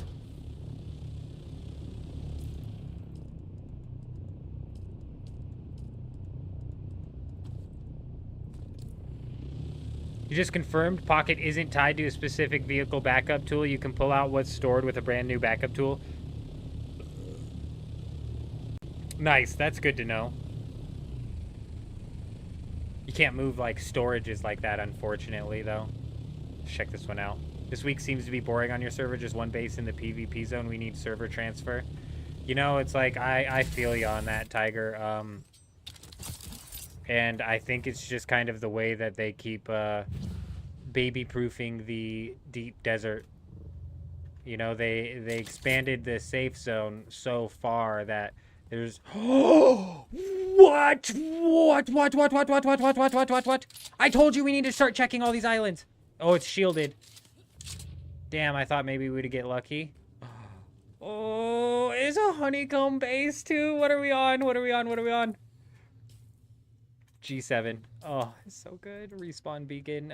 20 salvaged metal. Let's get that.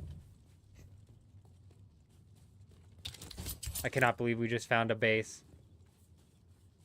A nice honeycomb base, too. Like, I'm not just going to go straight in through that wall. That's why you can't honeycomb like you can in Rust. In Rust, the honeycombs work and the door traps, the airlocks work because the walls take more shots to break than the doors. It's way, way easier to break the door in. And I'm pretty sure it's easier to break a door in here, too, but it's not that hard to... What was that? Was that just me putting my cutter ray away? It's not that hard to... Dude, I need some salvage metal right quick.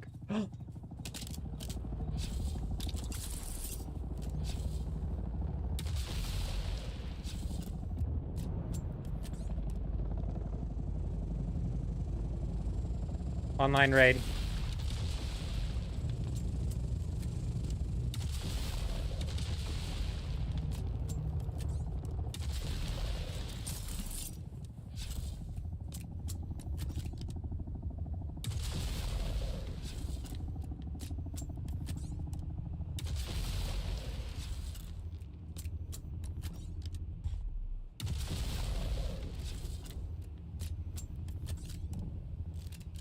Ah, we gotta stay here again, you guys.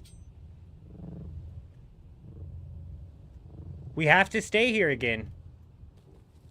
It's a live raid. It's an online raid, bro. I can't pray for the storm. A storm just swooped through, so we're gonna be lucky if we get a storm before the server reset. We've got an hour and a half, an hour and 35 minutes until the server reset. That's right around like the time we should be getting another storm. So we literally have to stay here. I can't let this guy transfer his stuff. There's obviously stuff in this base. That was an assault ornithopter, probably with a storage. He was coming to move that stuff. I could drop a respawn beacon and always come back for sure. And you know what? I should drop a respawn beacon in case he grabs like a... in case he grabs a ornithopter that could actually take me out. But yeah, dude, I have to... we have to stay here now and pull a full defense. I can't let him get whatever he's trying to get out of here. I need salvaged metal, bro, and there might not be any here.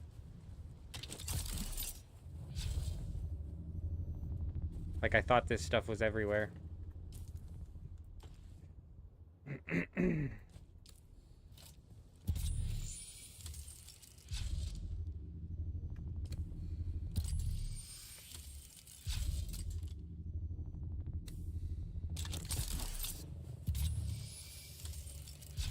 It's literally just titanium and stuff over here. But 100%, that's an assault ornithopter with a storage. Bet he was coming to clear this base. Not today, bud.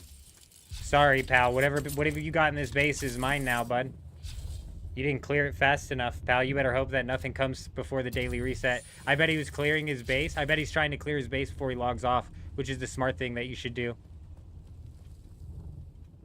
Regardless, let's say you have more than one round. If it stays alive after a storm. Yeah. No, you're right. That's why I'm looking for it. Right.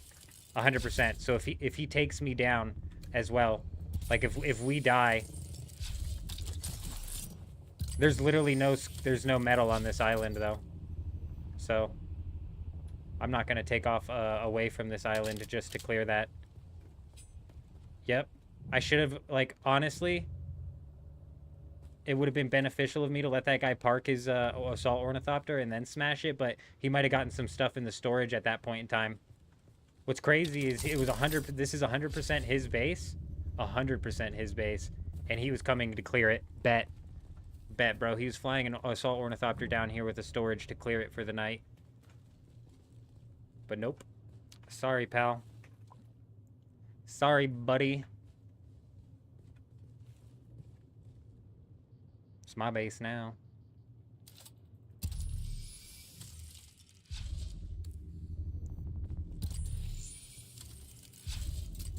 Do you just need to put a sub-fief down and it will automatically take over the base? You just raided a base at the same time as a group of 4 and they put one down immediately? Oh no, skills, no. Yes. Yes, so if you break... Hold on. It was me. Yes, if you dropped one first, it would have been your base and it would have been all completely safe. Yes. That's what I was trying to say when you were talking about breaking the refinery first. I was trying to say if you break the sub-fief, you basically disable the entire base, and you could slap your own sub-fief down, and then you could take all the time that you need in order to complete transferring all of that stuff from the raid. And what sucks is it bypasses the shield. So that's actually a cheeky way that this guy could come and defend his base without even combating with me, is if he made it into his base, he could remove the sub-fief. After the storm disables the shield, he could remove the sub-fief and then put another sub-fief down, and it would re-enable the shield.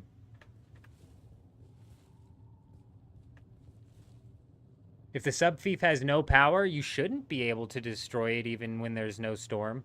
But I'm not 100% certain on that. But you're right. If it was in the PvP zone and there's no power to the base, then nothing in that base is shielded, including the sub-fief, so that does make sense. I can't believe there's not a single salvaged metal on this island. What's funny is this guy's honeycombing here with the lowest tier of build material. It's dumb. That's dumb, bro. My rocket's gonna break through these walls in like 3 shots. We just gotta make sure he can't come and transfer his stuff out. The triangle pieces are actually smaller, but have the same health as the square pieces? Correct. Correct. Same with the half walls, I believe.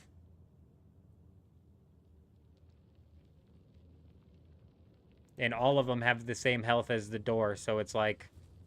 you build a base like this and with a little air hatch, and you like anticipate somebody's gonna go boom, boom, boom, and have to work their way through your honeycomb, because you know it's probably door, door, door, door, door, door, door. You know, there might be doors all over here. And so you expect somebody to work their way through your honeycomb, but realistically in Dune, I can break the wall as easily as I can break anything, the roof. Which is why in my unraidable base that I built up for when I was planning on building in the PvP zone before they expanded the safe zone, it's 2 stories, because it has to be. If you have just 1 story, if I just guess properly, I'm going to break in through the top right where the sub-fief is. So it has to be 2 stories.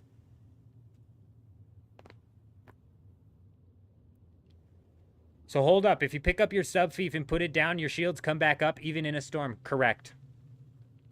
It's a cheesy-ass way that you could defend your base if you happen to be online when somebody's trying to raid it. The risky business with that is if they are of sound enough mind to notice that you removed the sub-fief, they could put their own sub-fief down and basically immediately win the raid.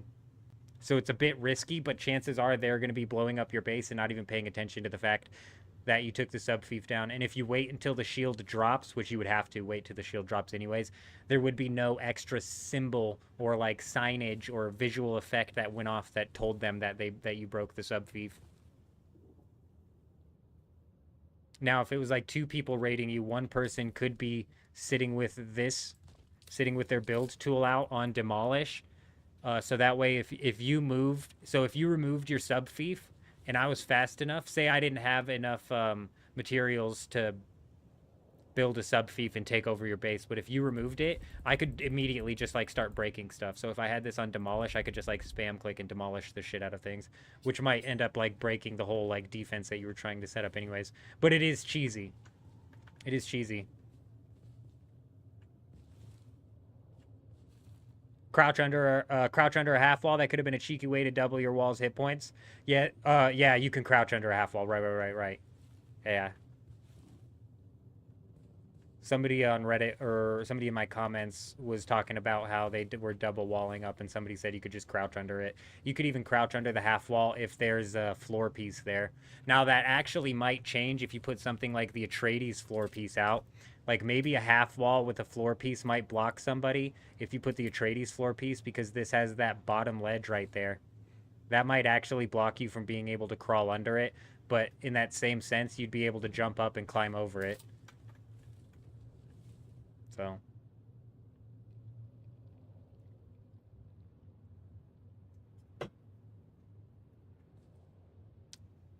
He flew directly to this base with an assault ornithopter. I'm convinced he was coming to clear this base.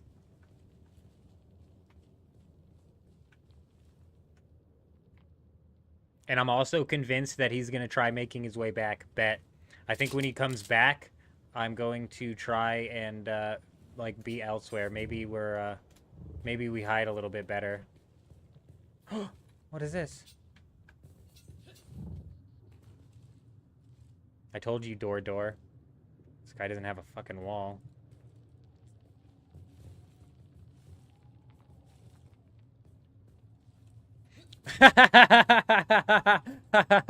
Okay, hear me out. We wait till he comes back, and then we just stand here. Right? Just like, oh, hello. Hello! Oh, my God.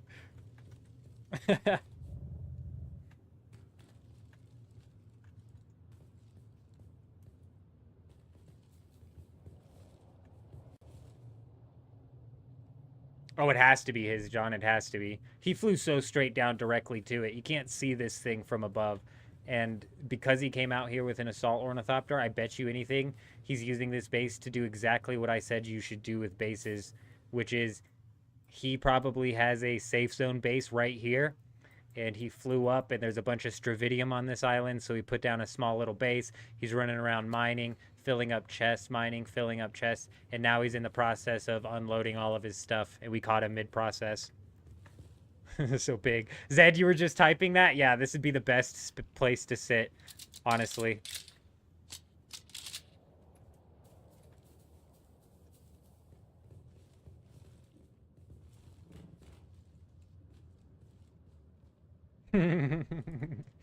He can't get into the chest either, so like he'll have to open the door before he can Miss Doubtfire. Hello, yeah.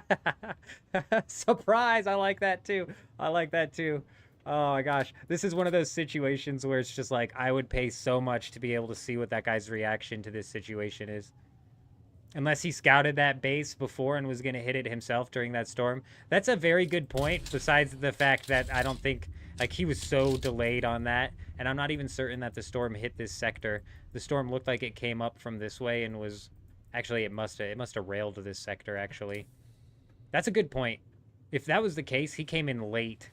He came in late. Talk, how's it going? Good to see ya. We're just camping this guy's base. Inside his base. Hoping he comes back now to try and transport some of his stuff. We'll give him a bit of the surprise of his life. Hit him with the ambition. Boom, boom. Boom, boom. You know what's funny? Chances are he won't even have a shield on, too. The ambition doesn't do a whole lot of damage, like, through shield or whatever. Or to somebody without a shield, but... He's going to be surprised nonetheless. We'll probably go from ambition to our sword real quick. Hit him with a crippling strike.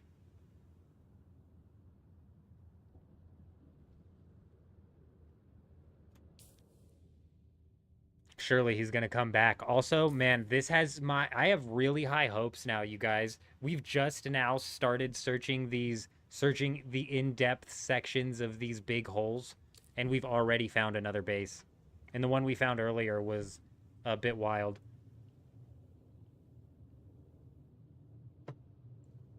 Because if I hit him with the rocket launcher this close, my shield gets disabled, and then the rocket will end up hitting me. So we'll blow up like half of our health for no reason. Any info about the spice talent? No, I need to do this quest. Unless somebody happens to have this tactical or this reflexive reload. It says it's activated when spice prescient, but what does that mean? Does that mean when my bottom bar is full? You see how that bar on the left is all the way up in the purple, and the one at the bottom is completely full? Does that mean I would gain all of those passives? Honestly, I have no idea. This guy has to come back, dude. There's no way he's just betting that I'm gonna camp this base the whole time. There's no way. Especially if he had loot that he needed to get out of here. He's coming back. He has to. I hope he gets on the mic afterwards, after we surprise him.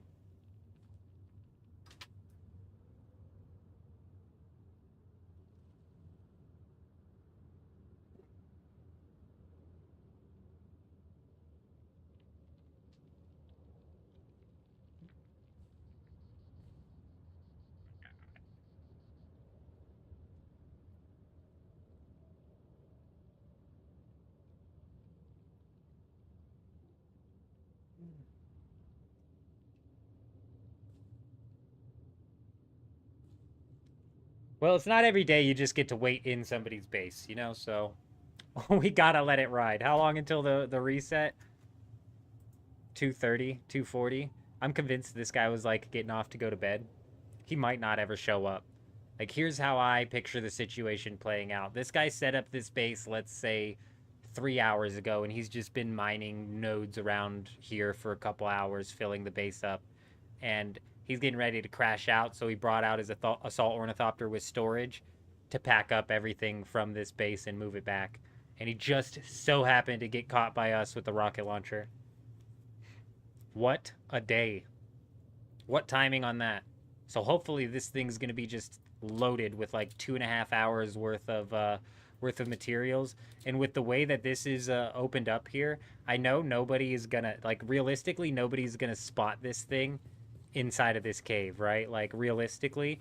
But I shouldn't have found this thing, and I did. So I'm like tempted to use my sniper rifle to bust through this door so that we basically break into this base without anybody knowing that we broke into this base, you know?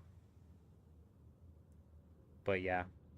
I'll have to do those quests at some point in time. This will be the easiest one to test because it says when your blood is saturated with the melange, the actions. Okay, wait. Whenever you throw a grenade or drop a mine, you instantly reload your current weapon. So I'd be able to shoot and then throw a grenade and then it would reload for me. And I wouldn't have to, and we'd be able to test this super easily because it would work now or it wouldn't. And if it didn't work now, obviously you'd have to be like literally under spice influence.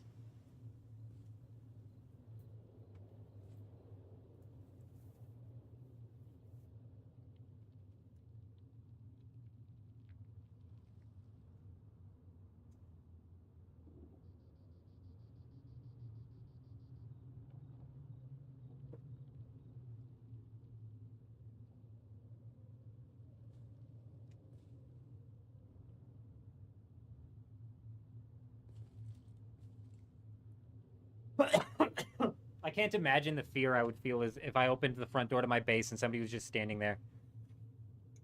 No, so the spice bar is glowing. That means I could activate my spice influence. But that's kind of the question we have, OMC, is does this state that I'm in right now with the spice bar full count towards activating these skills that require you to be spice prescient?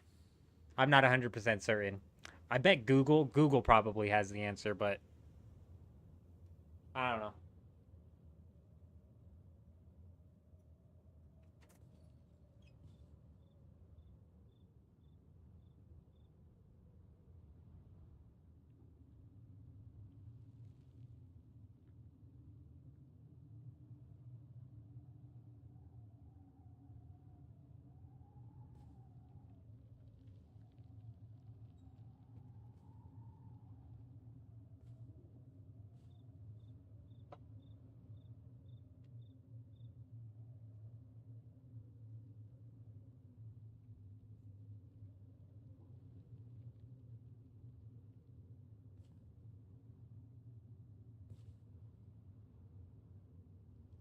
Yeah, it's getting more and more accurate every day.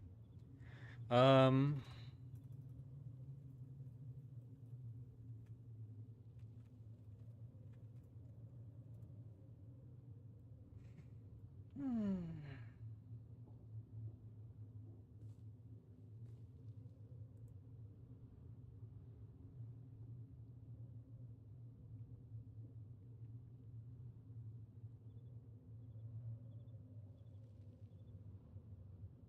hmm.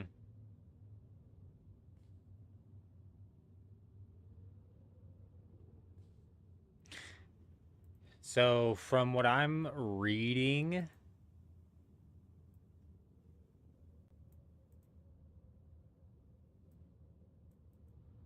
huh? From what I'm reading, you actually need to activate the spell.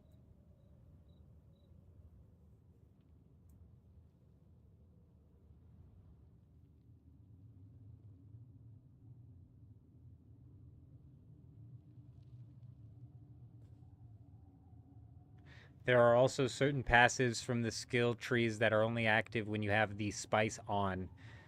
Whether or not this guy knows for sure, I'm not certain.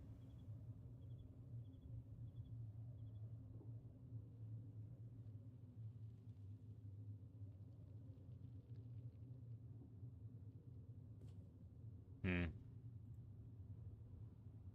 Yeah, I believe that you actually need to have it, but we'll end up doing those trooper quests eventually, and we'll be able to answer the question for sure. Like, realistically, if anybody has this, they'd be able to answer it for certain anyways, but we just need to do a few more quests. Just a couple more.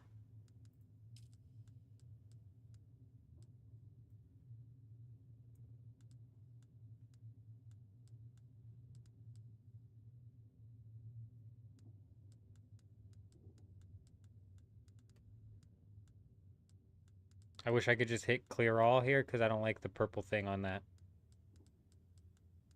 This right here, this purple dot, just drive me nuts. Where's the other one? Here we go.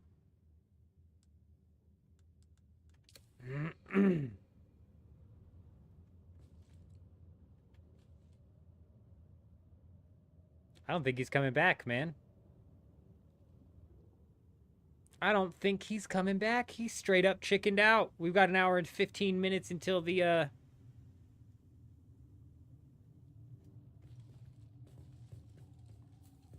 hour and 15 minutes until the reset. I think he chickened out.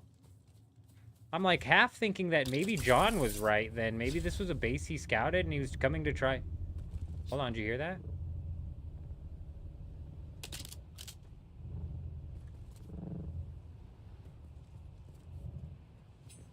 I think it was just my guy. I thought it sounded like a ornithopter gliding.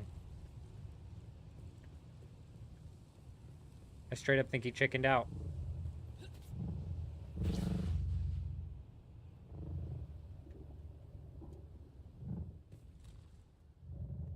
Wow, a hole that leads directly to his base. This is where you wanted to put a base, my friend. What are you doing? Look at this. I would have never found that. Do you guys see this right here? What are you doing, guy? I would have never, ever found this. The only downside is you can kind of see it from the top. But honestly, you could put a little, like, 2x2 right here and fit just as many chests as you need into it. You know what I'm saying? Like, damn, bro, you messed up. You messed up, my friend. That's a crazy hidden spot up there.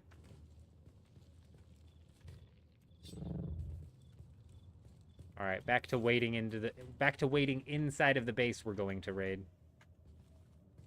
Set up proper so if he opens the door, he's like just immediately looking at us, staring in his face. Perfect. Perfect. Now, if that's not just a menacing face that you'll have to open your door to, I don't know what is.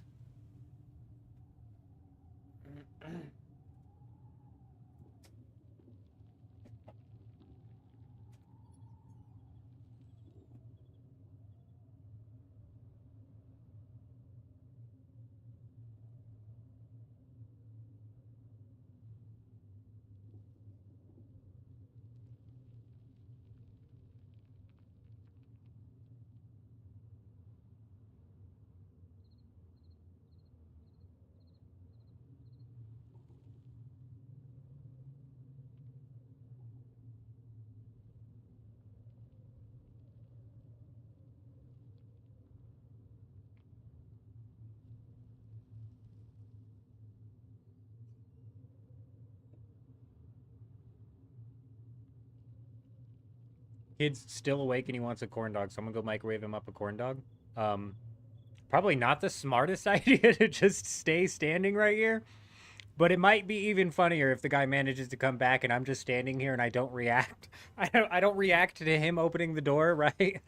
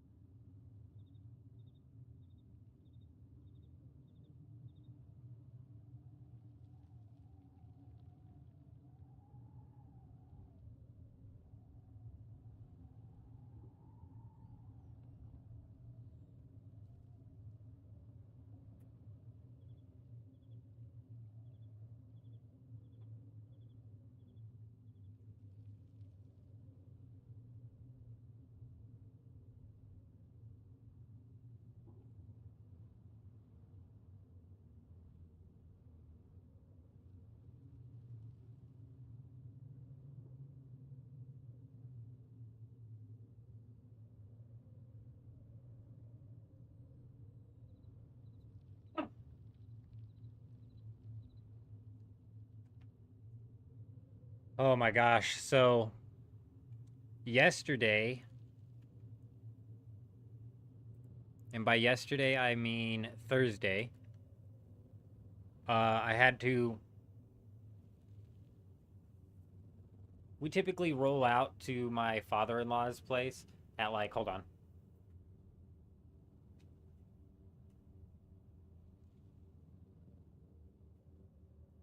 We typically roll out there at like 7:30, 7 to go take care of these animals. And I woke up at like 6:30 on Thursday, and I look out my window and there's just these massive storm clouds just flying in, and I like spring up and I like go run out, and I'm like, it's about to freaking storm so hard. We need to get to your dad's now, otherwise we're going to get caught up in the rain. And I was like, actually, why don't you stay here? So I'll go to your dad's. I'll get there faster cuz our car is broken down right now. We're walking. And actually, and I even told her, I was like, actually, I don't even know if I'll be able to walk there in time, and my kid has a scooter sitting out front. I'm 30 years old, you guys, okay? Mind you, keep that in mind. And I'm like, this is a smart idea. Let's grab the scooter and we'll use the scooter to cook it all the way there, right? And I'm hauling ass on this scooter. I mean, we're flying down the road. I'm hitting sidewalks. I swear it feels like I'm going like 20 miles per hour, and the sidewalks out here are like bad. So there's like dirt patches on the sidewalk, and I'm going like 20 miles per hour, it feels like, and I jump off of the scooter and I go running across the dirt, and then I put the scooter back down and I try to jump back on it without losing much momentum. And we kind of like do that whole process out to his house, and then I walked most of the way back, or like scooter, because it didn't storm. It didn't storm.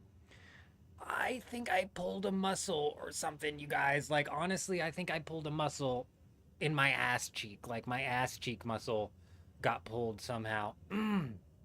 So, moral of the story is, after 30, leave the scooter on the ground, okay? leave the scooter on the ground. Zed, I know, and it's frustrating. It happens all the time, and it's honestly thrown my schedule off as to what day I'm even currently on anymore. But I've worked night schedules so often in my life that it's the middle of the night, and I'm telling people, have a good day. It's like the middle of the night, and I'm like, y'all have a good rest of the day. And I'm not an expert on a skateboard. If it was a skateboard that I needed to take OMC, I would have been going about a half a mile per hour, and probably slipping and falling a lot. I need the handlebars. And I went too hard on that scooter. There should be a warning label on those things, like, meant for people under 30. Because that was rough. We have our storage on our ornithopter here, which is nice.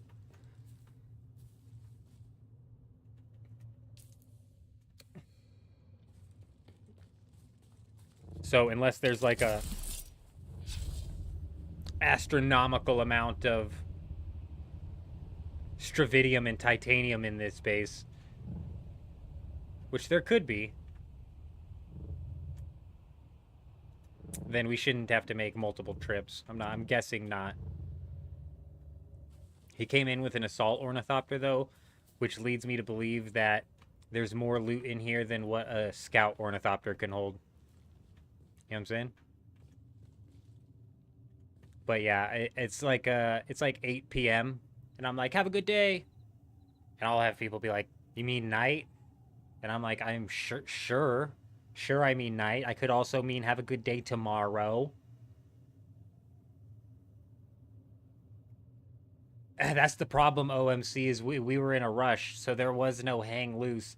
And also, I kind of made it sound like I was on the sidewalk most of the time. There's like not sidewalks most of the time where I live. So a lot of the time I was on a not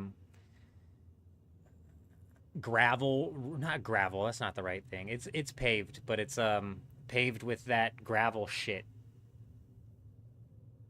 On like an asphalt road, not smoothed over at all. So it's like, as I'm like pushing with my left arm. That's why I'm convinced it's the scooter injury, because I'm like I'm like cranking this thing with my left foot so we could just be going as fast as possible because I was convinced it was a giant storm, a massive storm coming through. And I was like, I'm going to just get blitzed by this thing on my way home. It didn't come. It must have just like stopped in its tracks.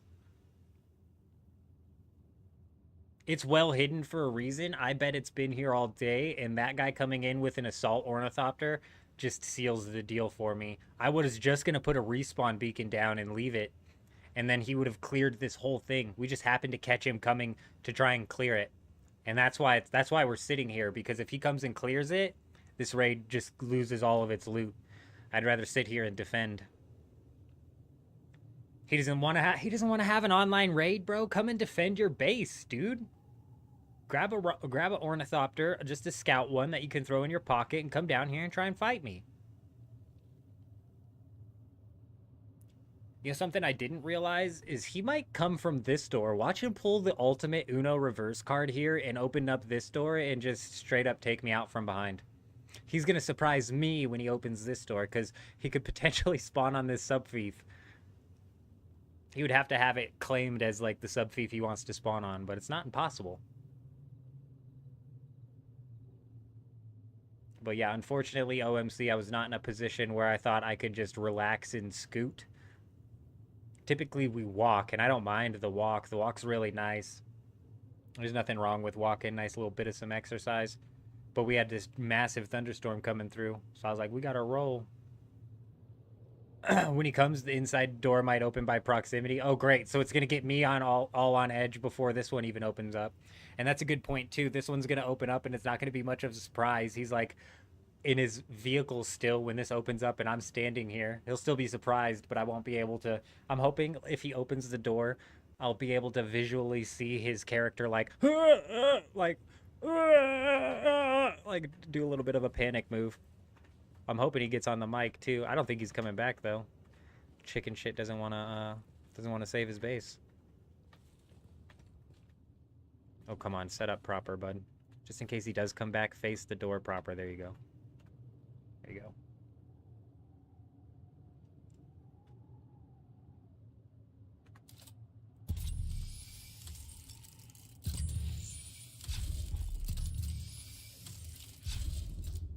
Like when he comes, use the scanner.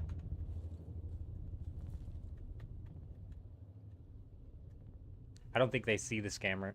That'd be funny though.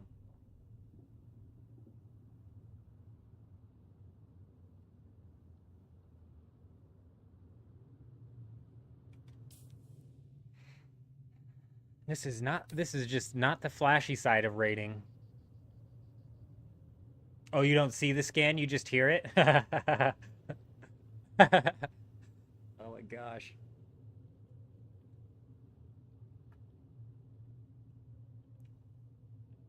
Surely he knows that he's got a big ass gap right here.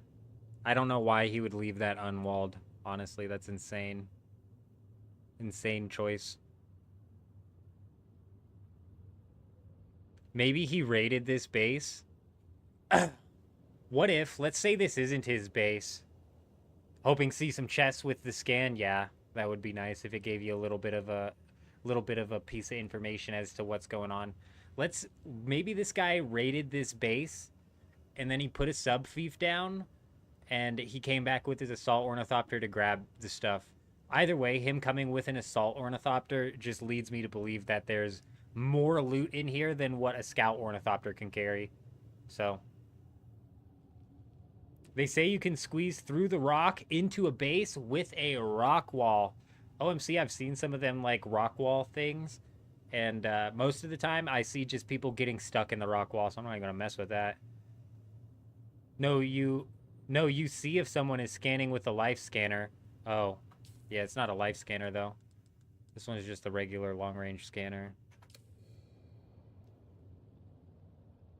But do you even see, even with the long-range scanner, the little scan go off? Because I know when you shoot a probe off, you see that.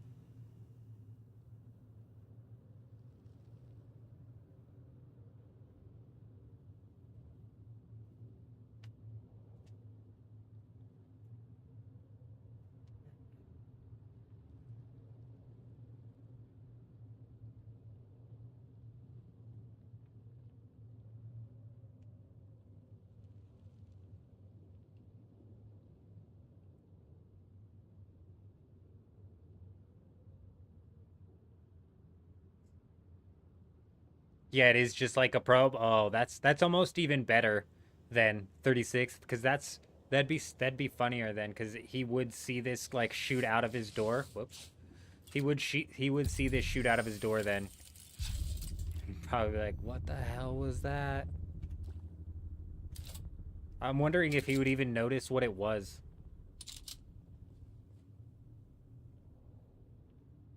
Or if he would just be like, what is that? And then he opens the door and sees me anyways.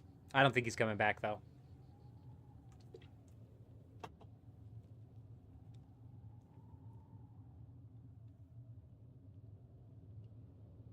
The way he was coming to clear the loot from this base with his assault ornithopter makes me think that this guy was about to get offline. So as soon as we started shooting rockets at him and he bailed, he's probably like, forget about it, dude. I need to go to bed. Well, guess what, buddy? Thank you for the base. We'll take it.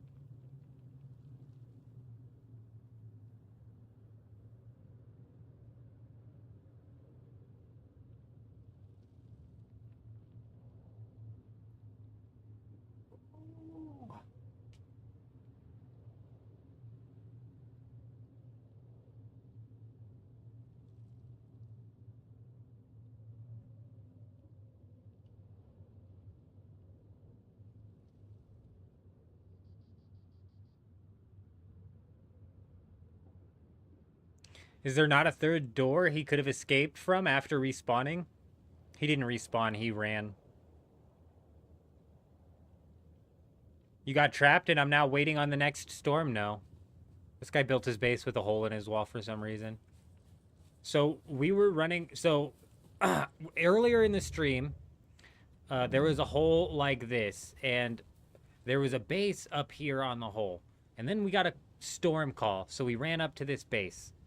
It wasn't on this hole, but it was another hole. So we ran up to go raid this base. But the storm call disappeared. So I was standing on the rock, looking around in a 360 to see if a storm was even coming, when some random person comes, like, tweedling along on the rock, and we get into a fight with this guy and take him down, and lo and behold, there was a hidden base inside of, like, one of these little, like, crannies over here. And it was so hidden, it took me by surprise, and we raided that. And so since then, I've said, we're going to start searching these holes on foot. And sure enough, dude, we're searching this hole on foot, and here is this little tiny base hidden in the cracks, dude, very hidden in the cracks. And I was getting ready to place a respawn beacon down. I wasn't even planning on camping this base. I was just getting ready to put a respawn beacon down and then go search for more bases. And as I was looking for salvaged metal to craft a respawn beacon, somebody with an assault ornithopter comes flying in through here and goes directly into this base. That's when we come flying in and hit him with a couple rockets, and he just bails. So he didn't get anything from this base, but he rolled in here with an assault ornithopter. So I'm assuming whatever is in this base is more than a scout ornithopter can carry, because otherwise why would you roll out with an assault? Now this could just be somebody who's just always rolling around with an assault.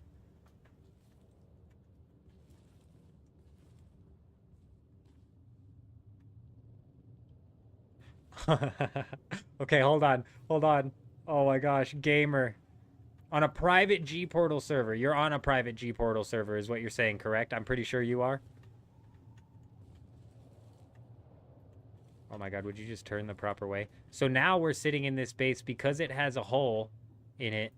I was initially just camping this base out to make sure he doesn't come in with his assault ornithopter in storage and clear all the possible loot that we could get from this place. So we're more so just defending our raid from whoever owns this base now. We're defending the base from him. He cannot come back. Not his base anymore. And then I found that there was a hole here. So I said if he comes back, I want him to see us standing inside of his base. Scare the shit out of him when he opens his door. Scare him real good. And yeah, and like I brought up earlier too, we're probably realistically going to break this door down. So if there is a boatload of loot here and I need to bring an assault ornithopter back, it's not going to look like this base is raided, because you're not realistically going to think that there's a hole in this wall. So, but you're on a G Portal server, and it just had its first PvP base raid. You've never even seen Deep Desert chat before. Really? Really? So is the Deep Desert on your private server fairly dead then, I'm assuming, gamer? Not a whole lot of people out there? Interesting. So, and if there is a lot of people out there, they seem pretty confident that there's not going to be any sort of base raiding going on. Oh, man. I wouldn't mind wreaking havoc on some private server, bro, because that's so funny. Because there's nothing they could do about it technically, because the way the private servers have to connect in on each other. So it's a bunch of different private servers that connect to a deep desert. That's so funny, dude. I'm assuming the chat was going crazy with people all pissed off trying to figure out. I'm pretty sure they know who raided their base via this. I'm not 100% on that, though. But that is super funny. And yeah, I thought this would be a funny spot to hang, but I don't think he's coming back. I'm convinced that he went and fell asleep and that he was getting ready to clear this base before he fell asleep. But we interrupted him, and now we're going to clear the base for him.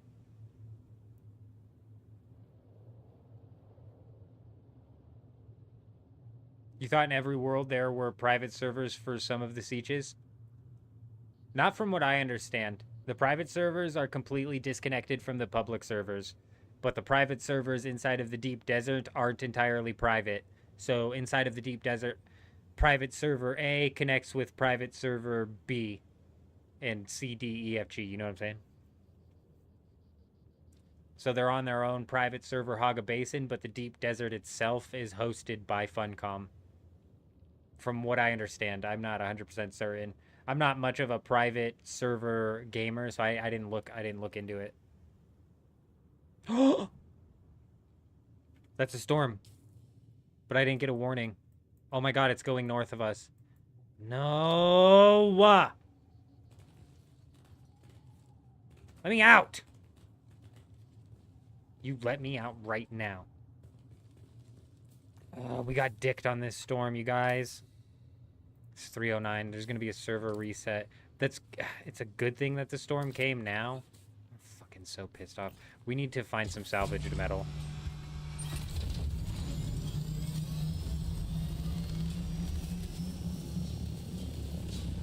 Squeeze out of here real quick. Thank you.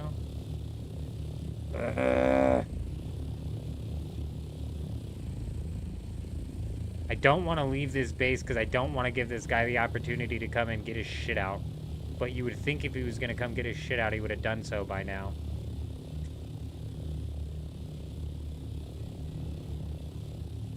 The fact that the storm came now is decent. We should get another storm after the reset. We shouldn't have to wait too long after the reset. Man, we got screwed. Oh, we actually got screwed.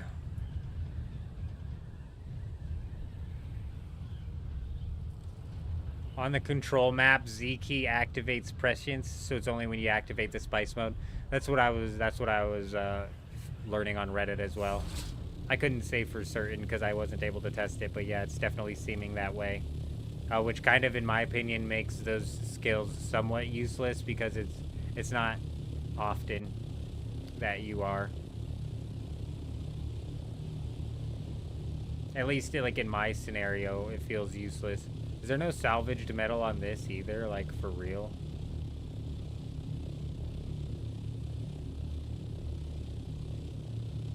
How are they not going to throw a little bit of some scrap metal down?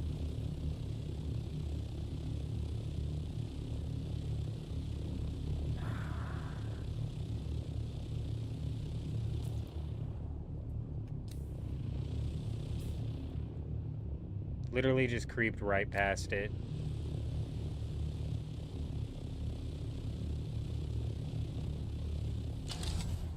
I didn't get a sector warning, so this base's shields should still be up, but for shits and giggles, we're gonna go shoot at it just to make sure. Because, like, from this angle, it looks like it could have caught it. Like, maybe it lowered the shields without dropping a warning. So let's go check.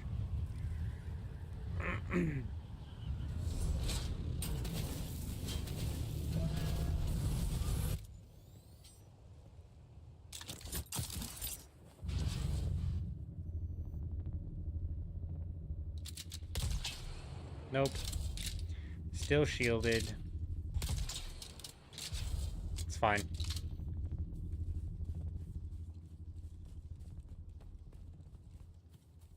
Hey, I appreciate that, Talk. You know, we do bounce around from game to game a lot.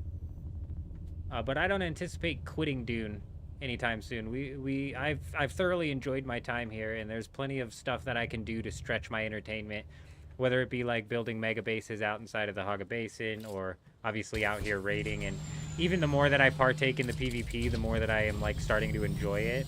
Oh shit! Here we go. Here we go.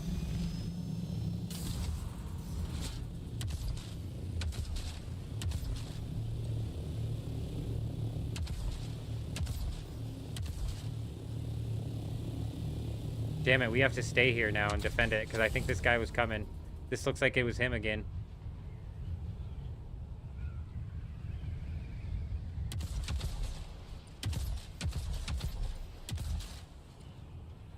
Alright, get the hell out of here, bro.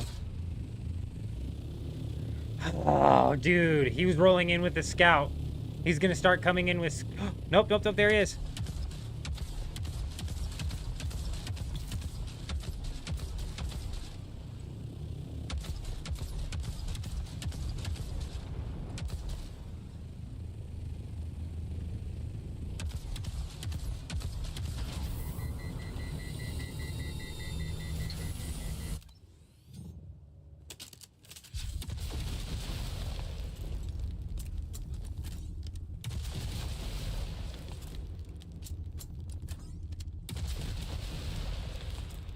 I'm not 100% certain this is him.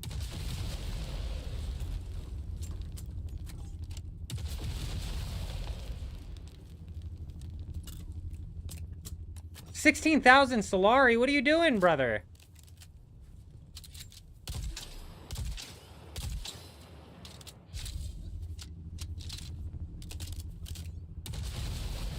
Pretty sure he can still respawn on this, so I'm gonna keep blasting it.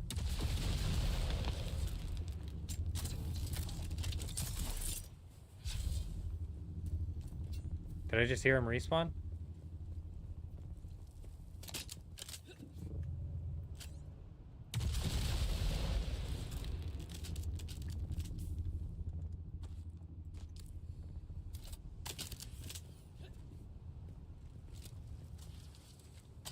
What is that noise, dude? Is it me when I drop my thing down? What the hell is that noise?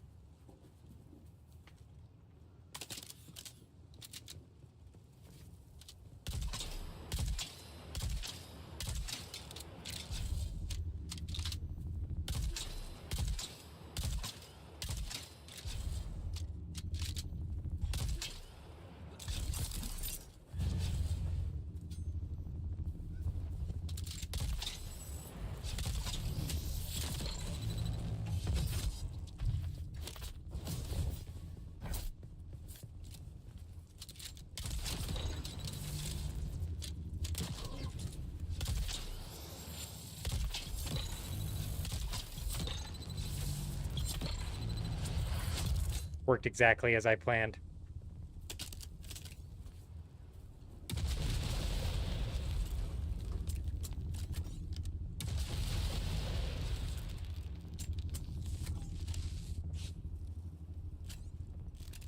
Big, bro.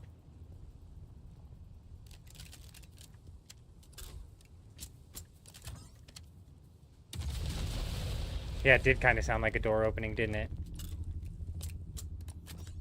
There's no way he snuck in there while we were fighting. I think this is him. This looks like the assault ornithopter that rolled through.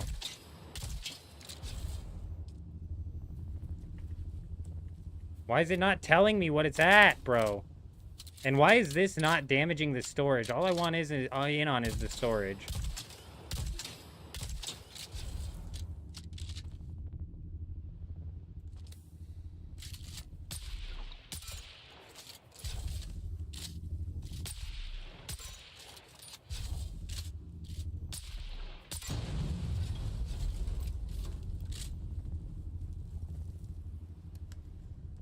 Nice, just some Stravidium. You can keep it, bro. I don't want it.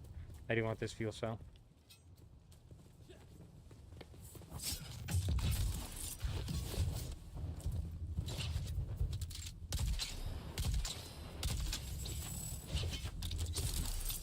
No way. What just fucking stunned me?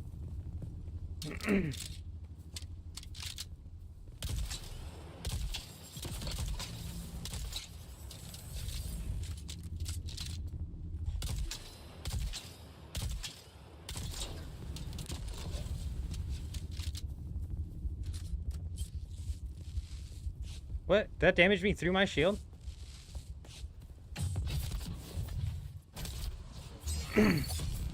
Dumbass. Okay, you keep spawning and you keep wanting to fight, so I'm gonna bust your shit up here.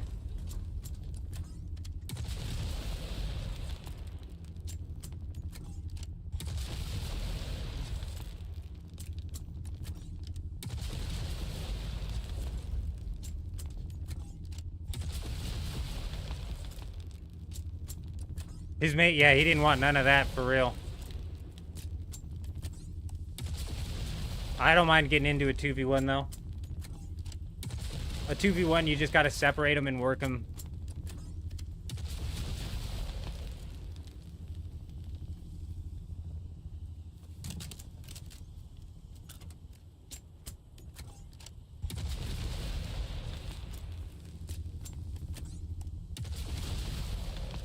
Feels like this is taking more shots than it should.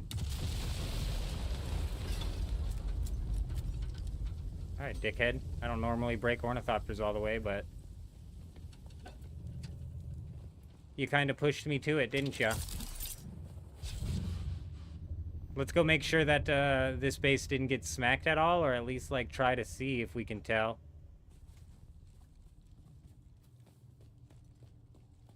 Damn, bro, I wasn't planning on staying at this base, but now that these guys came back in, for sure...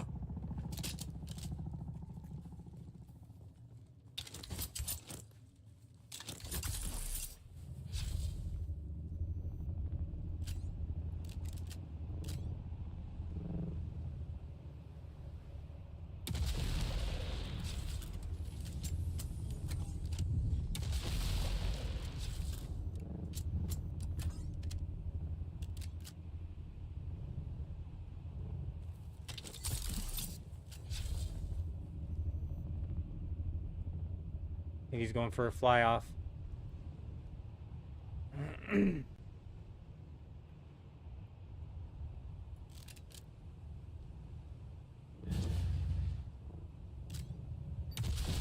Was way too low, or way too off. Delete it way more. There's only an effective range on these as well, so it wouldn't even do anything if it could. Man, bro. So he's spawning from the house. Definitely kill it. Force him to go home. If he spawn... no, he didn't. Is he spawn... was he... oh, shit. Here we go. Fuck. No, not in the hole. Get out of the hole.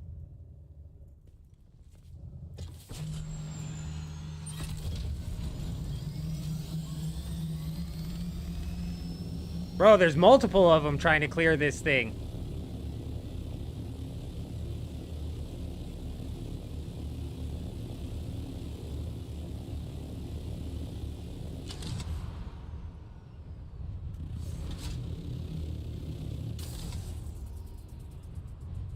Fuck, he got at least one ornithopter storage out.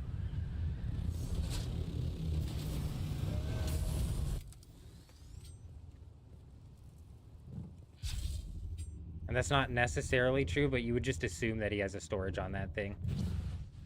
But didn't it sound like he whipped that ornithopter out and then bailed?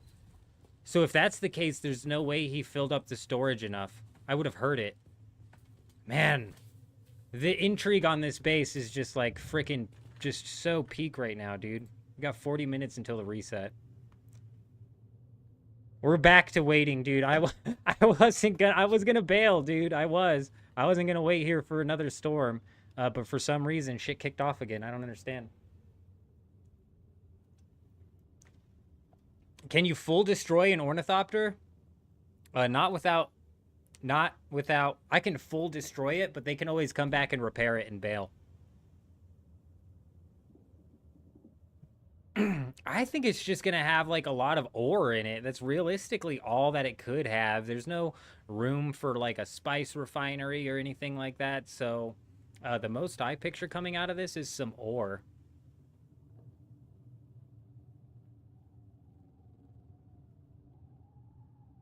But he was spawning from this base. I think you're right.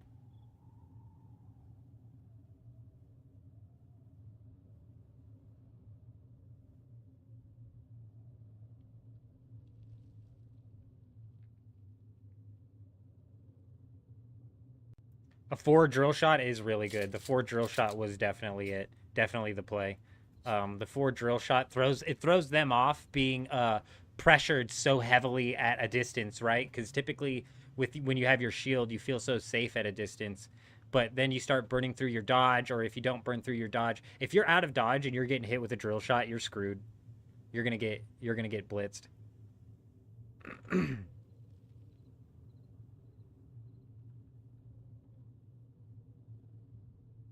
So we'll see what happens. We've got another 37 minutes until the reset here. We'll just hang out. I'm going to run to the bathroom real quick while I possibly have more than a minute before these guys roll back up. Because I don't know. They were gone for like a whole hour. I was like, they're not coming back. And then a storm comes and then they come back with multiples. I'm like shocked.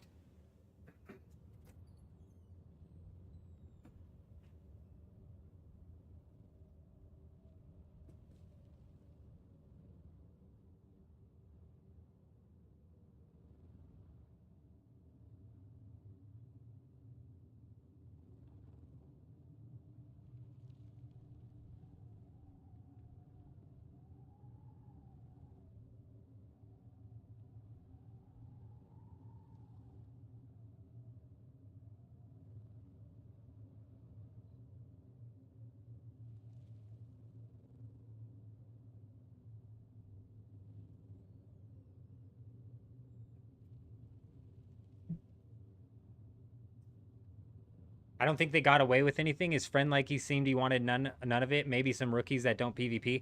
I agree. So let's do like a play-by-play of what just. Sorry, I thought I heard an ornithopter. Let's do a play-by-play of what just happened. This guy comes in with a regular ornithopter, and I hear him. So I fly up, and I start firing at him. Is that what happened, or was I in my? No, I was getting ready to leave. I was in my rocket ornithopter, and this guy comes up in a regular ornithopter, so we fire at him. And then all of a sudden, the guy's right here with an assault ornithopter, mining of all things. I don't know what he's doing. He's on the ground, though, with his assault ornithopter. This guy that we fire at bails right away, immediately bails. This guy we kill on his assault ornithopter, so we kind of turn it into a situation where he has to ground combat. From that point, it seemed like he was spawning on his assault ornithopter and then dumping down into the ground here and then coming back up to fight. But it also could have been him spawning at his base and coming up to fight. It could have been either or. And it honestly doesn't really matter because this was for sure his base. Because after we destroyed the assault ornithopter, he was able to spawn at his base. Now, a second seemingly random person with an assault ornithopter comes flying by, and I'm in the air with my rocket launcher shooting at this guy, just messing around, right? And then all of a sudden we hear somebody pull an ornithopter out and get into it and leave. So he either pulled his scout ornithopter out, got it, and left right away, or the noise we heard was him getting into his scout ornithopter. So he might have put it on the ground and gotten one inventory, but it was only a scout ornithopter inventory out of here. And he kept rolling up with an assault. So the intrigue on this base has good. That's good to know, because this guy was definitely spawning on his base and could do so at any time.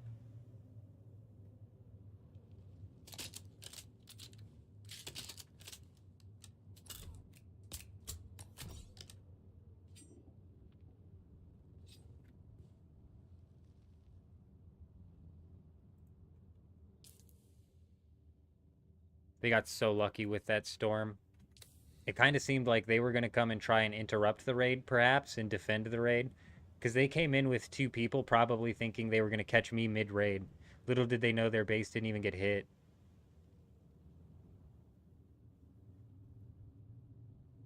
But you need to be in a base to transfer from chests. Yeah, yeah, but if his scout ornithopter is in his base's territory, he can transfer from chests into it. So he could have like spawned in his base, come and set the scout ornithopter down on the ground, transferred some stuff in, and then I heard him get into it. But it makes a noise when you pull the scout ornithopter out. And I think we heard him pull it out and immediately get into it. I think he pulled it out and got into it to leave. So honestly, we're probably looking at a situation where he took 89 titanium ore out of here. You know?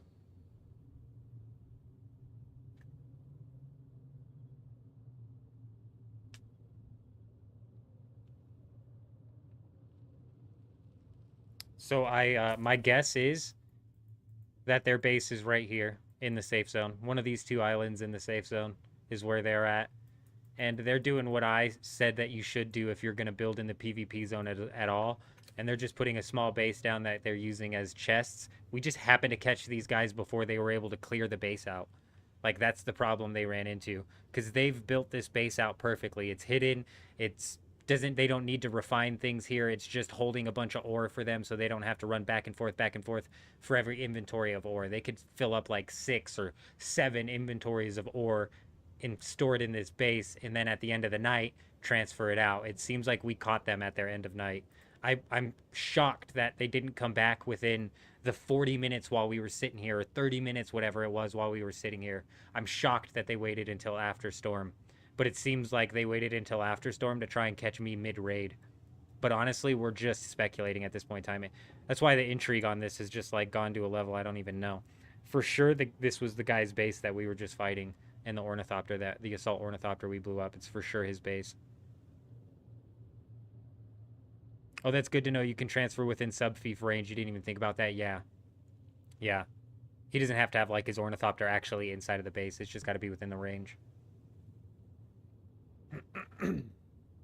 But I doubt they would be coming from another PvP base over to this PvP base. You know what I'm saying? They're in the safe zone for sure. It would, yes. Correct. But, you know, it is. Scott, you're right. 100%. But the way I think of it is like these guys probably set their base down and then they mined this whole field over and over again while just on foot. Instead of flying an ornithopter around and risking losing their ornithopter, they probably just went out, mined 80 titanium and brought it back. Went out, mined 80 and brought it back. Because like John said, these guys seem like they're anti-PvP. The one guy just said absolutely not. He got a couple rockets shot at him. I don't even think I landed. Maybe landed one. And he said, nope, I'm the hell out of here, bro. Sorry, friend. I don't care about your base or your stuff. I'm gone. It is a little bit more stealthy. And I don't... Like, efficiency is debatable because, like you said, you'd have to take just as many trips back to your safe base as you would originally. But they could also do something where they're like filling up a scout ornithopter inventory, bringing it back, scout ornithopter inventory, bringing it back, and then doing like we saw them doing is bringing an assault inventory to take big chunks back, big chunk back. So like two runs back with the assault versus, you know, possibly 6. I don't know what the ratio is, but if I had to guess, that's what this is. And honestly, that's the way to do bases out here. Like I said, we just caught these guys unfortunately as they were going to clear this base, which is funny because I was getting ready to set a respawn beacon down and leave this base, and if I would have left the base before I noticed they were trying to clear the base, I wouldn't be standing behind this door right now. We'd be looking for more bases, but the possibility of juice is just too good.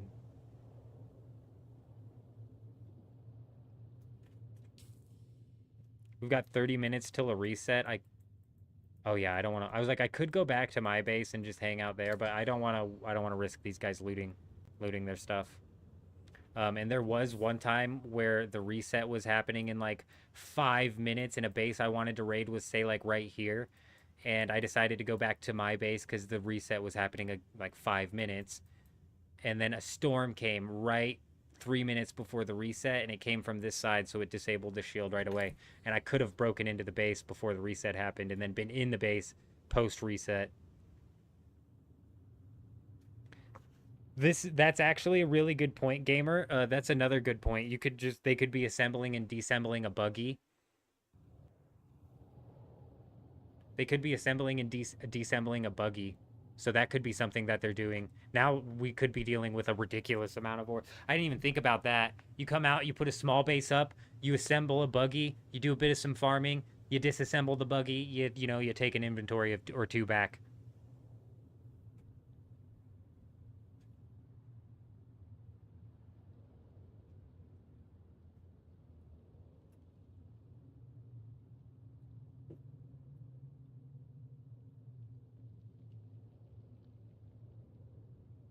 I don't know, honestly. I don't know how much more. It's definitely more. In the way they're set up here, they could have their buggy in this little hidden cranny, and then they could roll down and mine any titanium or stravidium down here and just go back up and park it and hide it. So that's actually a really good point. Yeah, all of this makes me like think about possibly just abandoning my Dugap base inside of the Haga Basin. I really just wish they would come up with the alternative strategy of allowing people to build 3 sub-fiefs in the deep desert and 3 sub-fiefs in the Haga Basin. Because my Dugap base is just prime real estate, bro. It is prime real estate, and I want to build a mega base over there as well. But I can't do that if I abandon the base, because I guarantee if I abandon the base, somebody's going to come swoop that. It is prime ass real estate, and we could put a nice, like, spiraling tower type thing, that going up that like spire with like the Dugap crossing underneath. Son of a bitch, it's prime real estate. I can't just abandon that base. Because you guys see the PvP side of things where we're out here trying to cause trouble and whatnot, but I like to get down and do some mega base building as well. And I don't remember who was bringing it up earlier. It might have been Zed saying I've got a lot of resources for a solo. I can get down on that grind as well. But I think it was Kevin earlier when I was talking about should we do the mega base on live stream, or I'm probably realistically just going to do it when I'm not live one of these times and then just showcase the thing while we're live. And that's just because it's hard to keep that it's hard to keep the level of entertainment up. Again, I keep bringing that up as we're doing something that's just pissed brain dead boring. I was talking about this last time and we're flying across an empty desert, and I'm talking about it this time and I'm standing here staring at a door. But again, we're staring at a door in the off chance we run into a crazy situation where the guy opens his base door and sees an enemy just posted up. Whereas then that doesn't happen if I'm just farming in the Haga Basin, or if I'm building in the Haga Basin. There is no surprise factor, if you will. 5 hours of base building before you joined the stream. Yeah. I could get down on some base building, but like Kevin was saying, that's better done when I'm watching like Taskmasters or something in the background with the wife, and I'm just chilling. What's the name of the guy you killed? Kassor Von Harkonnen. Hopefully it's a deep desert police department.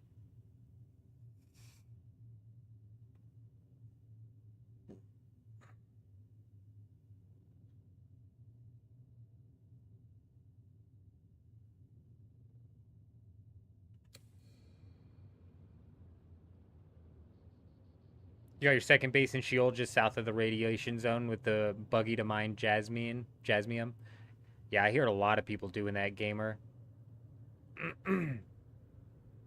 I haven't had too much of a problem farming jasmium. I just roll out there with like a scout ornithopter inventory. But yeah, if you rolled in with a buggy, that's what I'm doing while you're building while you got me up. Yeah, see, the builds are better to be put up when you're, chilling.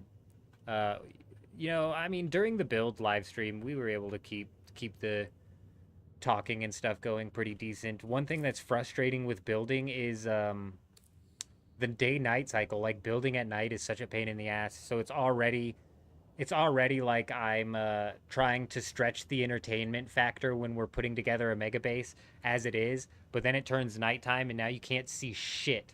So you can't even see what I'm like trying to build anymore because, and somebody in my YouTube video actually commented, they were like, turn your gamma up. And I'm like, dude. Look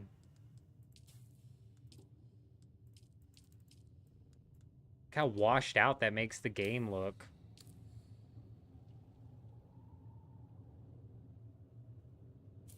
Maybe we turn it up a bit though, because that does look washed out, but it's not like terrible. What was that, 2? Ooh, that's dark. It's like 2.5 maybe.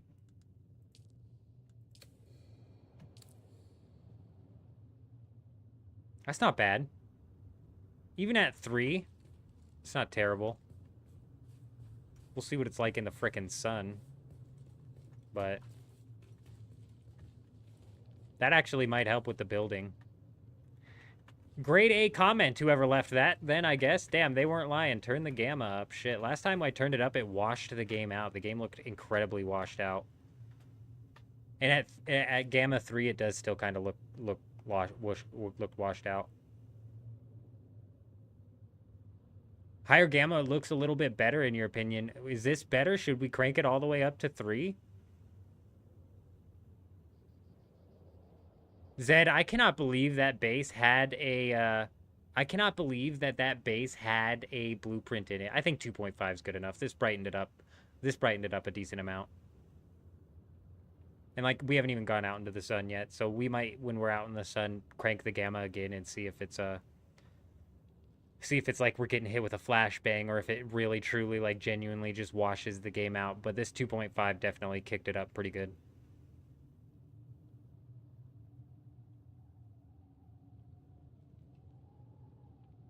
Yeah, I agree.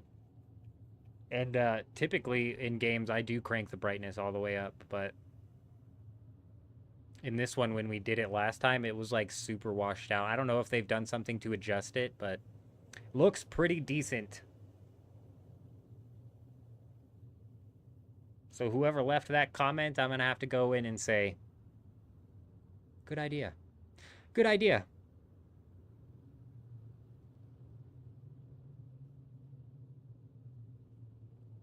That might help with the building in the dark as well, because I swear building in the dark is so brutal. That might be a situation where you do crank the gamma to 3.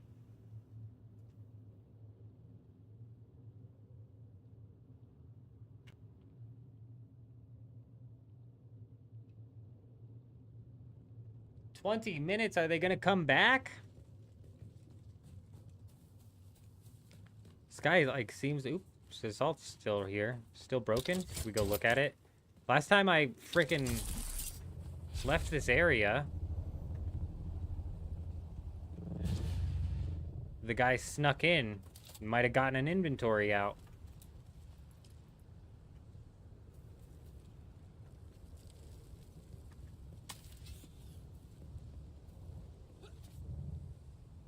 Bro, I thought I heard footsteps.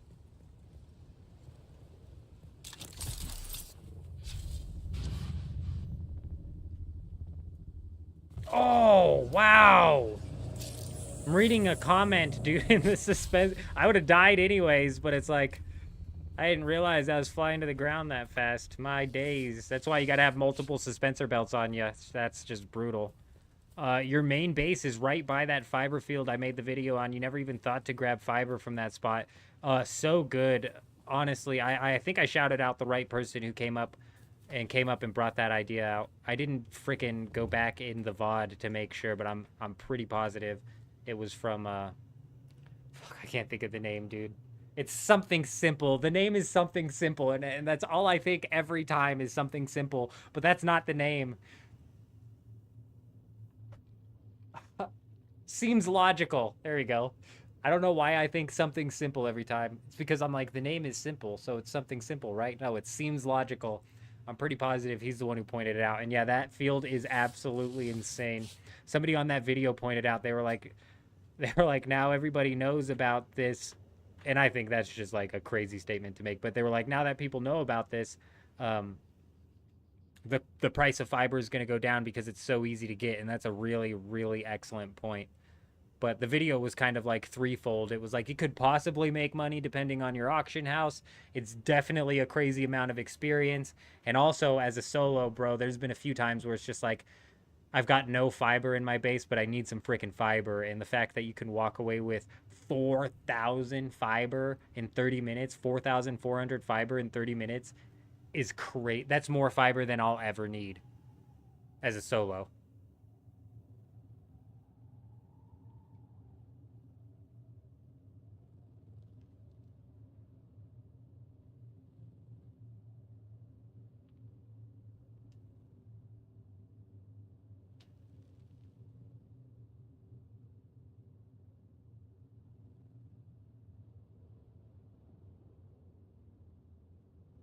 17 minutes remaining. The last storm happened at like what? It was like 3:05 or something like that. It was early into the 3 o'clock hour. So, I'm fully expecting that the next storm is either going to happen right before the server restart, which is going to be good or bad for us depending on what side of the deep desert it comes in on. And then if it doesn't come before the reset, it should be coming soon after. Just canceled the reboot for us. Ray's on the reboot canceling again. It's brilliant.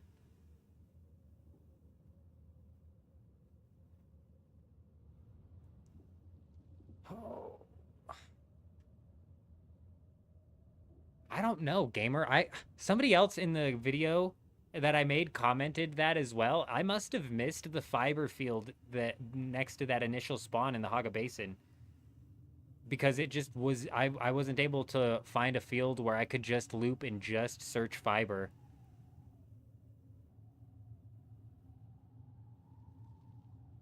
Because I had some people in that video also pointing out that the Haga Basin has a really nice spot for fiber. And we were looking for fiber earlier in that stream before Seems Logical pointed out that big-ass field up to the north. And that field is huge, bro. And the way you can just loop around it and just basically constantly in the eastern island. Ah, damn it. I wish I could open my map to the Haga Basin. Son of a beach.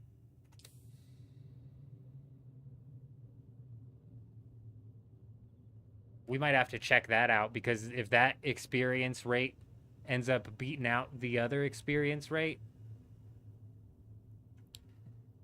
sitting pretty.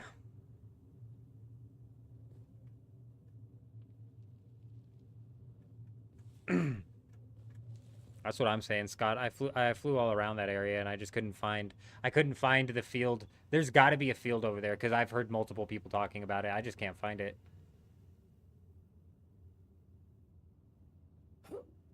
Who's Shroud though, gamer? I'm just playing. Shroud.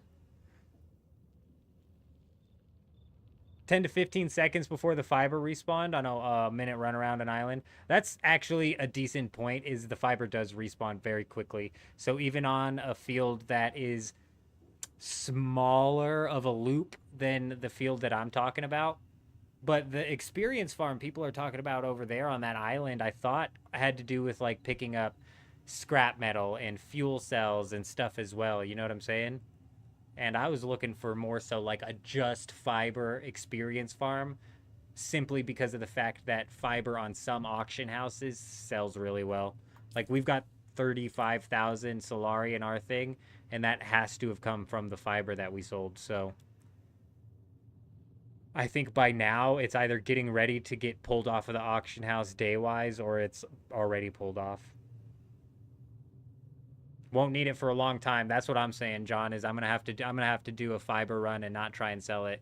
Or if the stuff in the auction house did not sell, I'll just pull it and keep it, just so we have it. Bandages for days.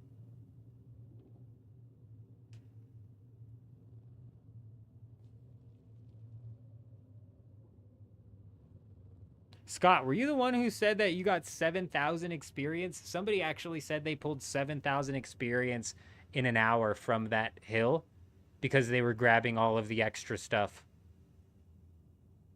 Again, like I said, I was going after just fiber. I wanted a fiber loop So we could like turn it into, like I said, the 3-part video with the experience, with the collecting a shitload of fiber for the first place, because it's one of those resources. You don't get like a sickle where you can harvest one plant fiber and get 100 of it. You always only pick up 5. But yeah, I think somebody in the comments pointed out they got 7,000 experience in an hour because they were picking up all the other stuff too. You didn't do a full hour, but you got a lot? Yeah. So it was probably somebody else, and I'm not surprised. 7,000 an hour is actually crazy. Didn't they say it was like 48,000 experience for level 200? Bro, at 7,000 an hour, you'll get there quick.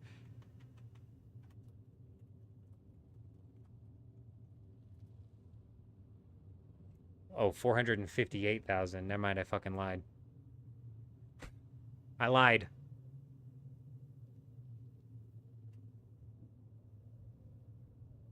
That can't be the case, because that's like a 100-hour grind, and if that's the best experience in Dune, it's gonna be...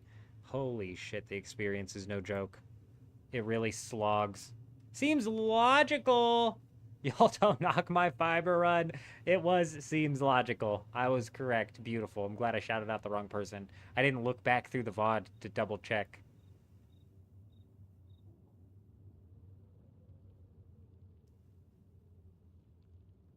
You're actually right, Base. It's very dull. That sort of experience farming is a freaking snooze fest.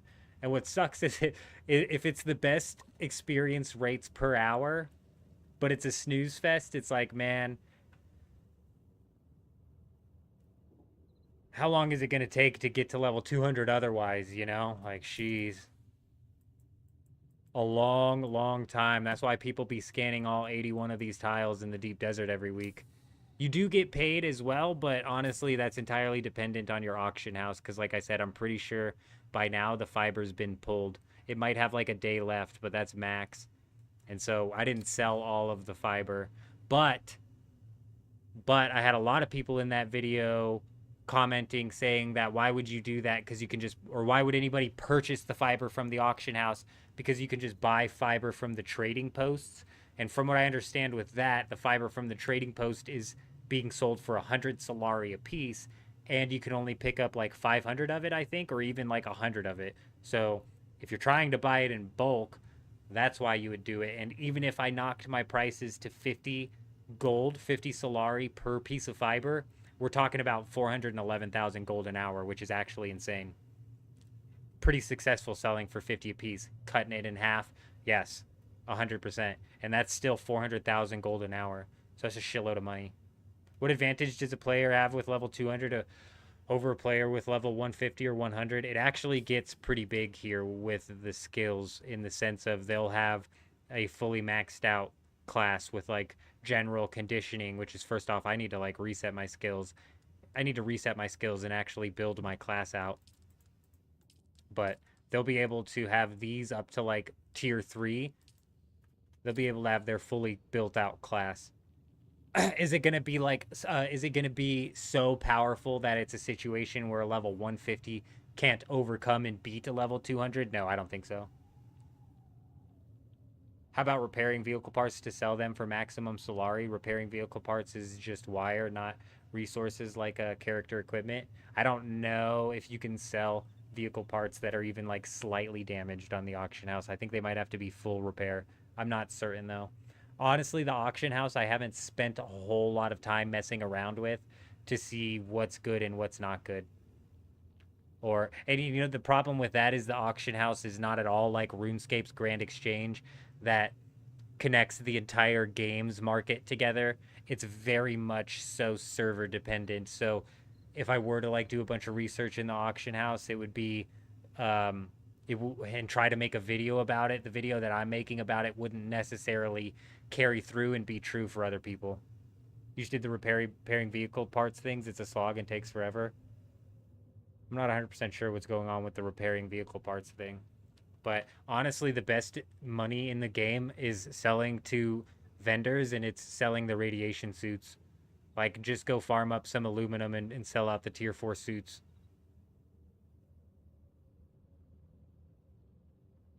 Interesting. Yeah, I haven't spent a whole lot of time inside of the thing. Well, I think it's pretty safe to say that these guys aren't going to try flying back with only 5 minutes left and end up possibly getting caught out in some PvP. But it's not like a guarantee. So let's pop out here real quick, make sure this guy's not...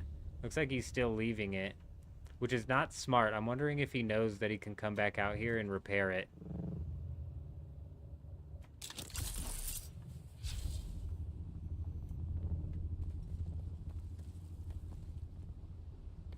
Bro, I swore I just heard an ornithopter.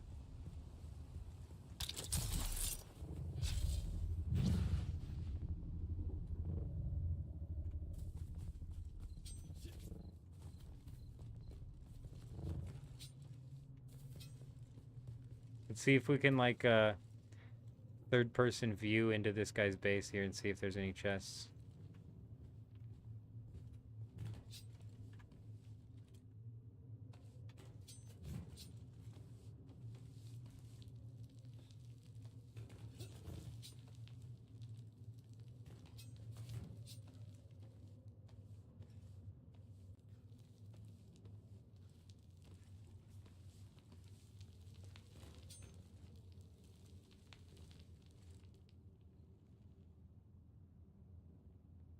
It's just not gonna work.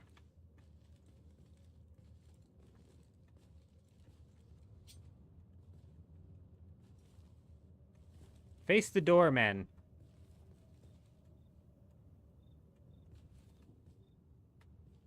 There you go. Funcom might change that. Didn't they make similar change to their player-driven market in Conan? Honestly, I have no idea. Yeah, the rad suits are crazy money for sure. It's busted.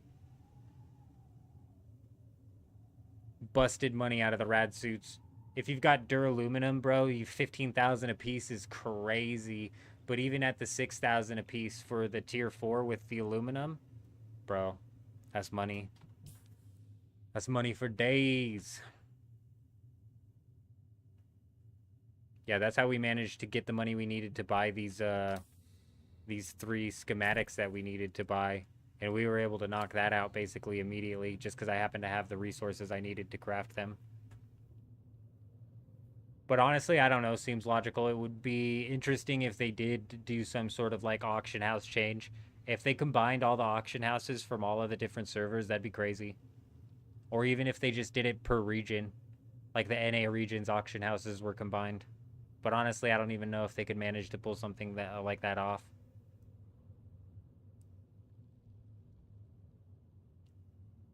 So I think they nerfed selling the lube to the vendors. I don't know if I was trying to sell it to the wrong one, but they were only paying like, it was either like 1 Solari or 10 Solari a piece. It just was not worth it. Not compared to the aluminum for the 6,000 a piece for the rad suits. The radiation suits is crazy money. Crazy, crazy money. We got to be sure to get on the server quick enough, because if these guys aren't going to sleep, I had assumed they fell asleep. So when they came back to try and clear this base, that took me by surprise. Where do we vendor the rad suits? So I do the vendor that's in Misa Tiril, and that one buys them at 100%. I tried to do the vendor that's inside of like the Eastern Shield Wall, I think, and that one bought it at a discount. Like it didn't want to buy it at 100%. It was like the demand isn't there. So I'd go to the one to Misa Tiril over there. Because we're buying them for 6,000 a piece full on. Honestly, it's so good it should be nerfed. It's like crazy. It's crazy how much they buy those things for. And it honestly doesn't take a whole lot to craft the rad suits either. That's honestly probably a method that you should take advantage of now before they do end up nerfing it. That way you could just like easy stock up on millions. Because honestly, if you did like a whole day of farming aluminum, the dupers probably screwed the market. 100% they did, John. Funcom said that they were looking to take action against the abusers. So whether or not they're actually able to do that, we'll see. But that would be nice. That would be nice. But yeah, it completely jacked the market up. Some people were saying that they're on their servers, Melange was selling for 1,000 a piece, which is pretty cheap for Melange.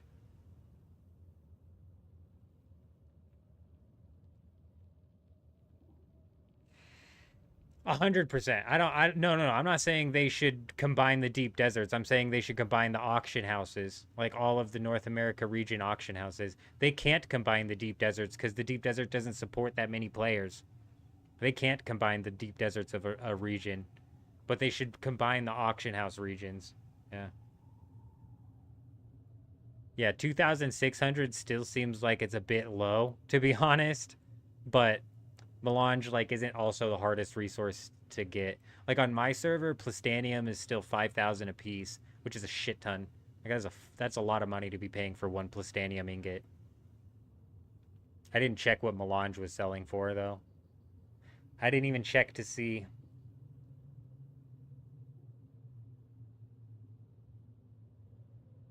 Two minutes remaining. What the hell? Looks like I can see daylight through that door. Oh, I'm like, did he come and bust in through the roof? To avoid coming in through the front door?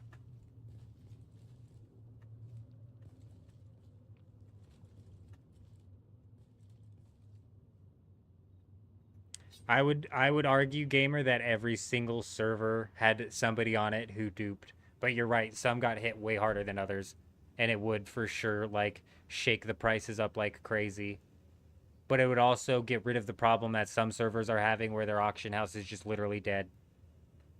Am I on the spiral too, or are all the servers restarting? No, I'm on DoGap. All North American servers restart at the same time, though. So everybody in North America gets hit with the restart at the same time. For the deep desert, though, they can have one for all. They should make each different part of Arrakis so that those in one can fly to another around the globe. I think I kind of get what you're saying, to where it's like I can fly, like, so the deep desert, instead of ending at G9, it would like reset at A1, but inside of a different server. That would be actually crazy. I don't think they could pull something like that off. Hey, what's the name for that 4-shot shotgun? It's the Ambition. The only place that I've seen the Ambition comes from the Landsrad weapon vendor. But I believe if it came out in the rotation of the deep desert, it would also possibly be in one of those loots. Because I'm pretty sure that the Ancient Way rocket launcher was in the week 1 deep desert. I'm pretty sure it was in that pool of loot. Not 100% certain, but I think it was.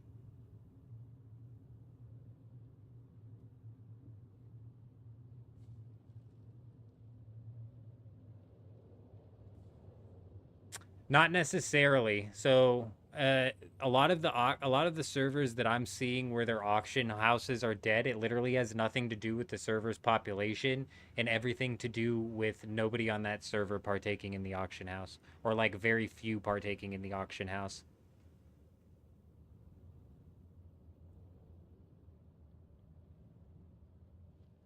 Oh, you've got the Landsrad this week? Yeah. Oh, they have it this week. Yeah. That happened to us last week. They got a hold of it.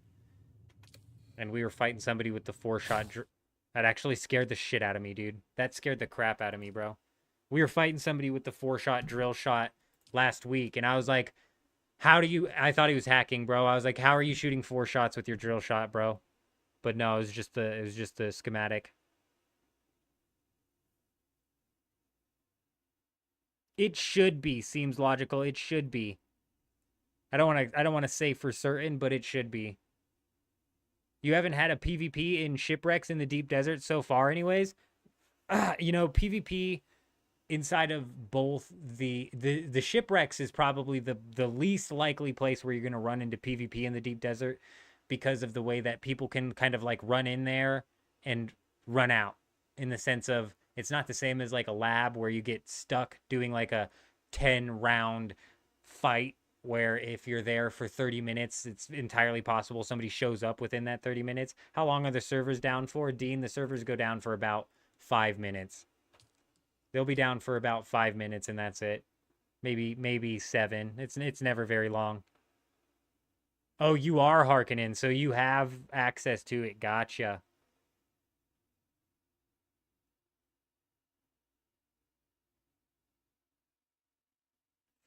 That's what I thought he was doing, Scott, when he was shooting 4 shots. I said, do you have 2 drill shots slotted in on your bar?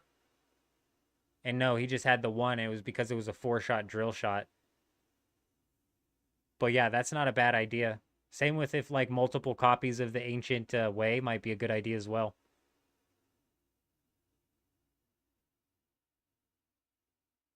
See, Zed, a lot of people do that as well. A lot of people just can't be asked to deal with the loading screen, take their stuff all the way out there. In the video I made, people were saying that they wish that they would make the auction house like available at like a trading post or something like that. That'd be a good idea. We back. Ray says we back, when in reality we just gone. We finally gone. She down. She fully down. I'll be right back.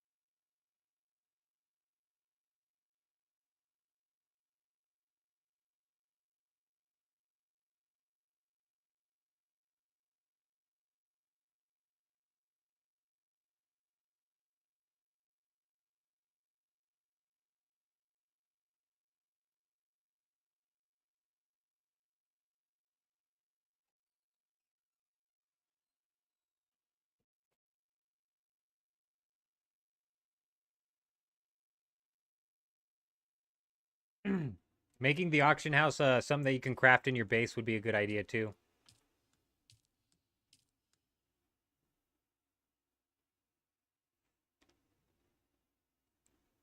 Oh man, so gamer, that's a good idea too. That'd be another thing that you could use the multiple copies. I didn't even think about the double pump strat. You basically just like insta stick them with your aim would have to be really good at that point for that to be like super useful, but man, if you slapped them with 2 of those darts like back to back basically immediately after another, that'd be pretty brutal. That might be a one tap.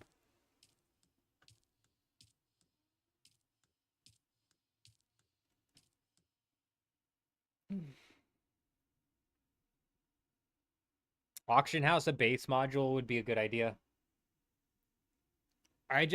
The way I said they should just put it on the sub fief, but somebody brought up like making it something you can build in your base.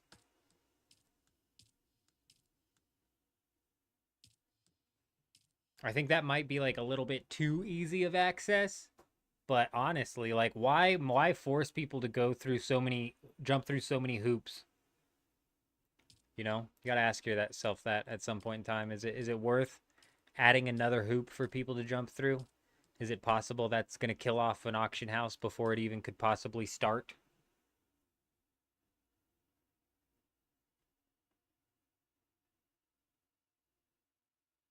Oh, 3 different seeking rocket launchers just to swap between them to avoid the reload delay. See, I was still on the drill shot, but yeah.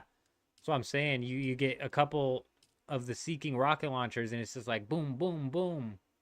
Unfortunately, you only get 3 shots before you're now on like the section where you have to reload, shoot, reload, shoot. But you'd get 3 shots off, which could potentially shut the Ornithopter's wings down.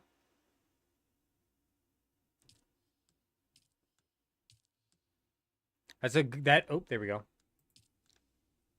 That's a good idea. Zed is to put that behind some sort of like quest reward, so people have to grind for it and earn it. But once they do, it's like something they can put up in their base and make easy use of. Yeah, that's a good idea.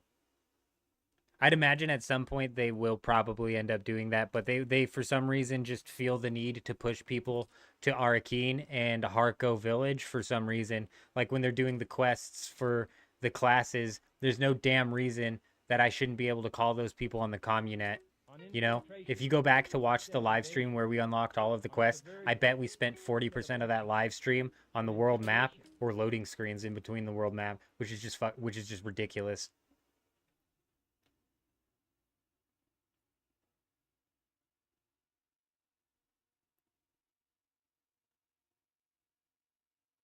I'd imagine they eventually put something like that in there, Scott. It's just a matter of when.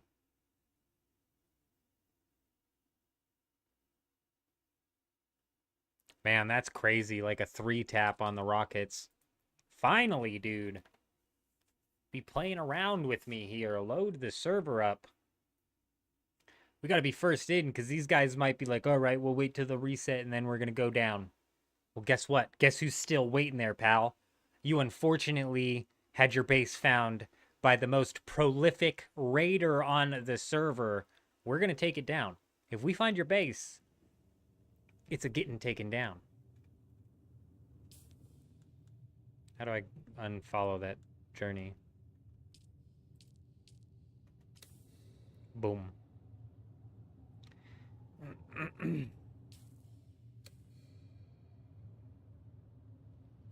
I desperately want to have them see me here, but I also want to make sure that he's not like repairing his assault ornithopter.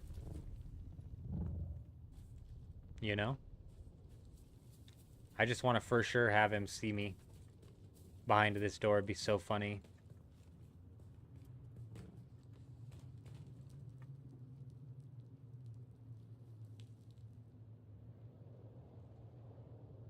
And yeah, if you could get 3 of those rockets to land at the same time, you might break the wings. Oh, they definitely think I'm unhinged. They're probably confused. Because honestly, like, the timing couldn't have been more perfect for me. Because I was going to leave this base, but I just happened to catch this ornithopter trying to stack up and take stuff from this base. You know?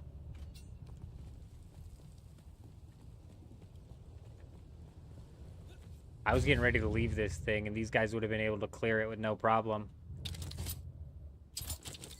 So these guys are probably a bit confused.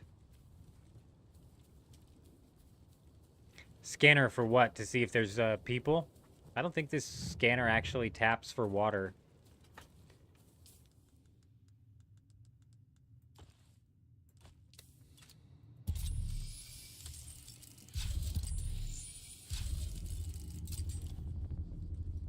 Were they Harkonnen or Atreides? I don't know. The guy's name was something Harkonnen, so I'm guessing Harkonnen. That is basically like a human SAM turret, but it's only one you can shoot off once, because it would be like rocket, rocket, rocket, and then, you know, you go back to one and you have to reload, so.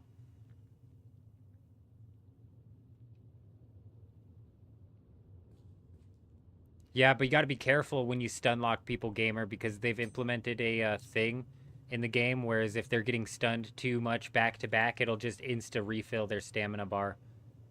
And that can turn the tides of a fight. Like, there was a couple times in the live raid where the guy was doing too much to stagger me. He was making me stagger too many times in a row. And I even called it out during one of the times. I said, you're doing too much. I didn't explain what I meant by saying that, but he did too much and my stamina bar refilled. There's like a fine balance you have to play with staggering people. Otherwise, you're just going to give them the full stamina back. And that might actually lead to a problem with the drill shot as well.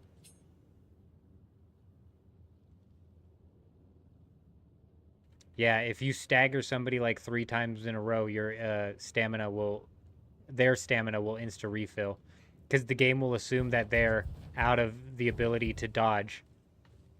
So if the game assumes that they're out of the ability to dodge, the game's like, oh, they're getting stun locked. And that was a major problem with the early access testing, the early testing period that they did, the weekend beta test or whatever you want to call that. A lot of people were getting pissed off at the stun lock. So they implemented in a bit of a stamina regen situation that it would at least allow you to dodge.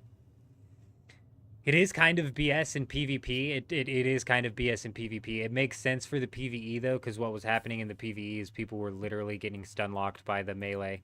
You get 2 melee people on you, and they would just stun lock your ass. And it was frustrating more than it was, like, an entertaining gameplay.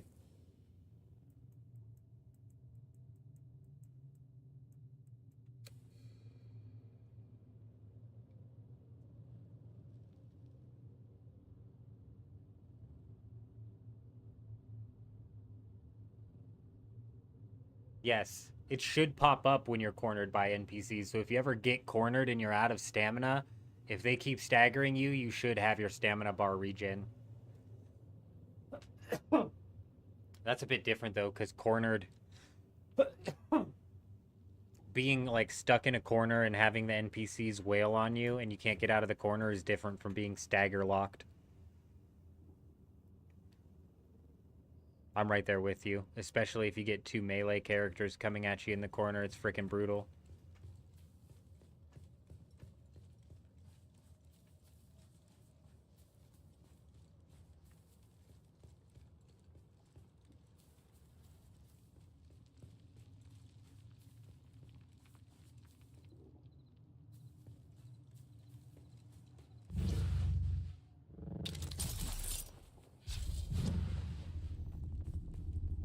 They came back for this base, so that definitely gives me high hopes that there's something in here. He didn't have a whole lot of time, and he definitely only had a scout ornithopter's worth of inventory, if that. So hopefully we walk out of here with something. My guess is it's going to be like Stravidium and Titanium. That's it. How much of it? I don't know, dude. It could be a lot. Especially considering they might have been doing the buggy method like we were talking about. This would be a perfect spot to slap a buggy down. They could just assemble the buggy here and then go do a nice, easy loop of whatever ores down inside of this bottom piece here. Maybe even work their way up these. Not even have to worry about it too much and then just roll back in. The storms where you can raid, they're random or a fixed time. It's a bit it's a bit of both. It's random on a fixed schedule. So I think the way it works, and I can't say this for certain, is that sometime in between 45 minutes and 1 hour and a half, the storm will come. But it's RNG as to when in that timeline it'll come. This does change a little bit when you hit non-peak times. During non-peak times, it seems that the storms shift and it changes from 45 minutes to an hour and a half to somewhere in between 1 and 2 hours. So an RNG set between 45 minutes and an hour and a half, and then if you're on too early in the morning, similar to the way we've unfortunately kind of locked ourselves into this this overnight schedule here. I swear I didn't do it on purpose, but I love working overnights. I always have, and I guess, you know, it just makes sense that this is what we'd lock ourselves into.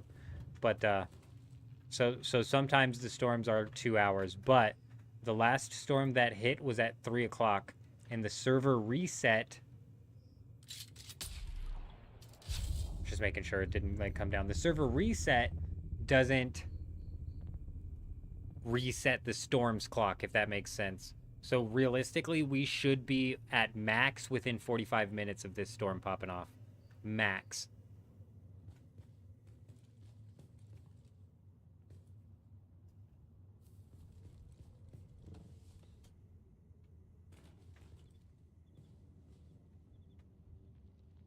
That is all just based off of like a bit of some speculation.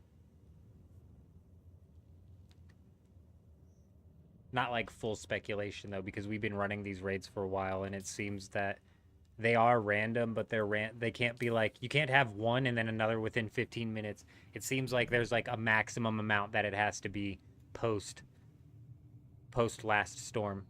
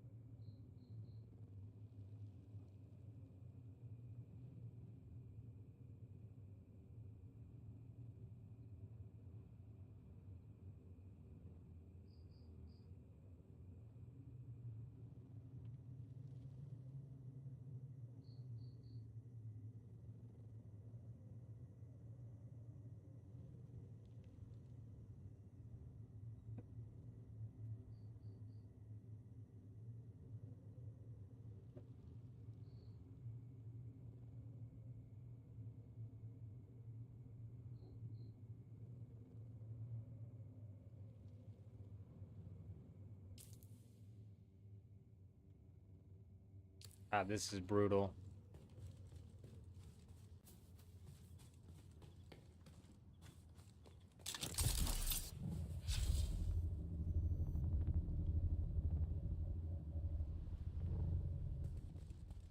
Anyone in the deep desert not getting worm by... Did they mess the worm up again? Is the worm bugged again? I'll go check.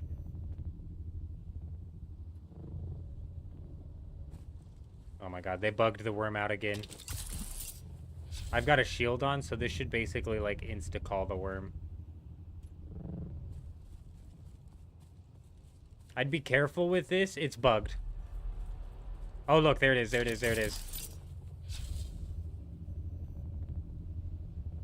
There's been a few updates where, a few resets where right when you log back on, the worm doesn't seem to be working. But like 10 minutes later, 15 minutes later, it kicks back in. So I don't know if it's like the worm having to pull a reset or what exactly.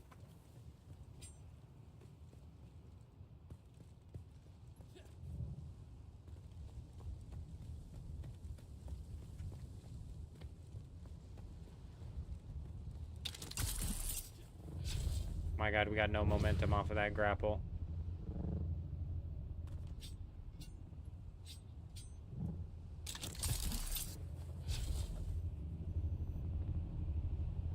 We're gonna check this side, because this... On the whole, this is where the last one was hidden, was down in this crack. There's a base hidden in this crack on the last hole.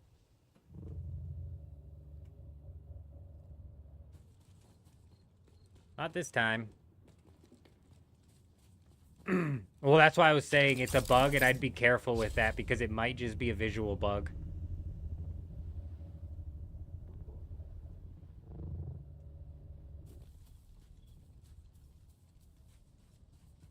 I heard the cricket noise, too. You're right, there must be crickets running around. That doesn't seem very Dune lore-esque. Get the lore hounds out here. Get them angry. They were going to have enemy AI flying ornithopters around, huh? I didn't hear that. But they couldn't get the NPCs to be effective? I'm not surprised. Could you imagine the deep desert with enemy NPC ornithopters with rocket launchers? No. I think people would be pissed off. One thing that I hate as a PvP player is PvE VP. That shit pisses me off, dude. I don't want to fight AI when I'm trying to fight people. Get the fuck out of here. I'm trying to fight people, you know what I mean? I'm not trying to fight AI. Oh, and then it's like, that, yeah, I don't think that would work, bro. I think that'd piss people off, because I don't think I'm alone on that. I think PvPers typically prefer PvP or PvE, not PvPvE. It's a big reason why I'm, like, not a huge fan of extraction shooters. Like, what was the extraction that came out that was super heavy in the PvE? It was it Mecha Break? I don't think it was, but it might have been. Might have been. Yeah, we played Mecha Break Test for a little bit, and we did a bit of the extraction mode on there, and I just really don't like the PvP VE. It's annoying as shit. If I'm doing PvP, I want to do PvP. If I'm doing PvE, I want to do PvE. Having to juggle... It's like when I'm playing Apex Legends and my stupid-ass teammates start cracking open the eggs. I'm like, yo, if you want to play PvE, go play another game. Get the hell out of here. I'm so pissed off that the developers even put that in the game. The stupid spiders and the stupid dogs should not be in the game. And then it's in ranked still even, so I'm running from the dogs in ranked mode, pissed off. What is PvE doing in ranked mode? I think Fortnite did some stuff with that as well. But I think when they started implementing the PvE, I was already on my way out of caring about playing Fortnite. When I was working at Walmart, one of the people working there was like obsessed with Fortnite, and he actually convinced me to download the game and try and play it again.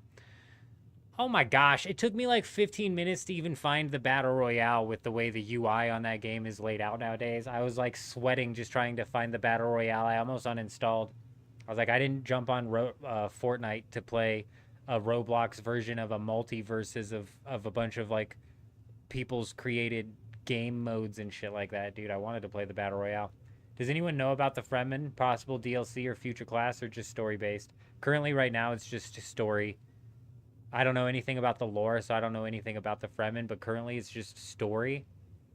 Later on in the future, they're planning on releasing the Fremen House, which we don't know a whole lot about, but I think it's meant to be the Fremen house is meant to be more of a faction that's there and gets rewarded playing like a balancing role inside of the Landsrad. I don't think it'll work though with the way the Landsrad system works now. Landsrad got screwed because of these guys duped. Shy Guys duped to shit. Bet this is the second week in a row that Atreides basically like insta filled out the Landsrad, and I'm guaranteeing you guys it's because the Shy Guys duped, like bad. So the Landsrad itself kind of got screwed because of all the dupers. And if the game follows any sort of like Conan Exile's track record, there's going to be dupes in the game for the whole entirety of the game, so. Brutal. Yes, most of the DLCs are pegged as cosmetic. There's one of them that's pegged to have cosmetics and a bit of a quest line coming along with it, but whether or not that brings any sort of substantial content, I'm not convinced. The only DLC that's labeled to have like new content coming is going to be like expansion, is that like last one, that Way of Water or that Water Wars or whatever the hell they called it. So I don't know. I'd imagine that the 4th expansion, which I believe is coming out sometime next year, it's June next year. It's like the game's year anniversary or whatever is when they're going to be dropping the expansion. If I had to guess, that's when the Fremen class is going to come and the new planet's going to come. If even a new planet, though. I'm not sure how far the devs or what the devs have even developed. And I bet they're in a bit of panic mode right now because the game's PvP, the game's PvE players are not receiving the PvP very well because they never will. And so the developers, I bet, are in a bit of panic mode right now trying to get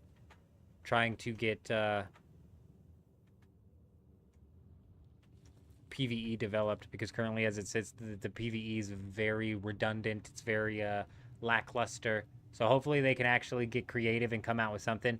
I don't know what Conan Exile's PvE is like, if it's as redundant as Dune Awakening's is, but it's very apparent that Dune Awakening didn't develop their game with PvE in mind at all, with how redundant it is.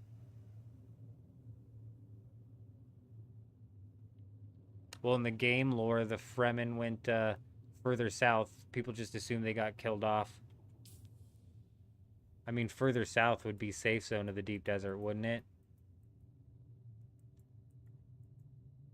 Or like further south, even outside of the here.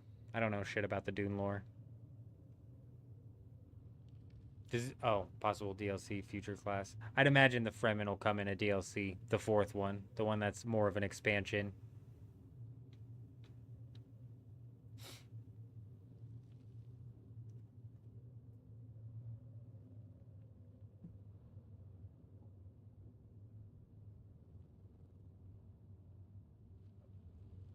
I'm gonna give it like what?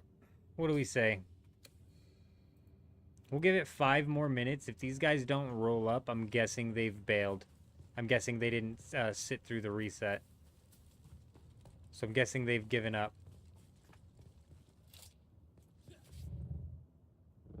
And by 5 more minutes, I meant like 0 more minutes. Let's go ahead and fly around the island.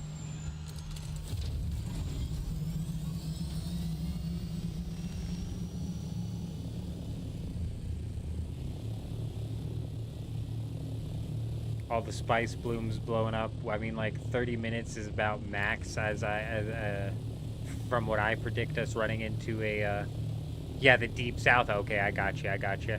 Hank, how you doing? Good to see ya. Hank always catches us very, very early in the morning. He must be a North American viewer, huh? Oops, thought we were gonna be able to boost. Hank's just now getting up, getting his coffee all prepped. Does anyone know if the storm in the deep desert can hit the I row? It can hit the I row, 100%.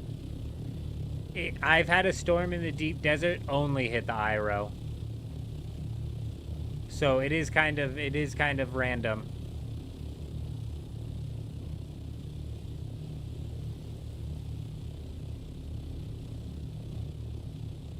You notice that the base isn't filled in at the bottom. Next time you look at it, you should see how much you can see in through it. Yeah, I thought so too. But I think that's just the way the walls look. I thought it was a window at first. Yeah, let's go back and try and see through it.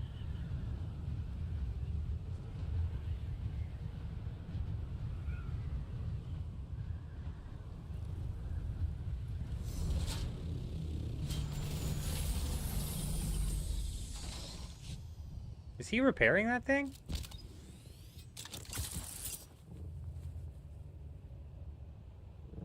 No.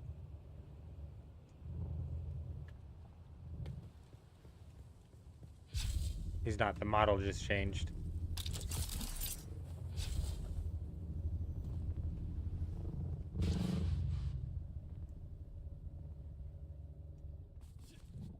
Oh, wow. Yeah, if you're on either of the sides of the,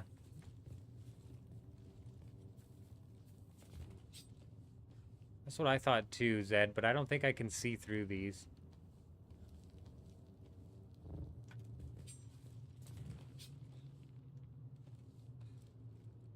Monster and G Fuel. Ah, he's not a coffee guy, huh? East Coast, in fact. Oh, I was going to say that too. I was actually going to say that. Because if you're getting on typically at 5, that's like 7 a.m. on the East Coast, right around the time people be waking up, getting ready for work. Yep. Yep. I have you pegged, Hank. We got you pegged. Honestly, the IRO is one of the most dangerous. Oh, we got that. We got that. Yeah, IRO and the 1 and the 9 row, you basically get hit with the storm instantly if it comes in on that side.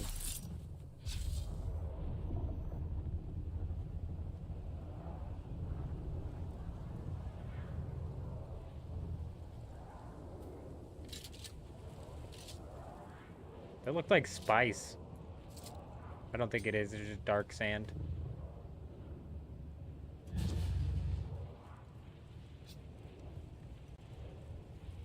Yeah, I feel you on the Monsters and G Fuel, Hank. I kind of switch my caffeine around. The rock stars I drink fucking chew my teeth up, bro. They really do. And then like the Red Bulls and shit are make me like I don't know. Like Red Bulls probably is the energy drink that makes me feel the least shitty. And so for a while I was actually drinking coffee. But I've got this thing where I intake way too much caffeine, so I try to actually like lethal amounts, like lethal amounts of caffeine, just super not healthy amounts. And so I've tried recently to start like actually counting my caffeine, and I was doing coffee for a while, and I realized that I was drinking a shitload of coffee, and that is like unregulated amounts of caffeine, in the sense of like I don't know how much caffeine I'm having per cup, but I'm having like 12 cups of coffee in the morning, and then 12 in the afternoon, and then 12 at night. It's just like way too much coffee, bro. So I've kind of like recently transitioned back into the energy drinks, so at least I know. I've had 2 Red Bulls, which is like 180 a piece, I believe. That was only 114 a piece. That's cake, bro. These 2 Red Bulls is the same as 1 Rockstar, so we're looking fine. We're fine. Black tea contains a chemical that counteracts the jitters from caffeine, so it helps mouse hands stay steady. You know, black tea has that caffeine too, doesn't it? Yeah, maybe we do start drinking tea and be a tea man. I've been watching a lot of Taskmasters, so you might as well call me British. I'll start drinking some tea. And I'll say H. That's how I'll pronounce my letter H now. What in the H was that? That was a horse. Oh, wait. That was a H horse. How? That was a... Well, I guess it works for the word horse. Good job. Good on you, you Brits.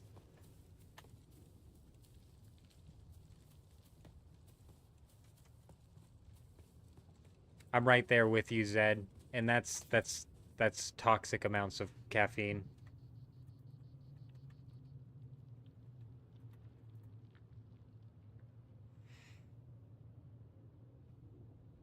Around 1,200 milligrams or less, yeah. Oh.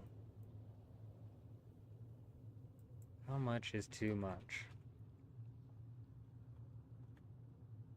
My first Google search is how much caffeine is in an 8-cup pot of coffee. It's because I was starting to get concerned that I was drinking. Yeah, bro. For most healthy adults, 400 milligrams is considered safe. Where's the dangerous ones? Dangerous is at 1200 milligrams or more. And I was sitting at right around 9. And on a long day, maybe getting close to 12. Yeah, this shit's crazy. Tea is theanine, not caffeine. Are you sure it's no caffeine in tea? You're right, Zed. You're 100% correct. I'm right there with you.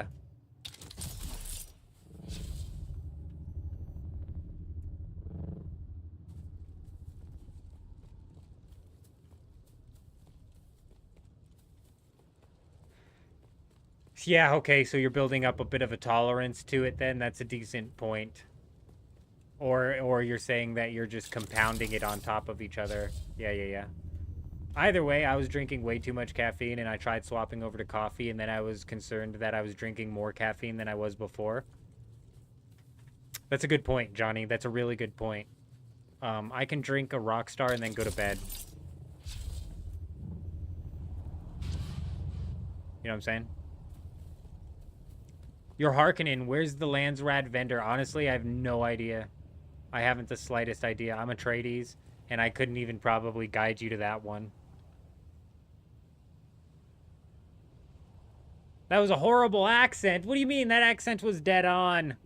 If you came in for the first time and you heard me speaking in that accent, you'd be like, this guy's British. This guy's British.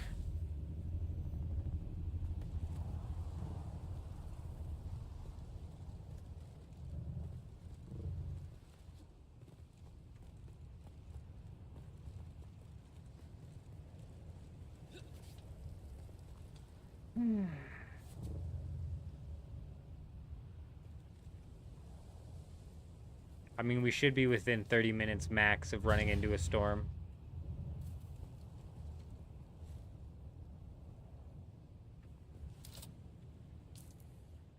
G7. I'm glad I checked that because I thought it was G6.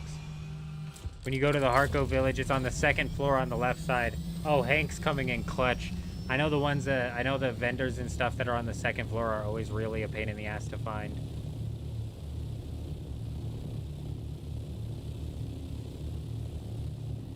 Alright, we're gonna do some scouting around in this general area here.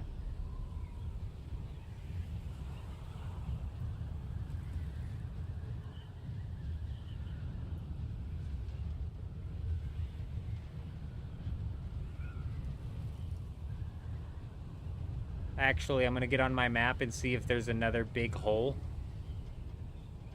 Oh, every time I see those lands, dude, I think it's a storm coming. Oh, let's get on the map and look for another big hole like that. Like, did we check the G9 hole? I think we did.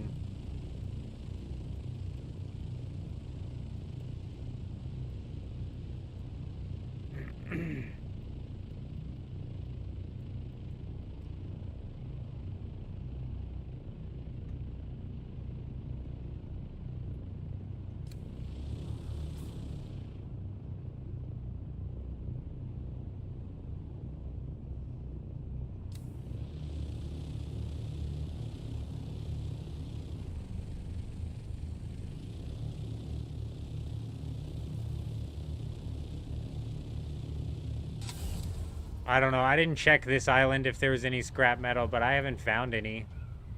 But to be fair, I didn't check that island. We're just going to stay in the general area. We'll just stay close to it. It should be happening at any time, to be honest. I don't want these guys to start to feel too comfortable.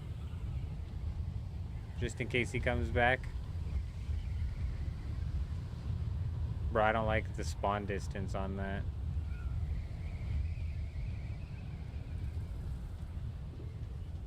Yeah, just in case he decides to come back, I at least want to be in the general area. But literally, as soon as we fly away from here, he could come in. I wouldn't even know.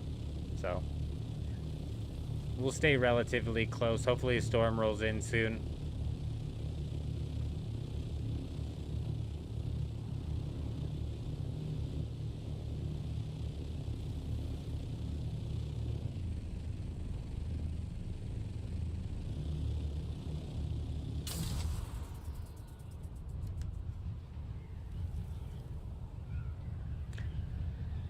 You know what bums me out is that just using your rocket breaks your rocket. You know, it makes sense, but I feel like it just happens too fast.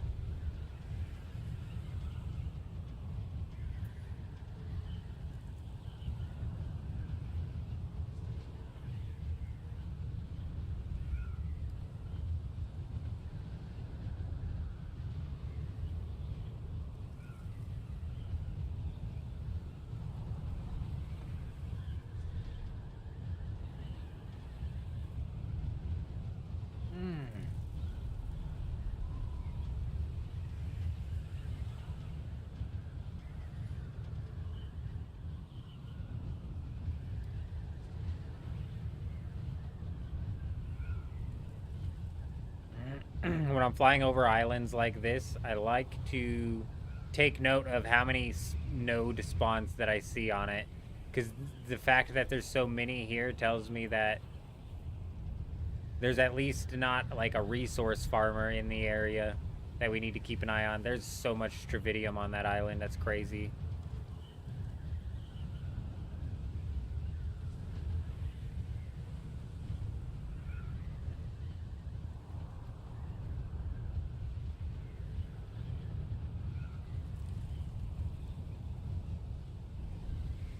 Dude, was that a worm warning? I saw the warning go off. I thought it was going to be storm.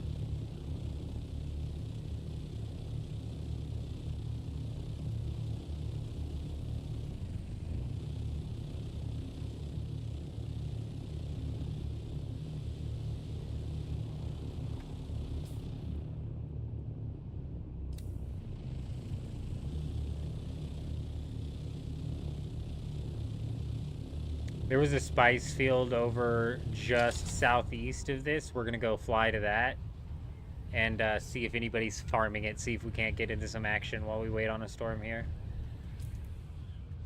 I swear if I fly back and this guy's clearing his shit, I'm gonna freak out, bro.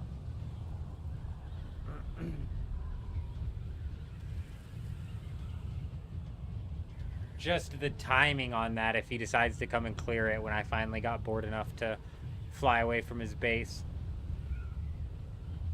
But I think he finally cut his losses, which is surprising. He's just going to leave that assault ornithopter out here. This guy might have rage quit.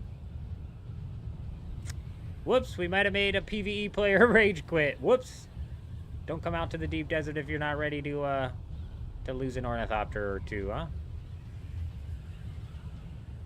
Because he straight up just left it. If I was toxic, I think I could push this assault, or I don't know if you can do it anymore, but this is how people are griefing people. I'll go see if I can push it off this hill.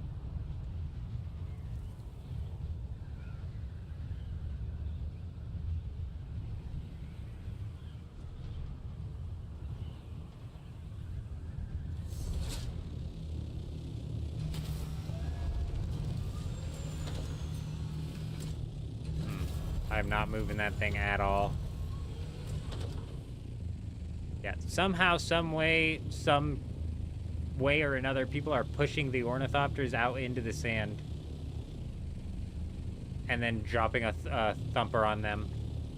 But I'm not one to grief, bro. But, you know, like, he's just going to leave it there. I'm surprised. I think it'll despawn eventually. So he's going to lose his ornithopter for not coming out and getting it.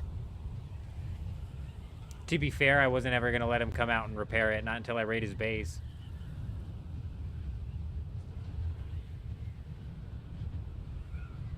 Not until I get that juicy raid going.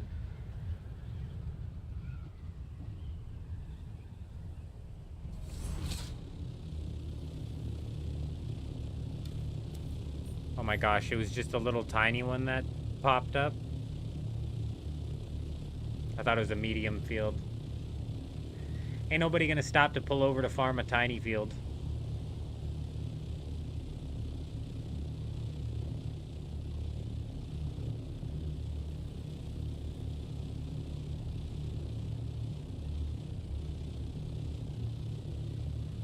Just for shits and giggles, let's go check G9 again.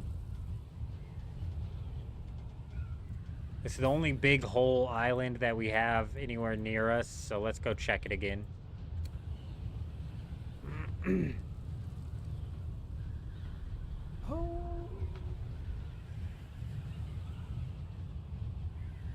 While we're walking around this island, we'll look for some scrap metal so we can slap a respawn beacon down. Maybe expand our search radius a little bit here.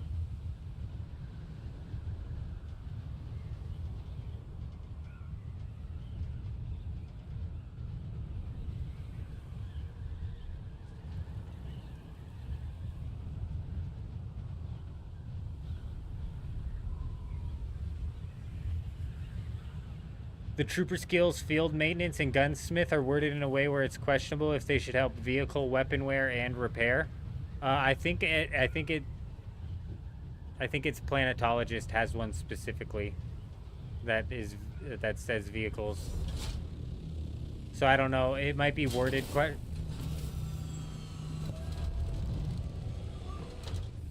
The hell was that? It might be worded questionably, but let's check.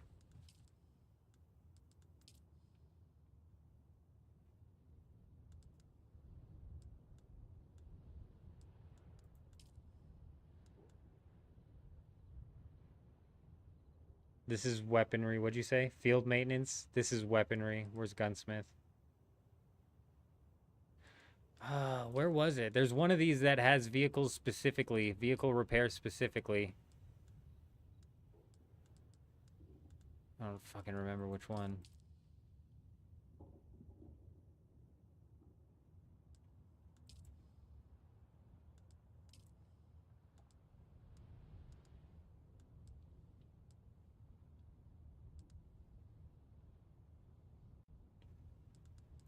I don't think so. This specifically seems like weapons, but it says weapons and tools.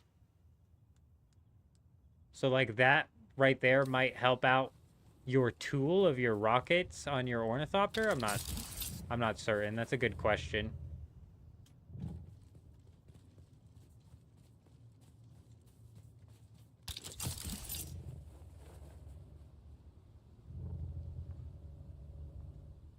The way I read it is it sounds just like it would be guns rather than...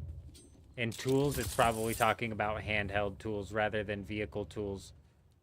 I'd have to find the class that has the skills that I'm thinking of, though. Oh, what the fuck, dude? It has one! No way! I said it, bro! What did I say, dude? I said in the other side, I said this is the smartest place to put a base.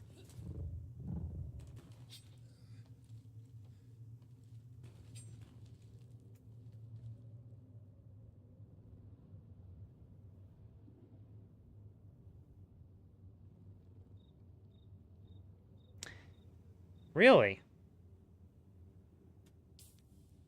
Shit, we might have to, like, double look into that. G9 has one, too. I cannot believe it, bro! It's such a good spot to hide a base until the most prolific base raider on the entire planet finds out that that's where you're hiding your bases, because that's when you find out that your ass is grass, bro, and anything in that base is coming home with me, and that one looks juicy. We don't have any reason to believe that this guy is, we don't have any reason to believe that this guy is not cleared his entire base like we do with the other guy who we caught trying to clear his base. But that's another base, bro. Huge. These cheeky bastards in their hidden bases.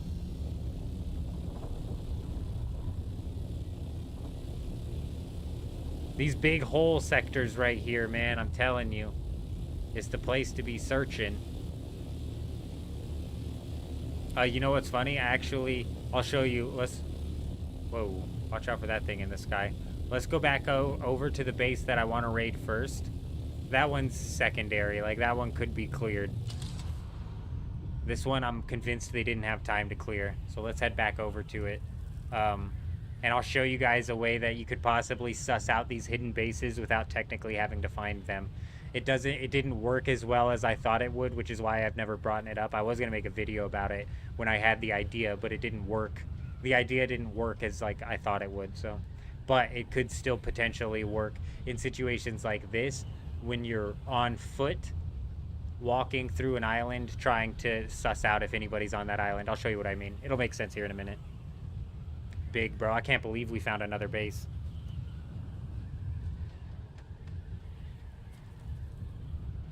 I was just getting ready to say out loud too. Let's take a look at this upward hidden hole and see if anybody built there. And we look up and there's base floor.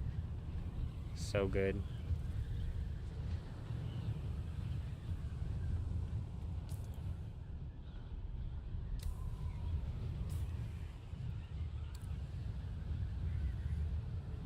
So I thought they stopped building inside of the deep desert, but they just started building a little bit smarter. That's fine, we can adapt.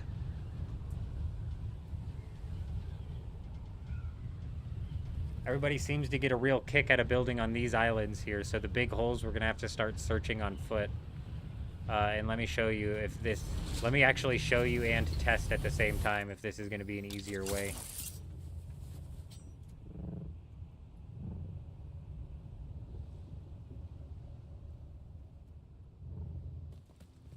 Alright, so here was my original idea, is you pull out your building tool, okay, and with your sub-fief, right now, if there was a base on this island, you would assume I would see another, like, yellow square, correct? That was my idea, and I was like, I could just go island to island and whip that out. If I don't see a yellow square, that's fine. Here's the kicker, though. The yellow square doesn't pop out until you are close enough. So, let's go ahead and fly over here, and let's see... if and when a yellow... There it is. Yellow square. Boom. So this is, in fact, a way that you can suss out if there is a hidden base or not.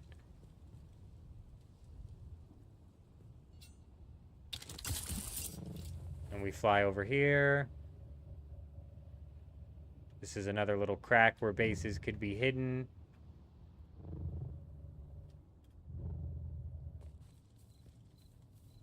Just another little thing that might help you spot one of these hidden bases that these people are putting up. Your vehicle repair and both those trooper skills are at level 3. Yeah, so where's the vehicle repair skill? Which one of these skills has it?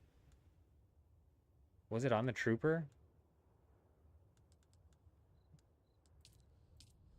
I swear there was a skill in one of these classes that said it was repairing your vehicle... explicit. Oh, it's right here. Vehicle repair. This just reduces the thing. Okay. This actually might be working on the tools for the rocket then. So this, when we reset our class, this is something we need. This, oh, this reduces weapons and tools. Shit.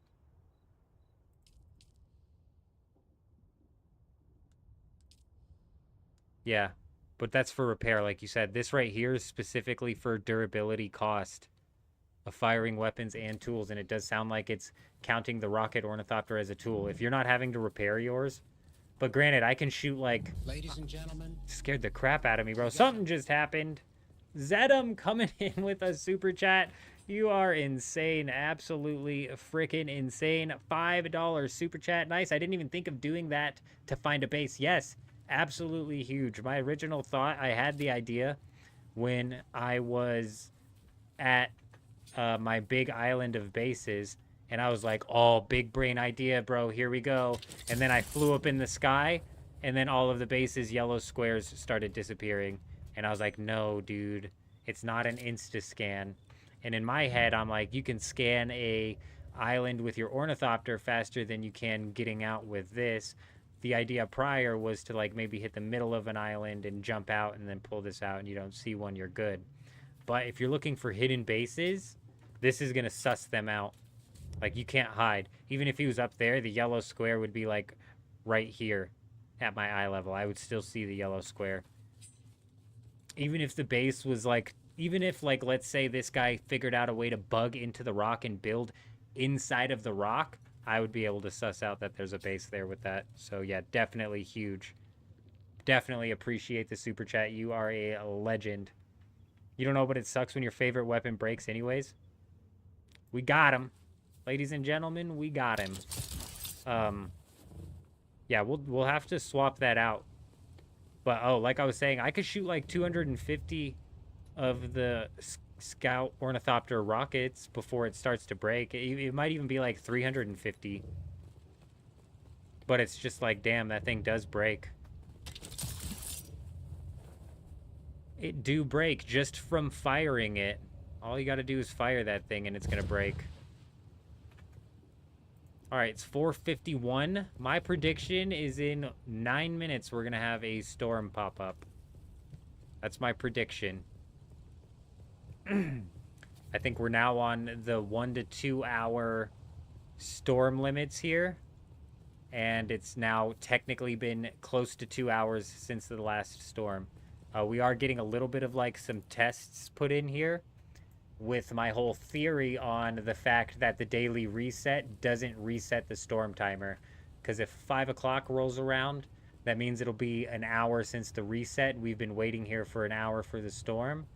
And if we have to wait like 30 minutes past that, I think it's fair to say that the reset did in fact reset the storm.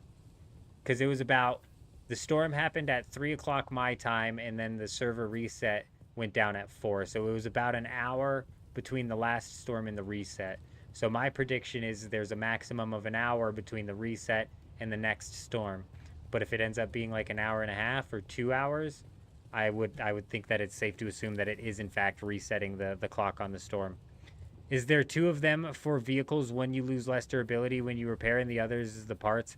The health go down slower? Not that I can see. Not that I see. In the Planetologist, it's just...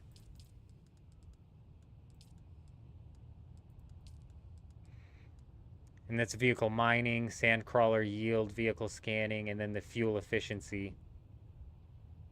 So yeah, this is just vehicle repair.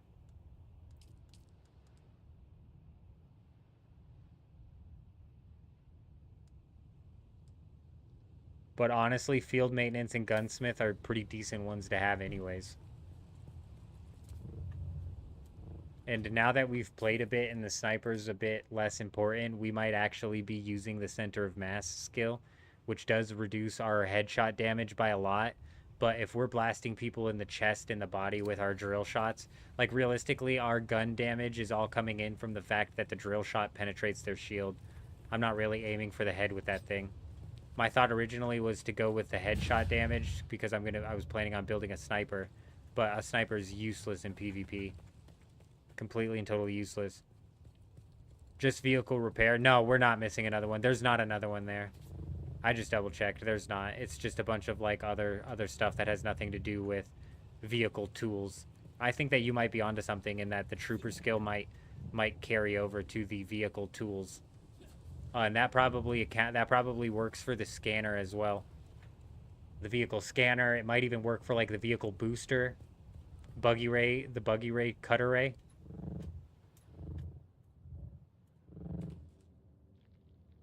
Even if it doesn't, losing less durability is like almost a must. And this does reduce the cost of firing weapons. So like honestly, if I had kitted myself out with that all the way to level 3, I'd be burning through this a whole lot less quickly. Scatter and drill shot supposedly just hit bodies, no headshot possible. See, there you go. There you go even. If there's no headshot multiplier, then realistically I need to whip out the body thing. We'll end up pulling out a class build. What's funny is I went and did all of the quests in order to unlock the ability to do a class build, and I still haven't reset my skills. We're sitting on like a bunch of tier 3. I have tier 2 short blade damage. I don't even use a short blade anymore. But we're sitting on a bunch of tier 3 planetology skills.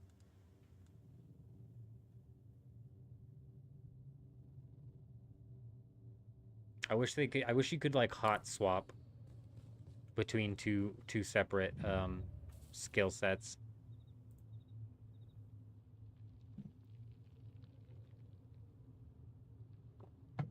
Maybe not even hot swap, but like swap while you're at your base or something.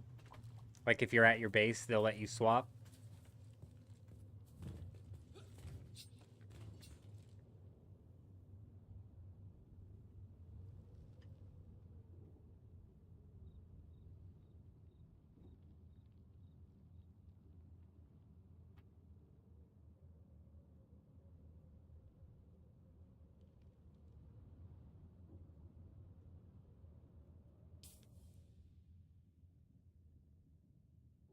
I got to keep an eye out, too, because if a storm's not going to hit this sector, one could easily fly by and I wouldn't even notice, which would be unfortunate.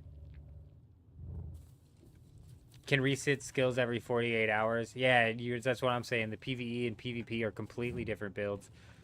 So it'd be nice if they... I think the class systems in games, especially games like this, should typically be very open. You should be able to experiment almost freely. You know what I'm saying? Almost freely. Um, so I think that they should let you have two classes that you build up, two class trees that you can build up and swap between while you're in a safe zone. Maybe like the same rules that apply when you're trying to research a schematic. You have to be in your base, in a water sealed whatever, in your base, so you can swap between whatever. But if you're going out in PvP and you swap into your PvP build, you're going out in PvP because you're not you're typically not doing PvE for 48 hours and then PvP for 48 hours and then swapping like that. So, uh, realistically, at the end of the day, I'll probably be putting together a build that incorporates what I want from the planetology class. For example, like pushing the power pack beyond its limits so I can have maximum capacity and fly longer. I mean, I only get 40 maximum power out of that, so it's like, maybe we cut that. But this one, for example, this reduces the power drain. I need reduced power drain if I'm using my ancient way rocket launcher and flying through the air. But dew gathering, we can cut that out. Cut array mining, we want that, obviously. Increase the recharge rate, we want that. And then compaction. You know, like, so but I'm probably going to cut Mountaineer out because I'm not climbing that often anymore. I don't have to climb all the way up a mountain. I can fly up a mountain. Even if I don't have an ornithopter, I can fly up a mountain. So we could honestly dump that. This spice surveyor I'm super interested in, but...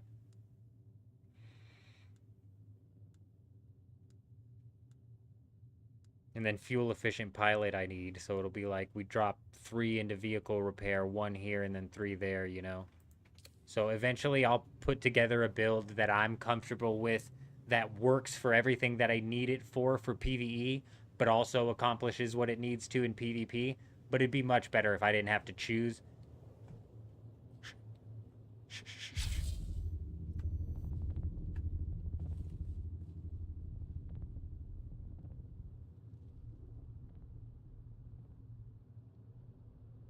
I swore I heard footsteps.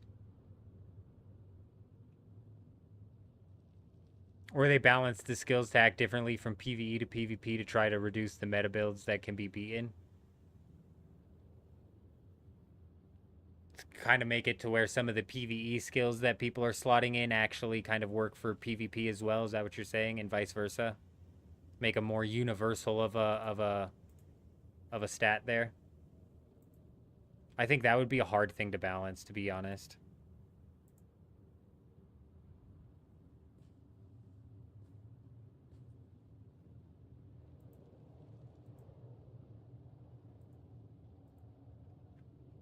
Well, it is now 5 o'clock and a storm has not rolled by. However, I think if we're being specific, it was like 3:05 or so when a storm rolled in. So technically the 2-hour mark would be like 2:05. Or 5:05, sorry. But if it hits 5:20 and a storm hasn't rolled through, I think it's fair to say that the reset does actually, in fact, reset the storm timer, which is something that we will be able to take into account in the future. Also, with this storm, there is a base to raid in Sector G9. So, if it comes through and misses G7 but happens to hit G9, we've got to keep an eye on that as well.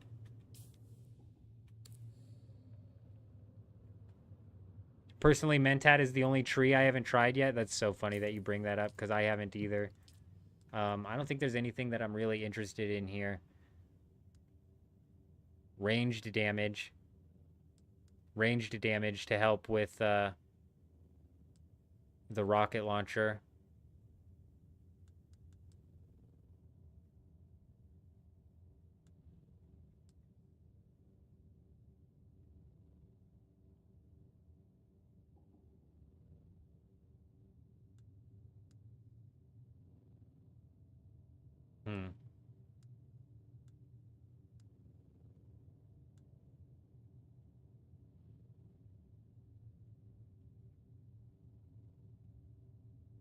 The dart stuns. On impact, the dart stuns the enemy, locking their muscles and rendering them unable to move and attack. This is probably something you could just dash out of. Top right.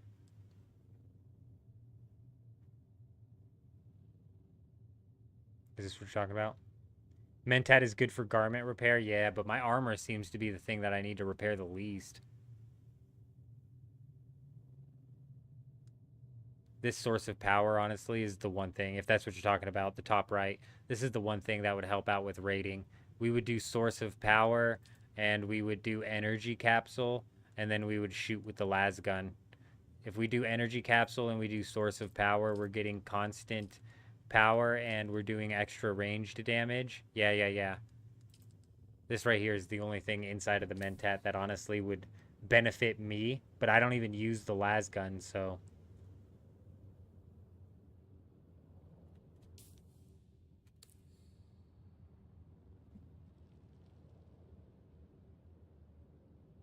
It would be really good for raids, and I have a black market las gun at my base. We'll have to whip it out and give it a shot. What's funny is when we did that raid with that guy, he was like, "This las gun will rip through this base in about 2 minutes." He was like, "It'll break down this entire base." He was having a hard time even breaking one wall. You know? It's taking him like 4 shots to even break one wall, which is faster than, what I was putting out. But at the same time, it's like, not much faster. But yeah, lasgun is still meta for raids, especially with that setup right there. And he also, to be fair, the guy we were raiding with said that his lasgun, he didn't have the right skills. And he said that his lasgun was out of power. And he did not have the Mentat ability. So he didn't have the Mentat ability. He did have the Trooper ability that increased the damage, but not the Mentat. And he also, when he pulled out his thing, he was like, "Oh, it's out of power." And I don't know how the lasgun works. From what I understand, it actually takes from your power pool, right? Like that's the ammo that it uses is from your power pool. Zedum, hey, we appreciate you stopping by. We appreciate you being here. Hope you had a good night at work. Good luck finishing off all that paperwork. We definitely appreciate you being here. Yeah, take it easy out there. Good luck. Typically, this is about the time we get off as well, but I'm going to try and wait it out until we can get a storm rolling through for this raid. And next week when we're going live, we usually run it until like 7 a.m. my time, which is a couple hours from now even. But with having to go help the father-in-law and the animals and stuff, we've had to cut it early. But that's not like a time-gated thing. It's just easier to do to knock out in the morning, so. But either way, we appreciate you. You have yourself a good night. Good luck with that paperwork.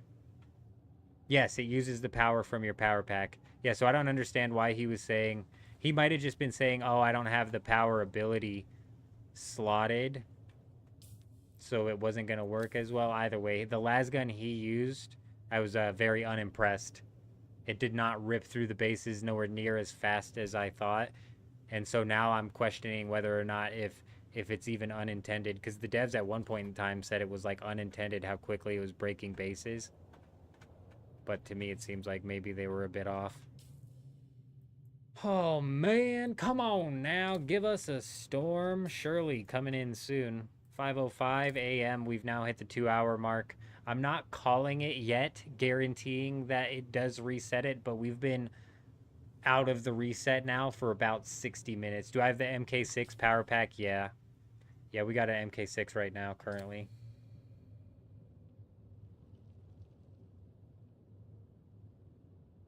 I bet he never used it without a guild buddy buffing him with that skill. Oh, that's a good point, gamer. That is a good point. Yeah, he's used to his guildmates being there. Because you're right, anybody needs that Mentat skill, like within the vicinity of a guildmate, and it'll give them the power. That's why it's kind of broken too, because one guildmate could come in with that Mentat ability, and then 4 people can just basically like insta-run the lasgun. That is a bit broken.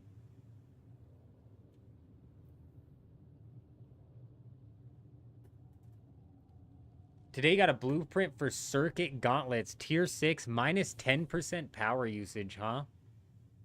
Damn. What's the armor on them? And do they have any blade mitigation? Because the main reason I'm using these pincushion gauntlets is because I swapped to light armor to catch that blade mitigation. I also like the dash stamina cost reduction. But that power reduction sounds like it'd be nice, especially if you're caught up in a situation where you're doing a bunch of like in-air handheld cannon combat, handheld rocket.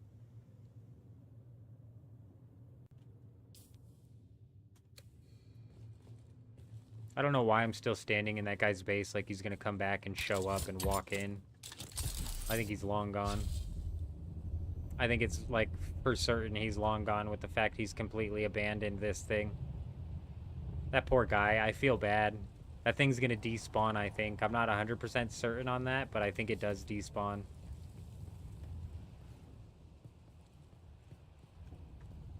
Armor is 263 on gloves? Oh, so it's power blade. So it's heavy. Yeah.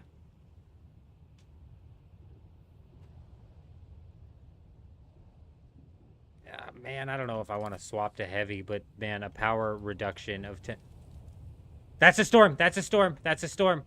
I've got no sector confirmation. No, dude, come on. We need this thing to hit this sector, please. I've got no sector confirmation. Please give me the confirmation. Dude, it looks like it might, but it looks like it might also just clip it. Like, turn just a little bit, you son of a bitch, turn. It's gonna be just clipped again, dude. Come on. It's gonna fucking just clip it, bro. I'm so pissed off. This is twice now that it just got clipped. And what sucks, this isn't even far enough to catch the G9 section. Oh my gosh, dude. This guy's base is getting spared, bro. I'm just fucking dumbfounded right now. This thing's heading straight north. It's heading straight north. Oh, what the fuck is this thing doing? It's not even heading north, bro. It's heading east or west. Oh my gosh. Who asked earlier? Somebody asked if a storm can hit just the eye section. Yeah. Yes, it can. And we're seeing an example of that. Granted, it's not hitting the eye section, but it's hitting so low down here. It's in the E section. It's in the E section, C section. It looks like it even catches a bit of the... Yeah, it's even in the B section. Fuck, dude. We got absolutely screwed on this storm here. I'm glad I caught it, so we know for a fact. Now the confusion sets in a little bit more. Because, unfortunately, it is somewhere between 45 minutes and an hour and a half or 2 hours between storms. And it's been an hour and 10 minutes since the servers have come back up. So it's very possible that the server reset does reset the storm counter. We would have needed a storm to pop off in like 15 minutes to be certain that it doesn't. Son of a bitch.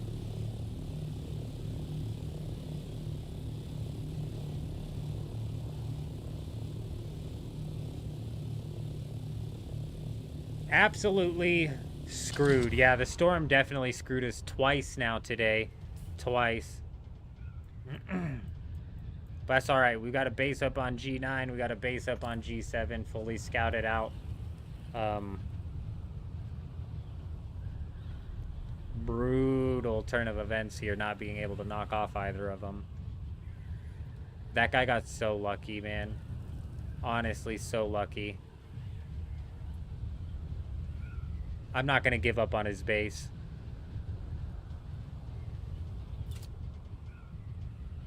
I'm not going to give up on that base. We will be trying to chase that son of a bitch down. But, unfortunately, we are getting ready to have to end this stream here. Ladies and gentlemen, we're going to have to cut this thing off. It's 5:11. I got to make my way down to my father-in-law to take care of them animals. We're going to be going live again, not Saturday night, so not tonight, but Sunday night heading into Monday morning. We're going to be going live again. Let's go ahead and see how many days we got left until the Coriolis. We've got 2 days and 22 hours, so I believe If it's Friday today, Saturday... Bro, I just can't right now. My schedule's so twisted. I'm just gonna get on the Discord.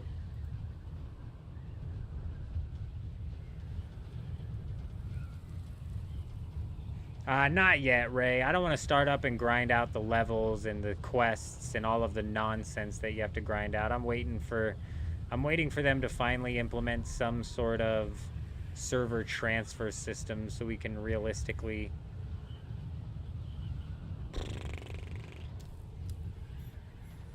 All right, weekly schedule. The Coriolis in North America starts on July 14th at 6 p.m. That's Monday. So Sunday into Monday. The storm starts the day that we're gonna go live. So Monday night heading into Tuesday day is when we'll be doing like Coriolis raiding. We might even pull like a double header stream Sunday night. So we might stream Sunday night into Monday day and kind of do what we did last week and maybe try and pull like a 12-hour stream to where we stream through into the Coriolis. That just kind of depends on what sort of bases that we find. If we find a couple nice bases that we want to raid, and that we'll definitely be able to raid with the Coriolis, we'll hit it up. But we'll play it by ear. We'll play it by ear on that, but for sure we're going to be going live Sunday night heading into Monday morning. But yes, we've got to cut it off here, ladies and gentlemen. Give me just 1 second here. Oh, my days. Okay. Beautiful. Let's go ahead and take a look here. It's been an absolutely insane stream. The support is freaking insane. You guys are wild. Gamer49 dropping a membership today, coming in at the number 2 top fan of the day. And then you've got Ray coming in nice and steady at the number 3 spot. And then basically unbeatable is Zedem coming in at the very top spot. Zed is freaking insane, and we appreciate everybody, though. We appreciate all of you guys, man. From Hank 757 coming in early time, East Coast, catching his G Fuel, Beth J stopping by for a while, Scott Stevens, OMC video still here, freaking insane.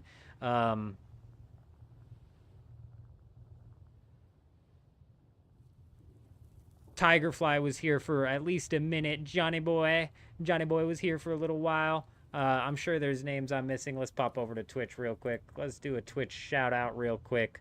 Who was chatting over on the Twitch? That seems logical was here for at least a little bit. Can't believe it. We had more people chatting on Twitch tonight. I just can't scroll back because it's just rude. So unfortunately we can't do the Twitch shout outs. I'm so sorry. So sorry.